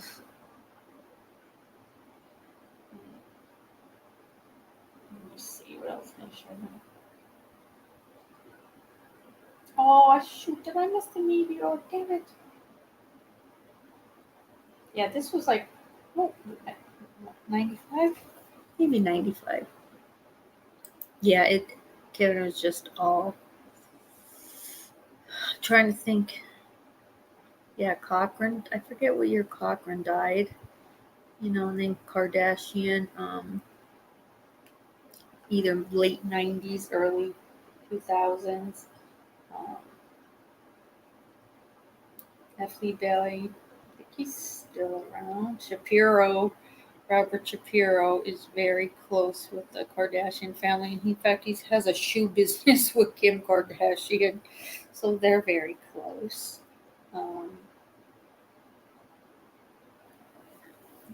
Yeah, I remember the shoes. I forget, Bruno Malia, I think the shoes were. Yeah. They said she had a bath, like she was obviously going to take a bath. She had a bath running. And,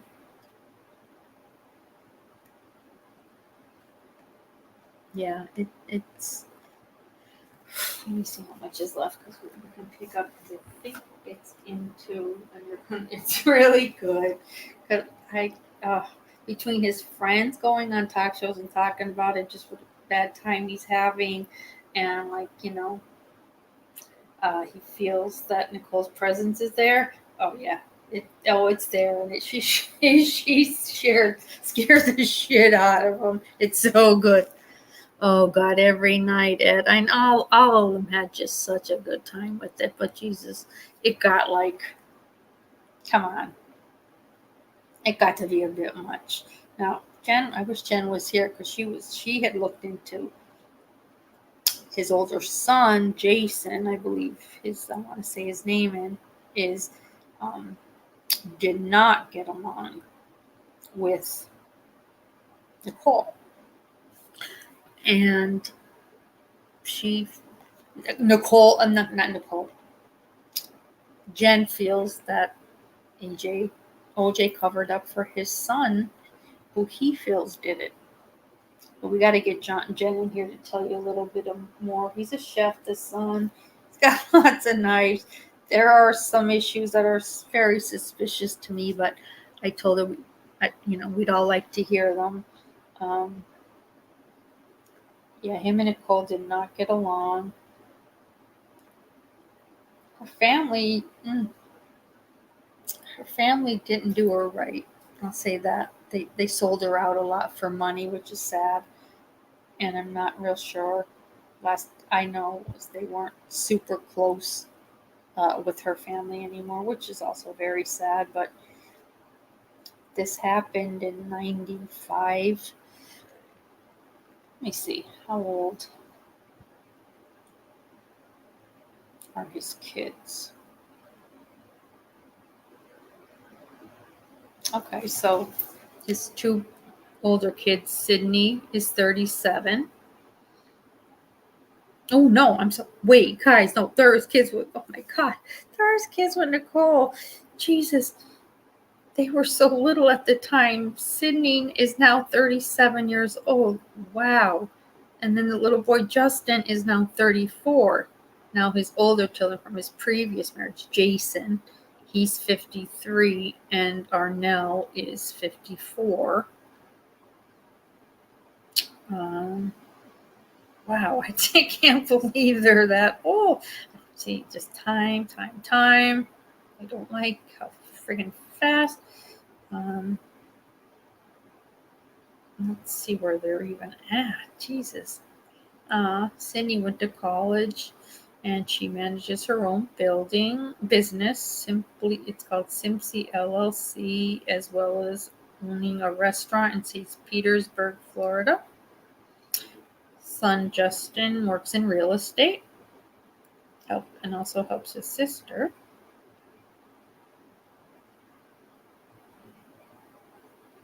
And then his other children, Jason, Arnell lives in Florida. Doesn't really say. Jason, I don't know. Yeah. Oh, he had a child that passed away. No, doesn't really say. That's weird. Doesn't really say what Jason does. Let me double check on that. How are we doing? I know he's a chef. Well, Jen told me he's a chef. Oh, he lives. Oh, okay. Justin. So Justin is a real estate broker for Coldwell Banker. And they moved to Miami to be closer to their dad. Isn't that lovely? Dear God.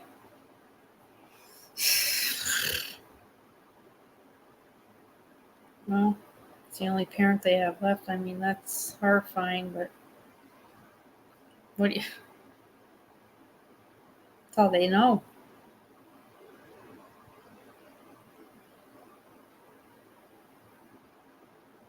There it is. Let me see here. What are you up to? Because he was in a lot of trouble at different times, Jason.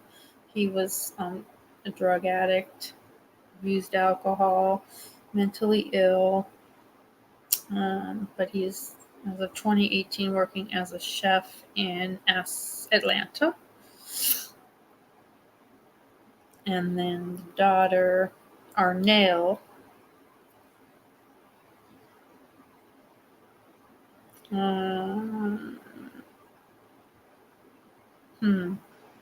she has doesn't really, it doesn't really say much on her. And I don't know if they even talk, everybody. Sydney and Justin, at least, they went to, Sydney went to college, which is good. Boston University. And then Justin, the youngest, just so they both live together, and he's a real estate agent. They're doing something at least, It's not like there's a fortune behind them. They got, I shouldn't say that, but I don't know what they have left.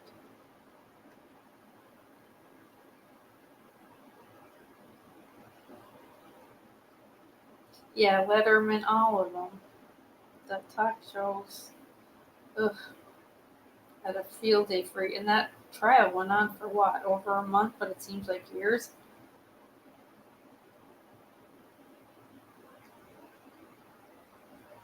So pick up myself. Let me see how far this one goes.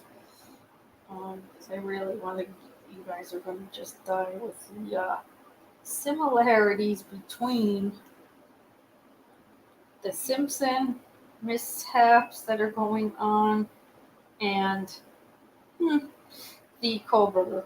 I'm just saying it's just odd, crazy stuff.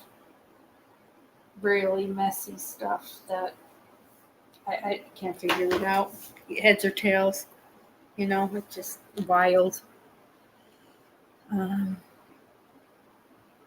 We'll do that, and I'm going to look a little bit more into Leslie, see where she's at, see what she's worth, and we are going to do a live this weekend comparing those two, and continue reading the book, and then I have that Vincent Buglisi book, Helter Skelter. It's kind of like Vincent's take on the whole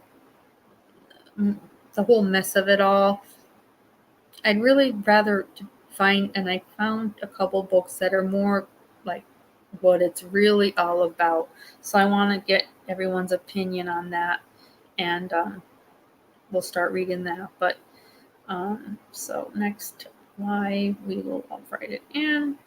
Next live, we will pick up on chapter 15.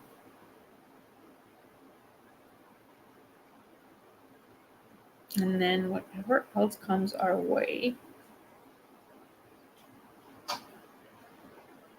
Thank you again for the super stickers, you guys. I really, truly appreciate it so much. Yeah, it was that was a whole, the Simpson trial became our blueprint of what was to come, right? Just all the cameras alone. They're getting a little bit tougher, Daybell, there was no cameras. Hopefully Colbert, I don't know. They got to stop pointing their cameras right at Kohlberger, or Judge is going to just go do away with it. That, they're going to, whatever media is in there with their they're going to ruin it for us. So they have to, Jesus, it's, really, I don't need to see his face, every single expression, but right after the judge had said that at that motion that compelled and things he didn't want happen, whoever the stupid camera in there were right to Kohlberger's face. Like, you gotta be kidding. He just told you doing that, he'll get rid of them all. And I like this judge. He's fair-headed with both sides. So if they end up losing the cameras for all of us, it's nobody's fault but their own, because the judge gave them the warning and has been nothing but, I believe, fair. And I can't get enough of it because it's just I'm sick of all the nonsense and speculating and the fighting and the channels that are taking audios and making new ones. It's so stupid. I hope they don't prolong it more. Norm Macdonald was the best, Kevin. Any SNL, any of them, when they do those. Like Ted Kaczynski is the best when Will Ferrell does them. They bring him in chains, right? Isn't he in like an orange car? They're like, so, Ted, what have you been doing? And he's looking at them, shaking his head. He's like, writing. Well, I've been doing a lot of writing. I love those ridiculous manifestos. What do you say? Oh, live stream. Yeah. Every night he'd say, and OJ is still a murder. Oh my God. People in courtroom life. Judge ain't gonna have it. And I'm liking Ann Taylor. I'm not saying Brian Culver is guilty or innocent. I just like her style. She's covering all bases. Don't question what she wants. Why she wants to see something. Just get it for her. Somebody's life is on the line. So I don't blame her. Either way, if that's your job is to fight for his life, well, then you should be able to see what you need to see. So And it's, the house demolition is the only thing that that doesn't sit with me. Just can't. I can't make heads or tails as to why both defense and prosecution have signed together that they're okay with it. I'm not. I don't know. This exculpatory evidence is just so good that Anne's like, I don't need anything from that house, because otherwise I'd be fighting for it. You're fighting for his life. I'd be fighting for it. But the hell do we know? No, it's just a shame. Zena was 21 2 days ago. We see on Facebook, oh, happy heavenly birthday in heaven. I'm like, there is no happily heavenly birthday like, she's gone. A maniac, whoever it is, took her life away. I hate those have a happy heavenly. She's not with her family. Her parents have to read this and cry. Like, it's all, nope, can't do it. Just trying to stay away from those and just deal with the decent ones that are just trying to stick with the facts as best. We're all by this point still crazy, coming up with the what if or why did or why didn't she. But there's some YouTubers that they've crossed the line. Whether you're calling out the victims that are still alive, as drug dealing suspects, you're despicable. You're a YouTuber that's posting pictures on your Patreon of a dead little boy's autopsy and charging for it. You're despicable, and you shouldn't have a channel. So with that, I just think we all need to just watch what we say and be kind. That's all. And we always are here. And I promise, guys, I got to check on Jen, because now I'm worried because she was having an issue. Today's Wednesday, so I would like to do a Friday. We must get justice for Kylie. That got so old. And just the nonsense that people are still doing it, and they're still having channels. Can we let her just rest? Nobody stole her. The foul player pushing her in the water. You know what? Whether it did or didn't happen at this point, we're not going to find out. Let that poor young girl just rest in peace. It makes me lose my mind. I love these channels. Like, no, we're staying. We are staying until we get justice for. Okay. All right. You stay there. You keep this alive and going over and over for years and years. So these poor parents keep hearing it. Get out of here. No. And that's why I understand in a way, Ethan's family still having to keep the other two triplets going and positive and whatnot. If that's the way that they are coping with it, then that's fine. That's their business. That's their son that was murdered, not ours. So my heart bleeds for all of them. Jesus, Zaina's mom and her problems, and they all had, the Gonzalez families. There was a channel last night. We're in the chat. They're making fun of Mr. Gonzalez's the baseball hat he was wearing, and how he's too outspoken and all that. And I don't participate in that channel's chat, but it upset me. You're not the father of this girl that he obviously adored. But, people are mean. I never want to be mean like that. It could be any one of us, and we have children, and just be a human or get the hell out. Go to a different forum. But Kylie was one of them. That got sickening so fast. I can't. And the conspiracy theories were so ridiculous that couldn't believe people were that simple. Bottom line, that simple.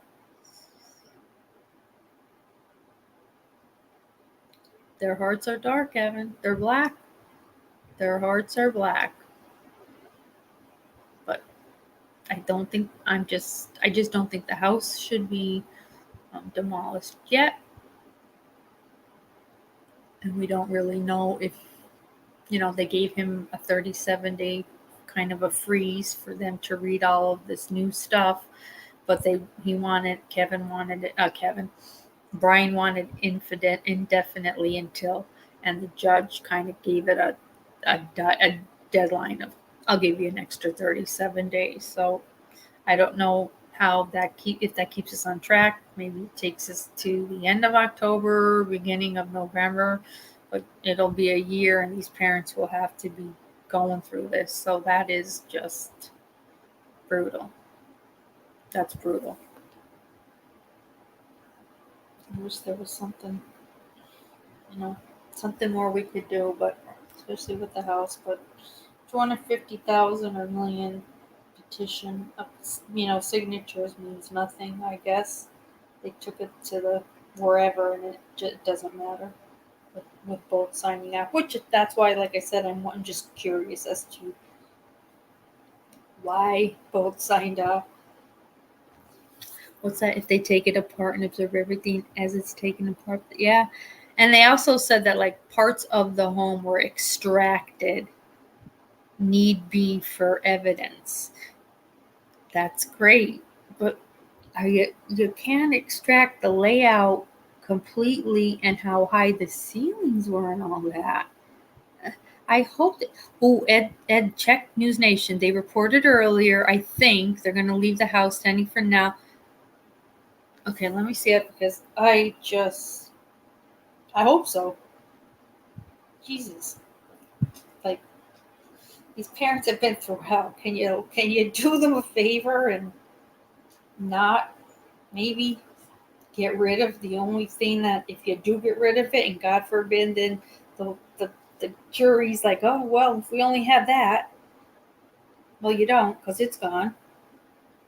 Let me see.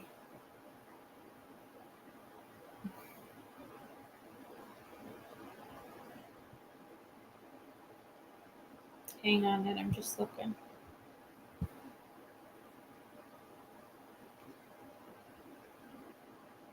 It would either probably be under just videos. Okay. Oh, hang on, because I did something here on Leslie too.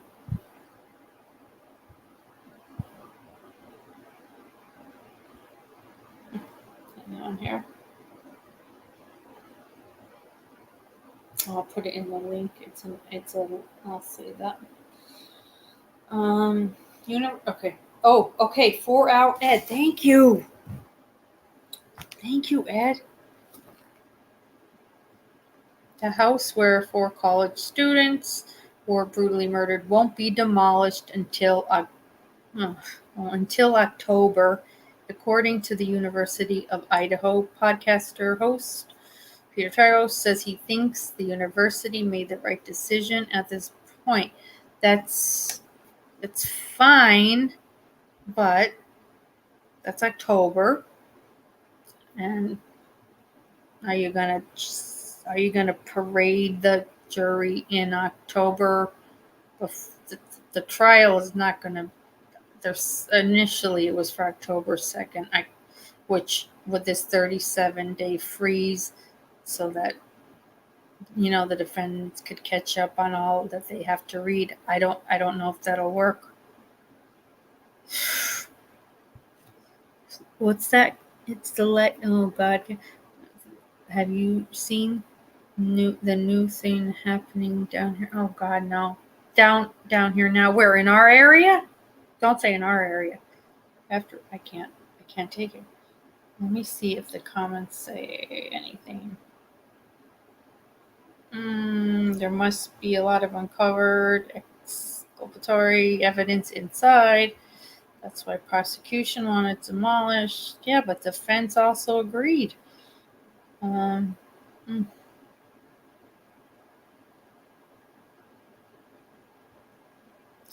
God, some of these people are so ridiculous. Shit they say is so stupid. Big cities, let me see. Street takeovers. I'm gonna be scared now. Oh wait, let me just hang on. Let me go back to that. I'll put that link, News Nation's link. That was a good one.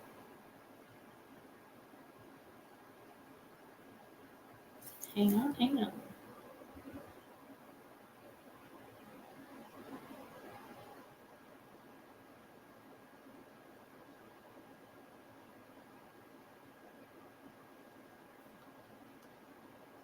Let me just put it with I'm gonna put it right within the chat so that we anybody that wants to look that up. It is from News Nation. They just posted it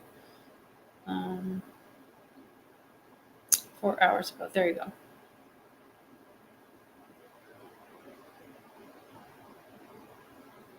House demo. And that was posted 4 hours ago.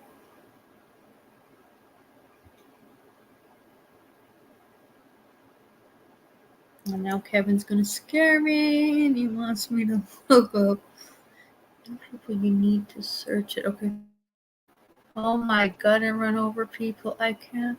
Kevin used to do that without the running. Yeah, we used to just do that, but what's happening in the world? Okay, let me see. What's it called? What the hell is it called?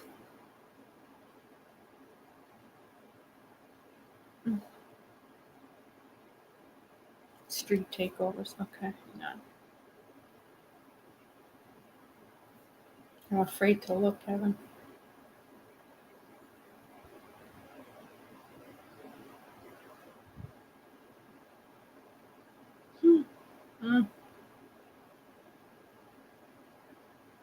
It's the unauthorized taking over of a highway, street, or public vehicle by blocking, or impeding the flow of traffic to perform vehicle stunts or take parts in contests. Also, they're having fun. So this is fun? What the hell? They are growing in Connecticut and nationally, it says here. Jesus Almighty, I want this link. I am scared. What?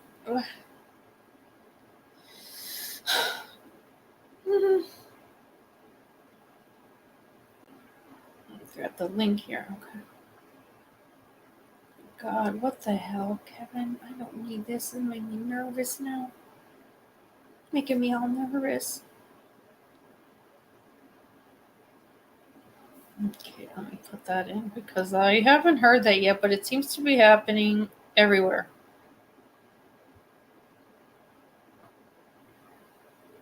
They're having fun with it too. These kids are. Jesus. Hi, Pink. Pinker, what you doing? Pink, I just read a little bit halfway through on the story of the ghost at Brentwood. It's the story of Nicole Brown Simpson. And what else were we talking? We've been doing some talking at the beginning. It's been nice. But this whole thing just scared the hell out of me. Okay, honey, go to bed. I'm happy you're here, Pink. Email me, Pink. Do a show together as nurses. I'd like to hear your take on some things. It's in my about section whenever you can. I know you're busy. Love you, dear. Yeah, the world's nuts, Ed. We're in trouble. God, I feel so bad. Kevin, if you still have our WhatsApp with undercover downtown on it, let her know to please just please email because I'm just not going to get a chance to get to Lehigh to the damn Microsoft store. I don't know, maybe this weekend. What a pain. But my email is in my about section to use. Just tell her to email me so that this way I can give you guys my number, whoever wants it. Yes, definitely. And okay, yeah, you get to bed and we'll talk. Love you. Till people have their phones up. I know everything. It's so quick that like people are, instead of helping or doing things, like they're just got to get it on camera. Yeah, I want definitely, trauma, PTSD, all that, all the ugly words people don't want to talk about, that no one should be ashamed of saying. I want to talk about it. Okay, cool. Thank you, love.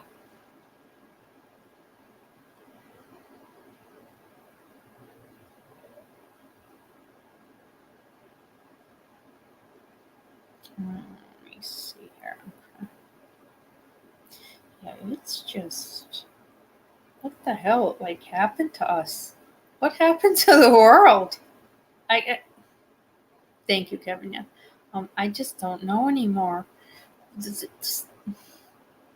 Especially like I said, the homeless thing today or last night, that did me in. The people in that parking lot and just still smiling and oh God. But that's how when you see somebody homeless, I wonder how they got homeless easily. That's how you can become homeless easily. A sickness is all it could take, and you got to take time off, and then you don't get paid. It's just not, it's scary. I'm in labor, or 3 words I don't like here. Lala. I love being here, Lala, because I love you guys. We're just chilling out, hanging, having a really nice time. I have a good replay crew. Trying to get in touch with, I don't know where he is, if he left the country. One of the trauma docs that I worked forever with is wonderful. And I wanted to get him on to talk about trauma, immediate post-trauma reactions, right? Catatonic, frozen shock, just things like that in his experience. I texted him and it had said he was I'm on vacation or out of town with family or something. He texts back, I'll call you back when I get back, but I haven't heard yet. So I don't know. I know that 3 months out of the year, they go, they're loaded. They go all over. So I'll try to get him, but I really would like to hear his thoughts on this whole, the whole Idaho case with the trauma and all that. Psych guy popped in maybe not last one, two lives ago. Oh, on my comments. No, we were talking. And his new job, man, he's working 11, 12-hour days. He's like, I miss trivia. I said, tell us a night you're off and we'll do nothing but trivia.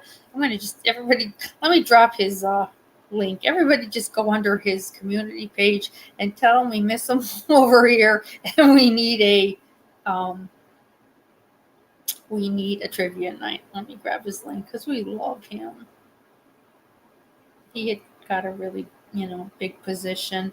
But I would love it if he would even talk to us about trauma. The man is so freaking smart. It's scary. And he's fun. So let me put that link in because if we all do it, he knows how much we love him too. Get him on here. He doesn't have to get too weird names or anything, just from his knowledge and immediate post-traumatic stress, like what has he seen, worst case scenarios type thing. He could definitely help us with that. I would love it. Let me see. There it is.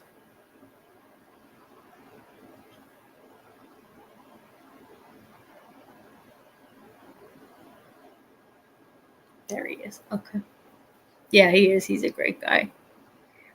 Yeah. I'll do it half and half. Let's talk about the trauma and then we'll do some murder trivia. We can't help it. We're great. It's not about the number of people. It's about the quality of the people in here. And I did it late too. I miss our crew. I miss Jody. If you see Jody, tell her hello. I miss her. Joni, Mia. Since I don't have my phone, I don't have anybody's numbers. I'm locked out of that other stupid. I put a different email in. Let me put it in here too this way, because I hate Apple, and I might go there and be a little crazy. Let me just see which one, because every email that I had, when you forget your password because it's on my other phone, it just I just can't get back in. So until I can, I had to do another email, but let me just see which one, because this is my... Oh, okay. That's easy. Okay. I could do that. I forgot I made it so easy. All right. I'll put it here.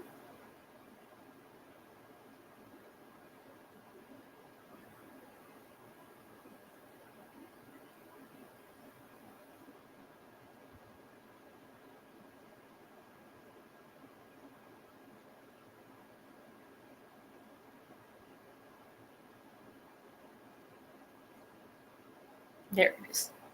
Also wrote an article about those autopsy photos. The Daily Mail overrunning all dropped. Okay, please do. Please do. Oh, God, Kevin. Not good, Kev. Kev, I just put my new email up there. For any of you who can want to get on WhatsApp, let me text, whatever. That's my new email. Send me your info. We could talk about it. It's not good.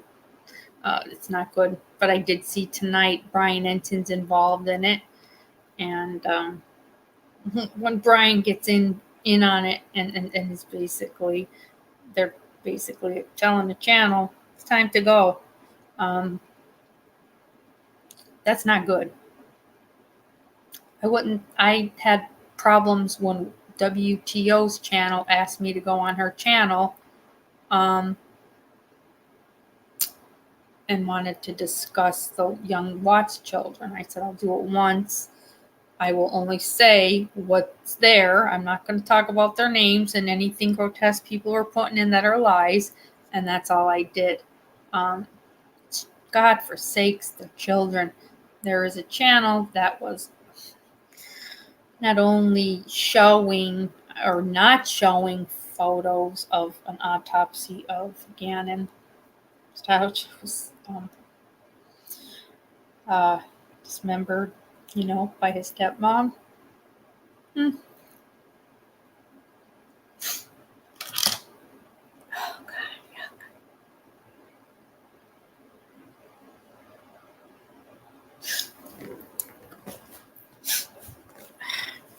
I'm sorry. Okay. But a YouTuber was on a Patreon was like charging people to buy the pictures of the autopsy. I'm okay. I don't know. Like when I see that Gannon's little smiley face, and the torture that this beautiful little boy went through. I don't know. I can't talk about him, but I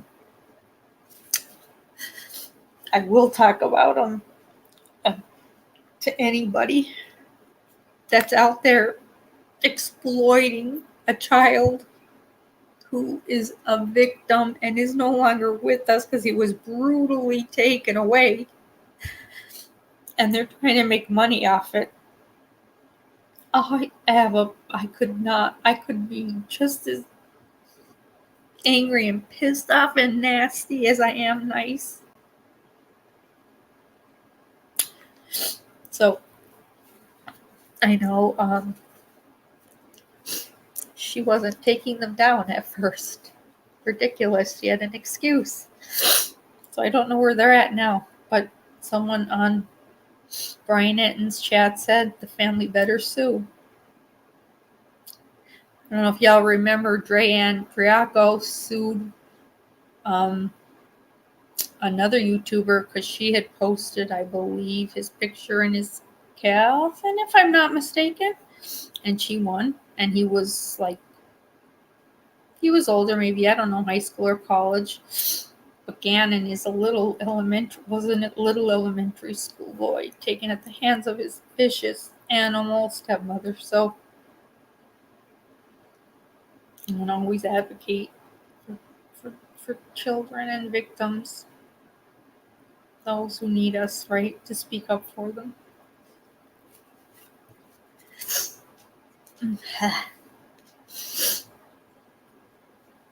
She wasn't, leaking them as opposed to selling them on her Patreon, Kevin. No, not just like leaking them for free. Like, if you want to see them, I'm selling them. You have no right to do that. You are not his mother. You are not his father. You are not his family. You have no rights to that. And you're a human, and that's despicable. So there should be major, strong consequences for that. Just little face on him.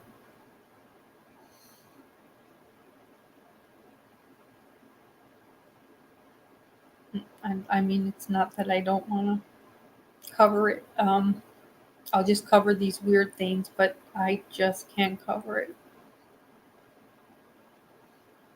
That's his first name right below what I just posted, okay? If you just put in even Gannon, you'll see it. You read the story, you'll be horrified. I read it and I was like up the whole night, then I shouldn't have read it. Just as horrifying as, like, say, the Watts were and what they went through. He did too. His is worse. His is worse. Yeah, I have. You know what to do? Because I'm locked out of that. Ed, send me yours to my new email. It's acuriousrose87@gmail.com, because I'm not locked out of that because that was with the other phone. It's right up here in the chat. Everybody that needs to get in touch with me or whatever, just send it to me. And then I could even do I'll do a group chat with us that want to talk about it, okay? So if none of you have to put yours in, just mail, just send to me. And it's just up a little halfway up. Mine, the acuriousrose87@gmail.com. And yeah, it's rough. Yeah, please do, Ed. Please do, okay? Maybe by Friday there'll be more going on with that. I certainly hope so. Or I'm gonna lose it. I'm gonna say her name then. I'm gonna lose it. All the channels are saying her name. I'm not saying her name, or I'll say her initials, because wake up. You don't have kids. And you shouldn't even to have the common sense to know right from damn wrong. I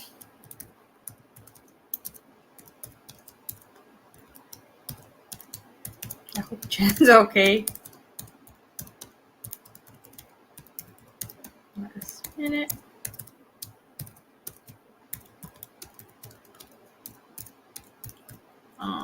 For next live.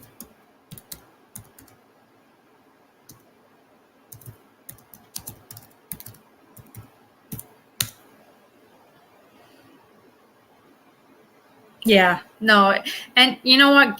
So if you see it right now, you guys see right now my it's all lowercase, and I'll put it in my about. It's just all lowercase, acuriousrose87@gmail.com. I don't even I get a lot of good replays, but if somebody doesn't make the live chat, I don't include my live chat with when I upload it and for my replays. I just feel it's us that are here, and that's it. So I don't even include it. So no worries, but just remember that email, and I'll put it in my about. But I just prefer it that way. Because sometimes I might miss something, you know. So that's why I just never did. But a lot of great people came through. I was happy to see everybody. I miss everybody. We'll get back into the swing of things and taking care of my dad, you know, trying to get into more of a routine. I hope by Friday this Gannon thing is a little bit better.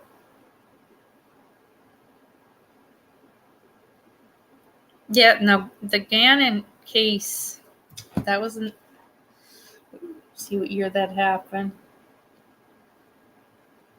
His stepmother is psychotic. She kept the court. She refused to like go to the courthouse. They were having to do Zoom meetings with her in prison. Like, talk about catering to the loon that, like, you know, deserves to be brought in. Sit your ass down.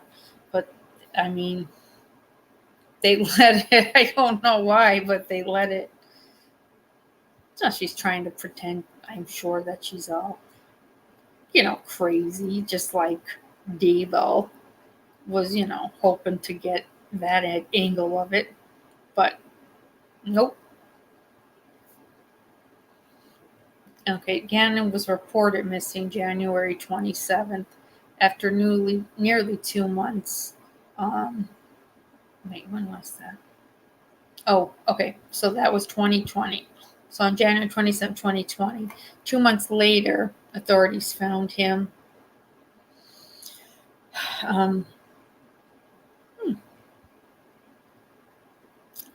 He was found in, you know what you put your clothes in when you go away on vacation, Kevin, right? Okay. Under a bridge near a hotel.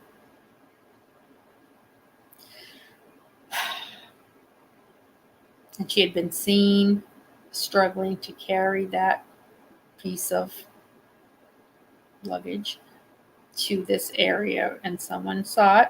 Okay. Yes, it's disgusting. So stepfather, well, his father, who was her husband, but this was her stepchild, was in like the reserves, I want to say. Yeah, Lala. And it was, Jesus Christ, 2 months.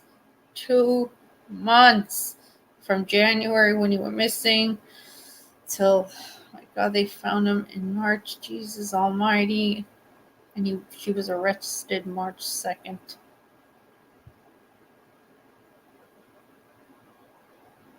He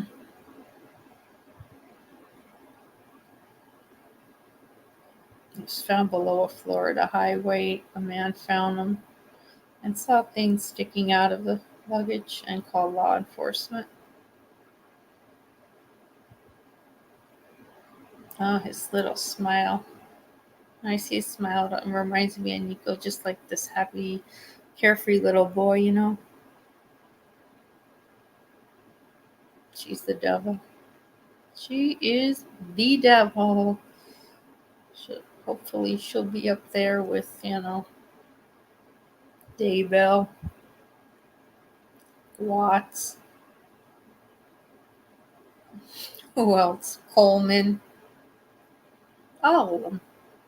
They all deserve to be together. Although Coleman lays low. I don't know if Coleman's afraid in jail, whereas Watts doesn't, like, you know, they send all their waywards to him who are afraid that there's no God and is God going to forgive them. And he makes them feel better. So he's just so happy there. But I don't know about, you don't hear much about Coleman. Would love to write to him in jail. God above, would I love to. I think I might become pen pals with all these lunatics just to let them know everything they're missing. Because what Chris did to his son, he's a sicko.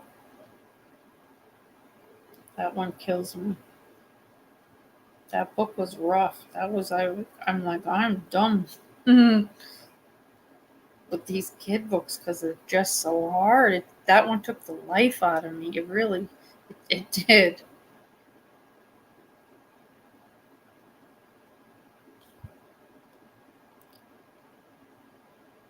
Still in the same jail with Watts, but maybe they're not buds.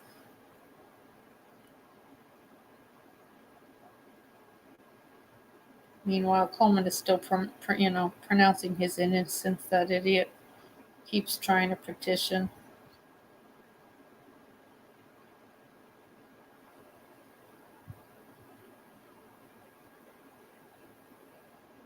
Wait, what's this?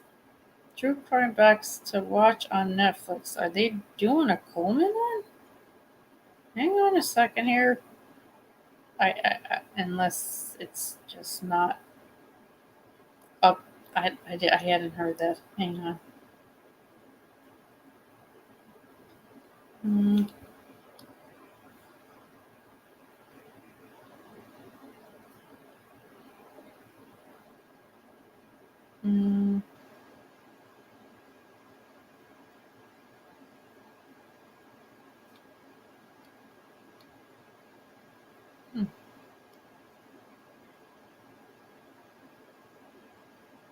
Netflix's Slenderland Till I Die documentary shows horrid reality of relegation as Chris Coleman confronts fans and gets slammed. What is this?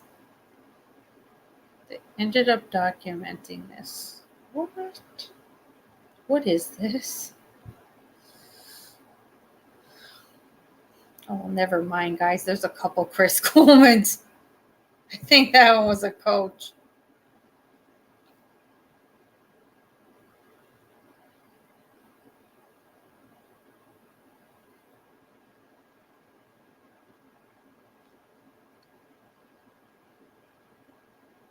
I'm so sick of seeing Murdoch's damn face. Dear Jesus. Casey Anthony. Who killed?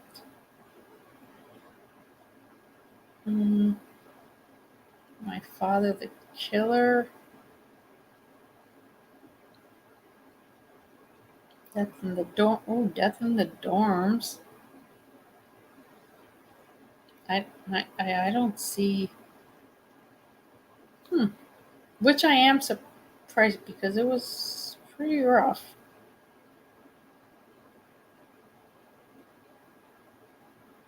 He's such a dud, though. Let's jam that idiot. Sins of our. No, that's not it. Okay, what's this? True crime. Oh, this is just True Crime Brewery. It's Sins of the Father. How long is it? Let's see. Oh, it's almost 2 hours. An hour and a half. I'll put it in. Because I really hate him.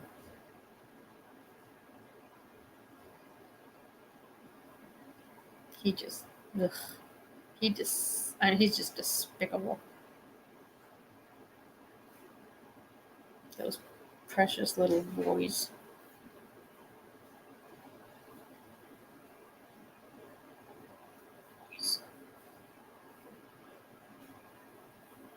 And put it in. That's Chris Coleman. Coleman's doc.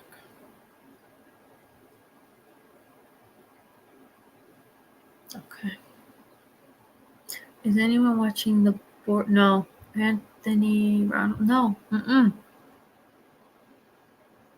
Lala, you better email me. I want to know about the peanut butter.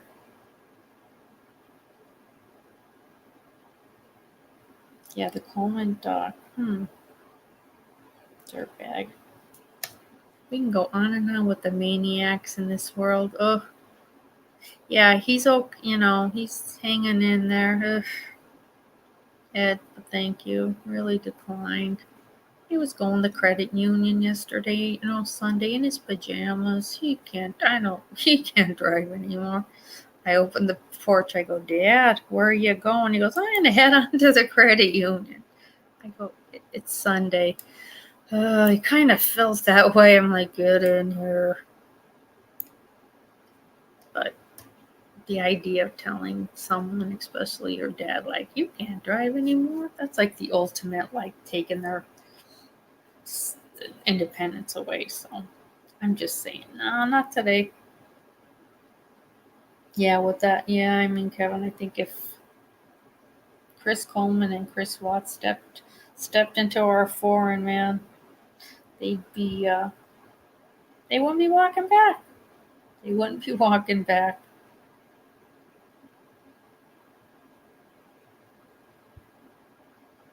I don't know who I ate worse.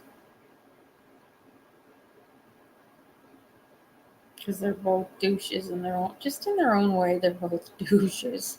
I think Coleman was more sinister. Try to Compass Plus, heartburn plus leech. I think he was more sinister. And I just think Chris was so desperate to have, somebody who didn't mind if they had sex and got dirty and didn't have to take a shower before it. And for the love of God, oh God.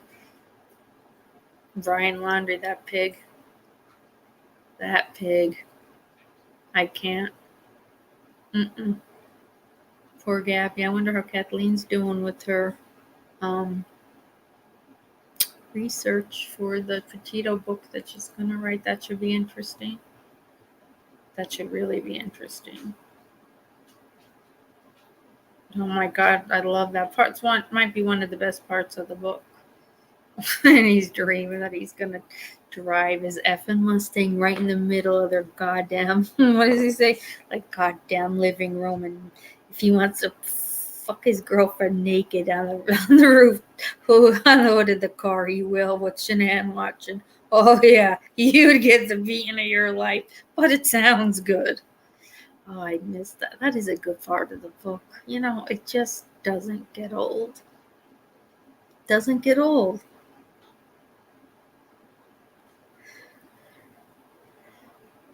Did you get to see fireworks on 4th of July, Chris? Did you get to go any cookouts? No, I didn't think so. Damn.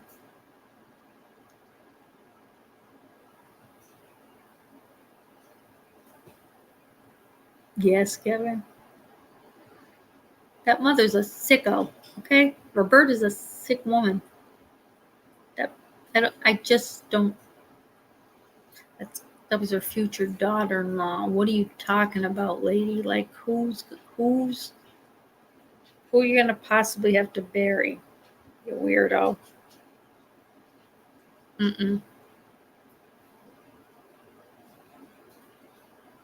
I am going to send Steve Gonzalez Joe's number. I wonder how we get that. I am. They're both grieving fathers. I just think the Petitos, with the two moms and dads that just were so great together. They really just immediately were like doers. Before there was even a funeral, they knew they had a foundation and they were going to help people so that when something happens, like, you're not left like, what do we do? Who's going to talk to us? Because then you see what's going on in Idaho. What are they saying? Who's going to talk to us? Who's going to fill us in? Nobody. Nobody is. So I'm going to send it.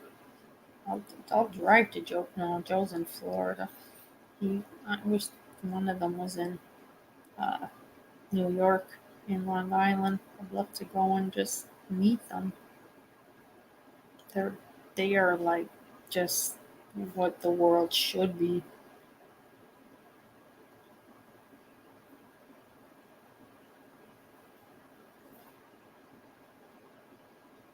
Yeah, so the Gabby Petito found, it's a beautiful site too. Jesus. Wow. I love these. I love when they all did that. I adored the stepfather as much as the dad. I just think they all worked so good together.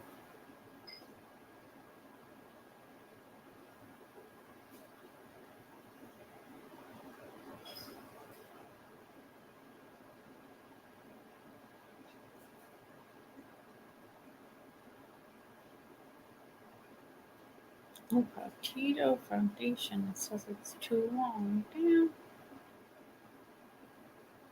How? How's it too long? Share. I want to share it. Out there. Okay.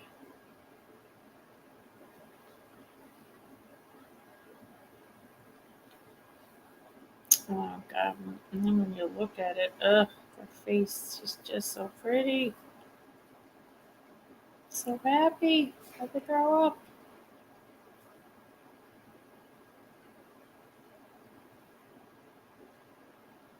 Poor Gabby. That'll be a year. Wait. God, when is hers a year? Gabby was, well, they kind of thought about the 25th or 27th, I guess. Yeah. Ugh. Mm-mm. That was like the worst for all of us. I mean, we were all just like, ugh, dying.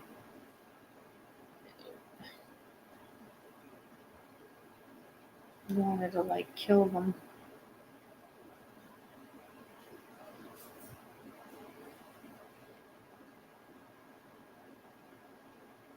Okay, I'm going to see if this one works.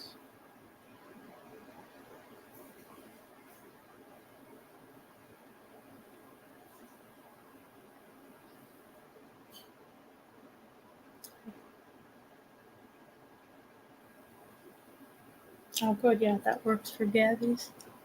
Yeah, and that van that she worked so damn hard on. It's son of a V. You'll always be my baby. And she's putting excerpts to baby books. She used to read them. Love Roberta. I know a good therapist.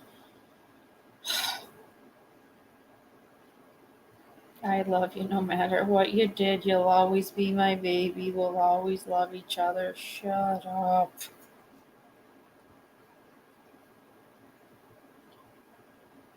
I wonder if, how can I get in, let's see, how can I get in touch? In touch with Steve. There's got to be some kind of a, like a fountain. I don't even know what they're doing though. They're still so heartbroken.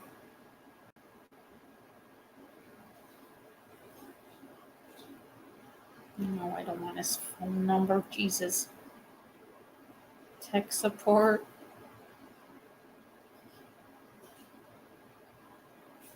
Steve Gonzalez thinks murder was by jealousy. I don't know. I don't believe that. But hey, that's her dad, you know? Yeah, help you bury the body. Okay, Mom. Thank you. Mom, they mistook you for me, okay? That says a lot about you. You might want to get in a little bit of shape, weirdo.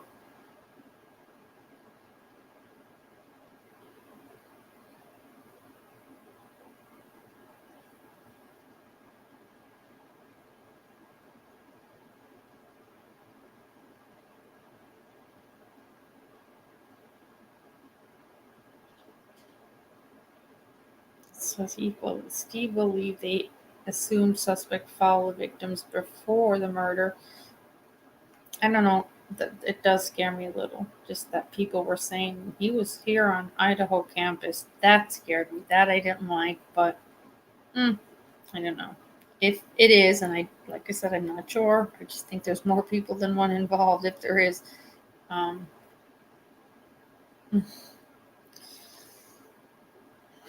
I don't know. I don't know. It makes me nuts. This one makes I could like just stay up all night worrying about these families and what they'll do if If it doesn't go in their favor, I'll die. Oh God, I'll die, I'll die.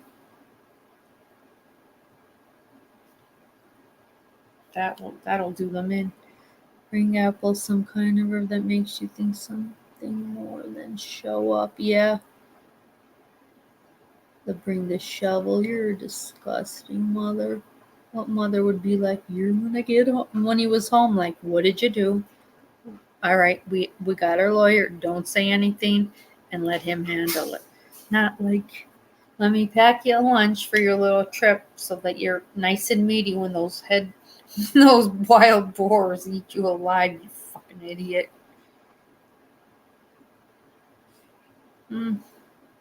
Meanwhile, she's like, there she is on her video. Life is so good. Oh, there's Brian doing his morning yoga.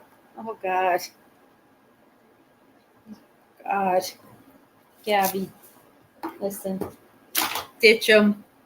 Go find some cool dudes or friends and get the F away from that effing weirdo.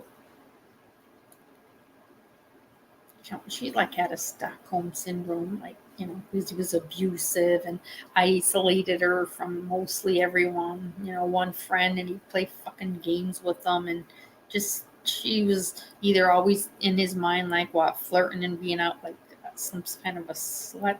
She was this, oh, Jesus Christ. I can't. It makes me so fucking mad.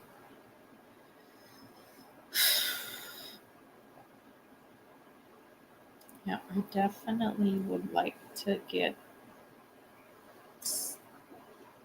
Where's Steve Gonzalez? They're in what? Coeur d'Alene, I think.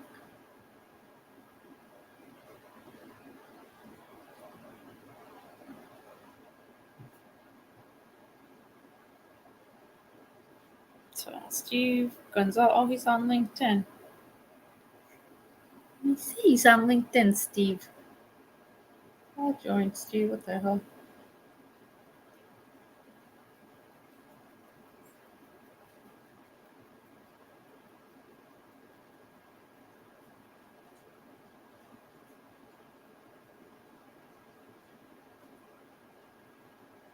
Yeah, I know he has like a pretty good high tech, not like a IT type thing.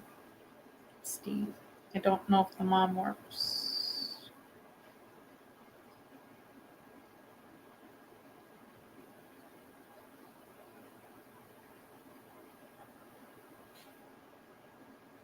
I don't know.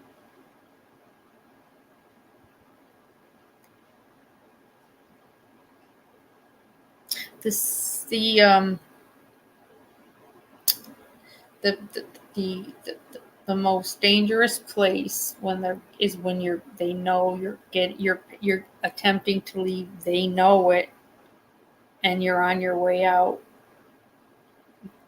They get you. Getting away is the word. It's the most dangerous. That's why you're supposed to act like everything's great. I'm just gonna run to the store for us and blah blah blah. And then hopefully get away and have someone waiting in a safe house and whatever, but otherwise it's very hard to get out of.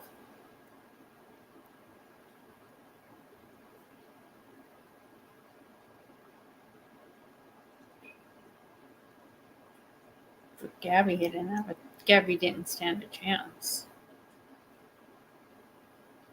Where the hell he had her.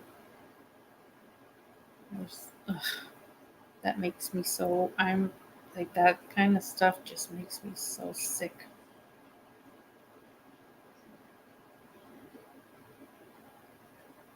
And her parents, oh my God, we think we're sick about it, and that's just thinking of them.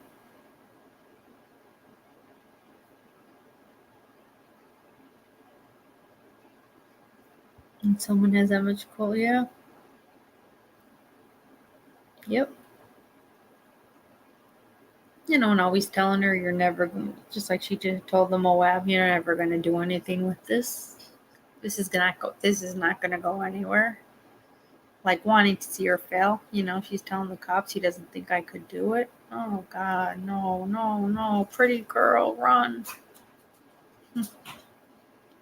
Run, run, run. But they don't.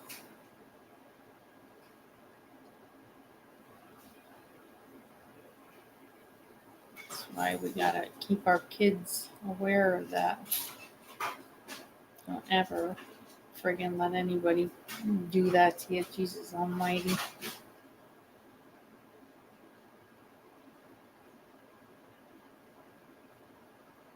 Yeah, I can't find it. I'll find it. Oh, you just heard that yesterday, yeah. Yep. Especially with trauma, we do like a lot of domestic violence seminars, and I still try to get involved as many. And there's just the the telltale signs, and they want to control the money, and they want to control your debit card, and everything is like either a joint account, or anytime you make a purchase, like they'll know about it. It's craziness. No one should live like that. Love, Jesus.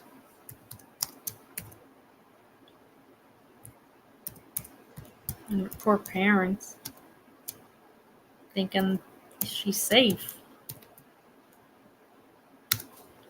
Yeah, she's safe.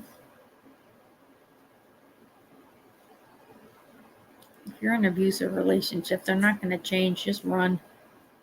No matter how bad you think it and how ugly they think you are, or fat they think you are, or you're a loser, you're not. That's all their insecurities,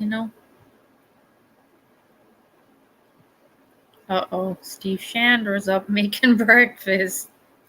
Oh God, I smell gross eggs. I can't take it.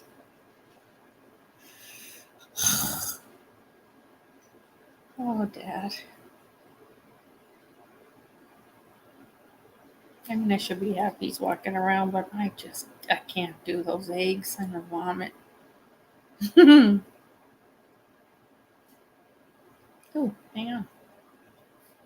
Black, yuck. Oh my God, I hate this. They did a lot of changes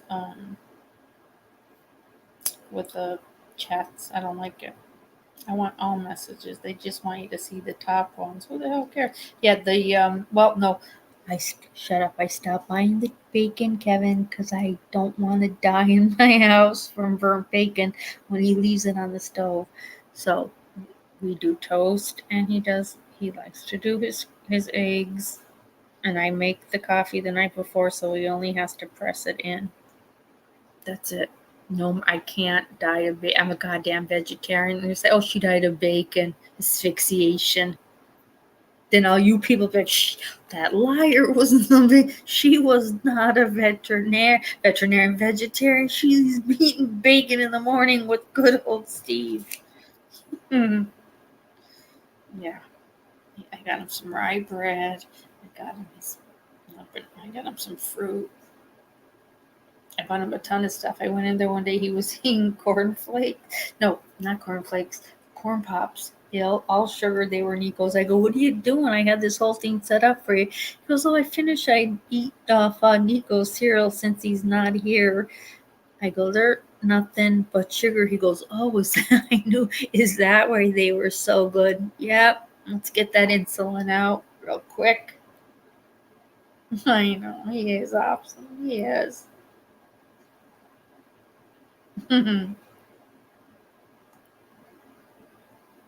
We're all lucky, any of us that have our parents. The bacon is my dad. I mean, I'm talking 3 eggs a day. He was up to, 4 strips of bacon, frying pan immediately right on high. And then maybe go sit in the TV room just to check out what's on Facebook. And then me and Nico running down the steps because the house is nothing but smoke. And we run in and we're like, you left the bacon on the stove. And his only answer is it ready yet? Well, it's a little beyond, a little bit beyond. It's seen better days. And I look at my son, make me Nico, put a little bit more on for Pop. Get the hell out of here, Nico. 3 eggs a day's enough. Last 2 nights ago, he's making the coffee at midnight. I go, what are you doing? He goes, and he's out at the front door. And I'm like, he's going to get the paper. I go, what are you doing? He looks at me like I'm done. He goes, what am I doing? Like he says it in the voice. I go, yeah. He goes, getting the paper. I go, for what? He goes, to read with my breakfast. I go, you're about 8 hours away. You got it. And he looks at me like I'm lying. He goes, you gotta be kidding. I wish I was. So he still goes in. He still makes coffee. He has toast. And he goes back to bed. Oh, yeah. He wasn't going to totally give in. He was going to be like, oh, yeah, she wants to think I still don't want this coffee and toast. I'll show her. I'll show her right off.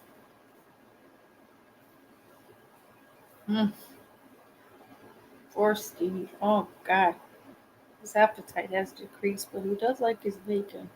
I mean, his eggs. He does like his eggs. I do make it. That's the meal I make him make. Because if I don't, he'll just lay on the couch. And I want him to move around as much as possible. I get I get him the decaf. Hell yeah. And all he drinks is, really mainly water and some Gatorade if he's not feeling well, but that's about it. But he's not eating like he used to, so it's like my homemade cheese raviolis, my homemade sauce the other day, and he ate the whole dish, but then at night usually he wants more, and he didn't. So yeah, you see the little changes, It sucks. No more bacon. I can never go to bed after. No, no. But he'll like in the latest thing since he got out of the hospital 2 weeks ago. Oh no, actually last week. Like the TV's not on anymore. He does a lot of staring at the ceiling. I don't know what he's contemplating. I go, turn the TV on. He goes, it's all the same. I go, Dad, you watch Pimple Popper without the volume on. Just turn it on. Or I'll turn it on for him. Pimple Popper. Oh, Kevin, I'm sorry. Ugh. It's the hardest decision. Yuck. I'm sorry. Oh, if you have any questions or anything with her in there, just let me know, That's hard. I hate it. I hate all this. Nope. We're not supposed to be old enough yet. We'll be selling her house. Oh gosh. Is she local to you, Kevin? I'm dying, miss work so bad, dying to go back.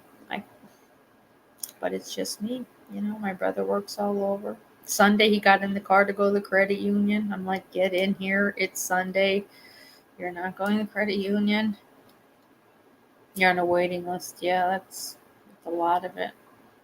But I need to go to work. I'm out of everything, but I don't know what we're going to do. I work healthcare. Last place we put my dad is a nursing home, but financially my brother is set, but he's not seeing that I've gone through it all. So I don't know what I'm going to do. Just don't know. But I pray to God and I hope he hears me,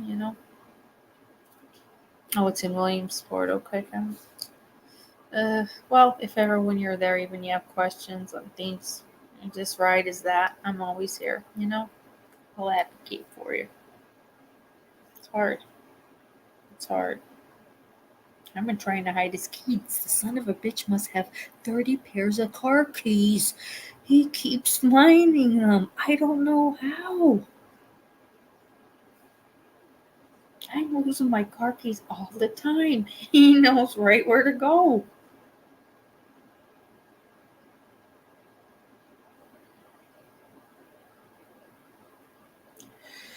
Yeah. Oh wait, there was one more thing I didn't want to show, but now shoot, where is it? Oh God, I'll think of it in a minute.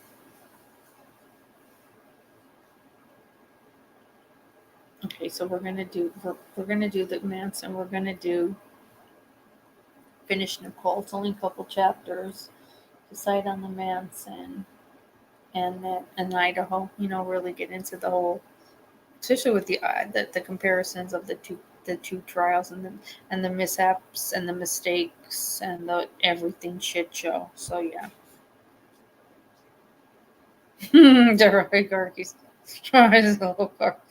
girlfriend's grandfather was so bad that their mother, they literally took the motor right out of the effing thing.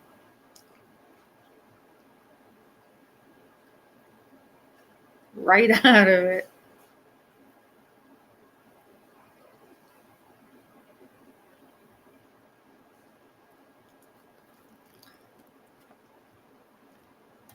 Well, guys, thank you 5 that are still here, even on such short notice. I love you guys. Thank you again, True Crime, for this sticker. That was so nice of you. You guys are great. Don't forget, I have membership starting very low. When we start doing, because I got some weird comments when I read the Sexy Sadie from Kathleen's. I got some weird emails and stuff on like we're saying lover kind of things. So I'm gonna do when we do our books, like after we're finished with this one, we start getting into our real bedtime story books, and I made it the lowest, like $1.99 a month, but it will be members only to participate in the chat. So just look out for that, because I don't know, I'm dealing with all that nonsense.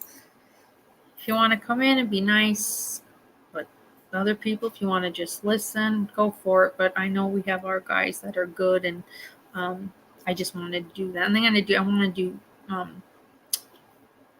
horror nights, and I got some new trivia games that we can all play on here, which is pretty cool. So we will do that soon, once we get through these books,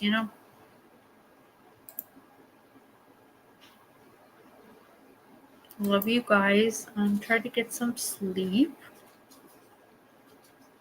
And I'm going to take these dogs out for a quick walk. They're both staring at me. Email me, like I said, you guys are curious. Don't let me lie. Hang on. I'll just put it in my link. And get in touch with downtown for me too. Thanks so much. Anybody, Kevin, that we talk with and stuff. I don't hear from Wilson anymore. I don't even think I've seen him on YouTube at all. Hope he's well.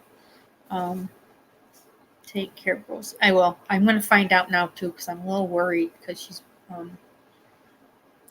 she'll tell you about it, but she's got something going on right now, and if that was better, and she showed me pictures as a wound nurse. I don't think so, so I'm a little concerned.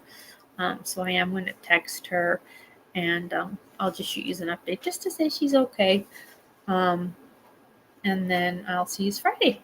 If you have anything else, like as far as any Manson books that are interesting and just not Bugliosi's thought process, email me, and then we could just do it. We'll just vote on it then, because it's going to be good. I love you guys so very much. Thank you for sticking around, everyone that did. I missed those that didn't, and I hope I'll see more of you. Don't forget us. Love you guys. Get some rest, or enjoy your day, depending on where you're at. Stay warm in Australia. Stay cool where we're at. And I will talk to you guys on Friday. Love you guys. Good night.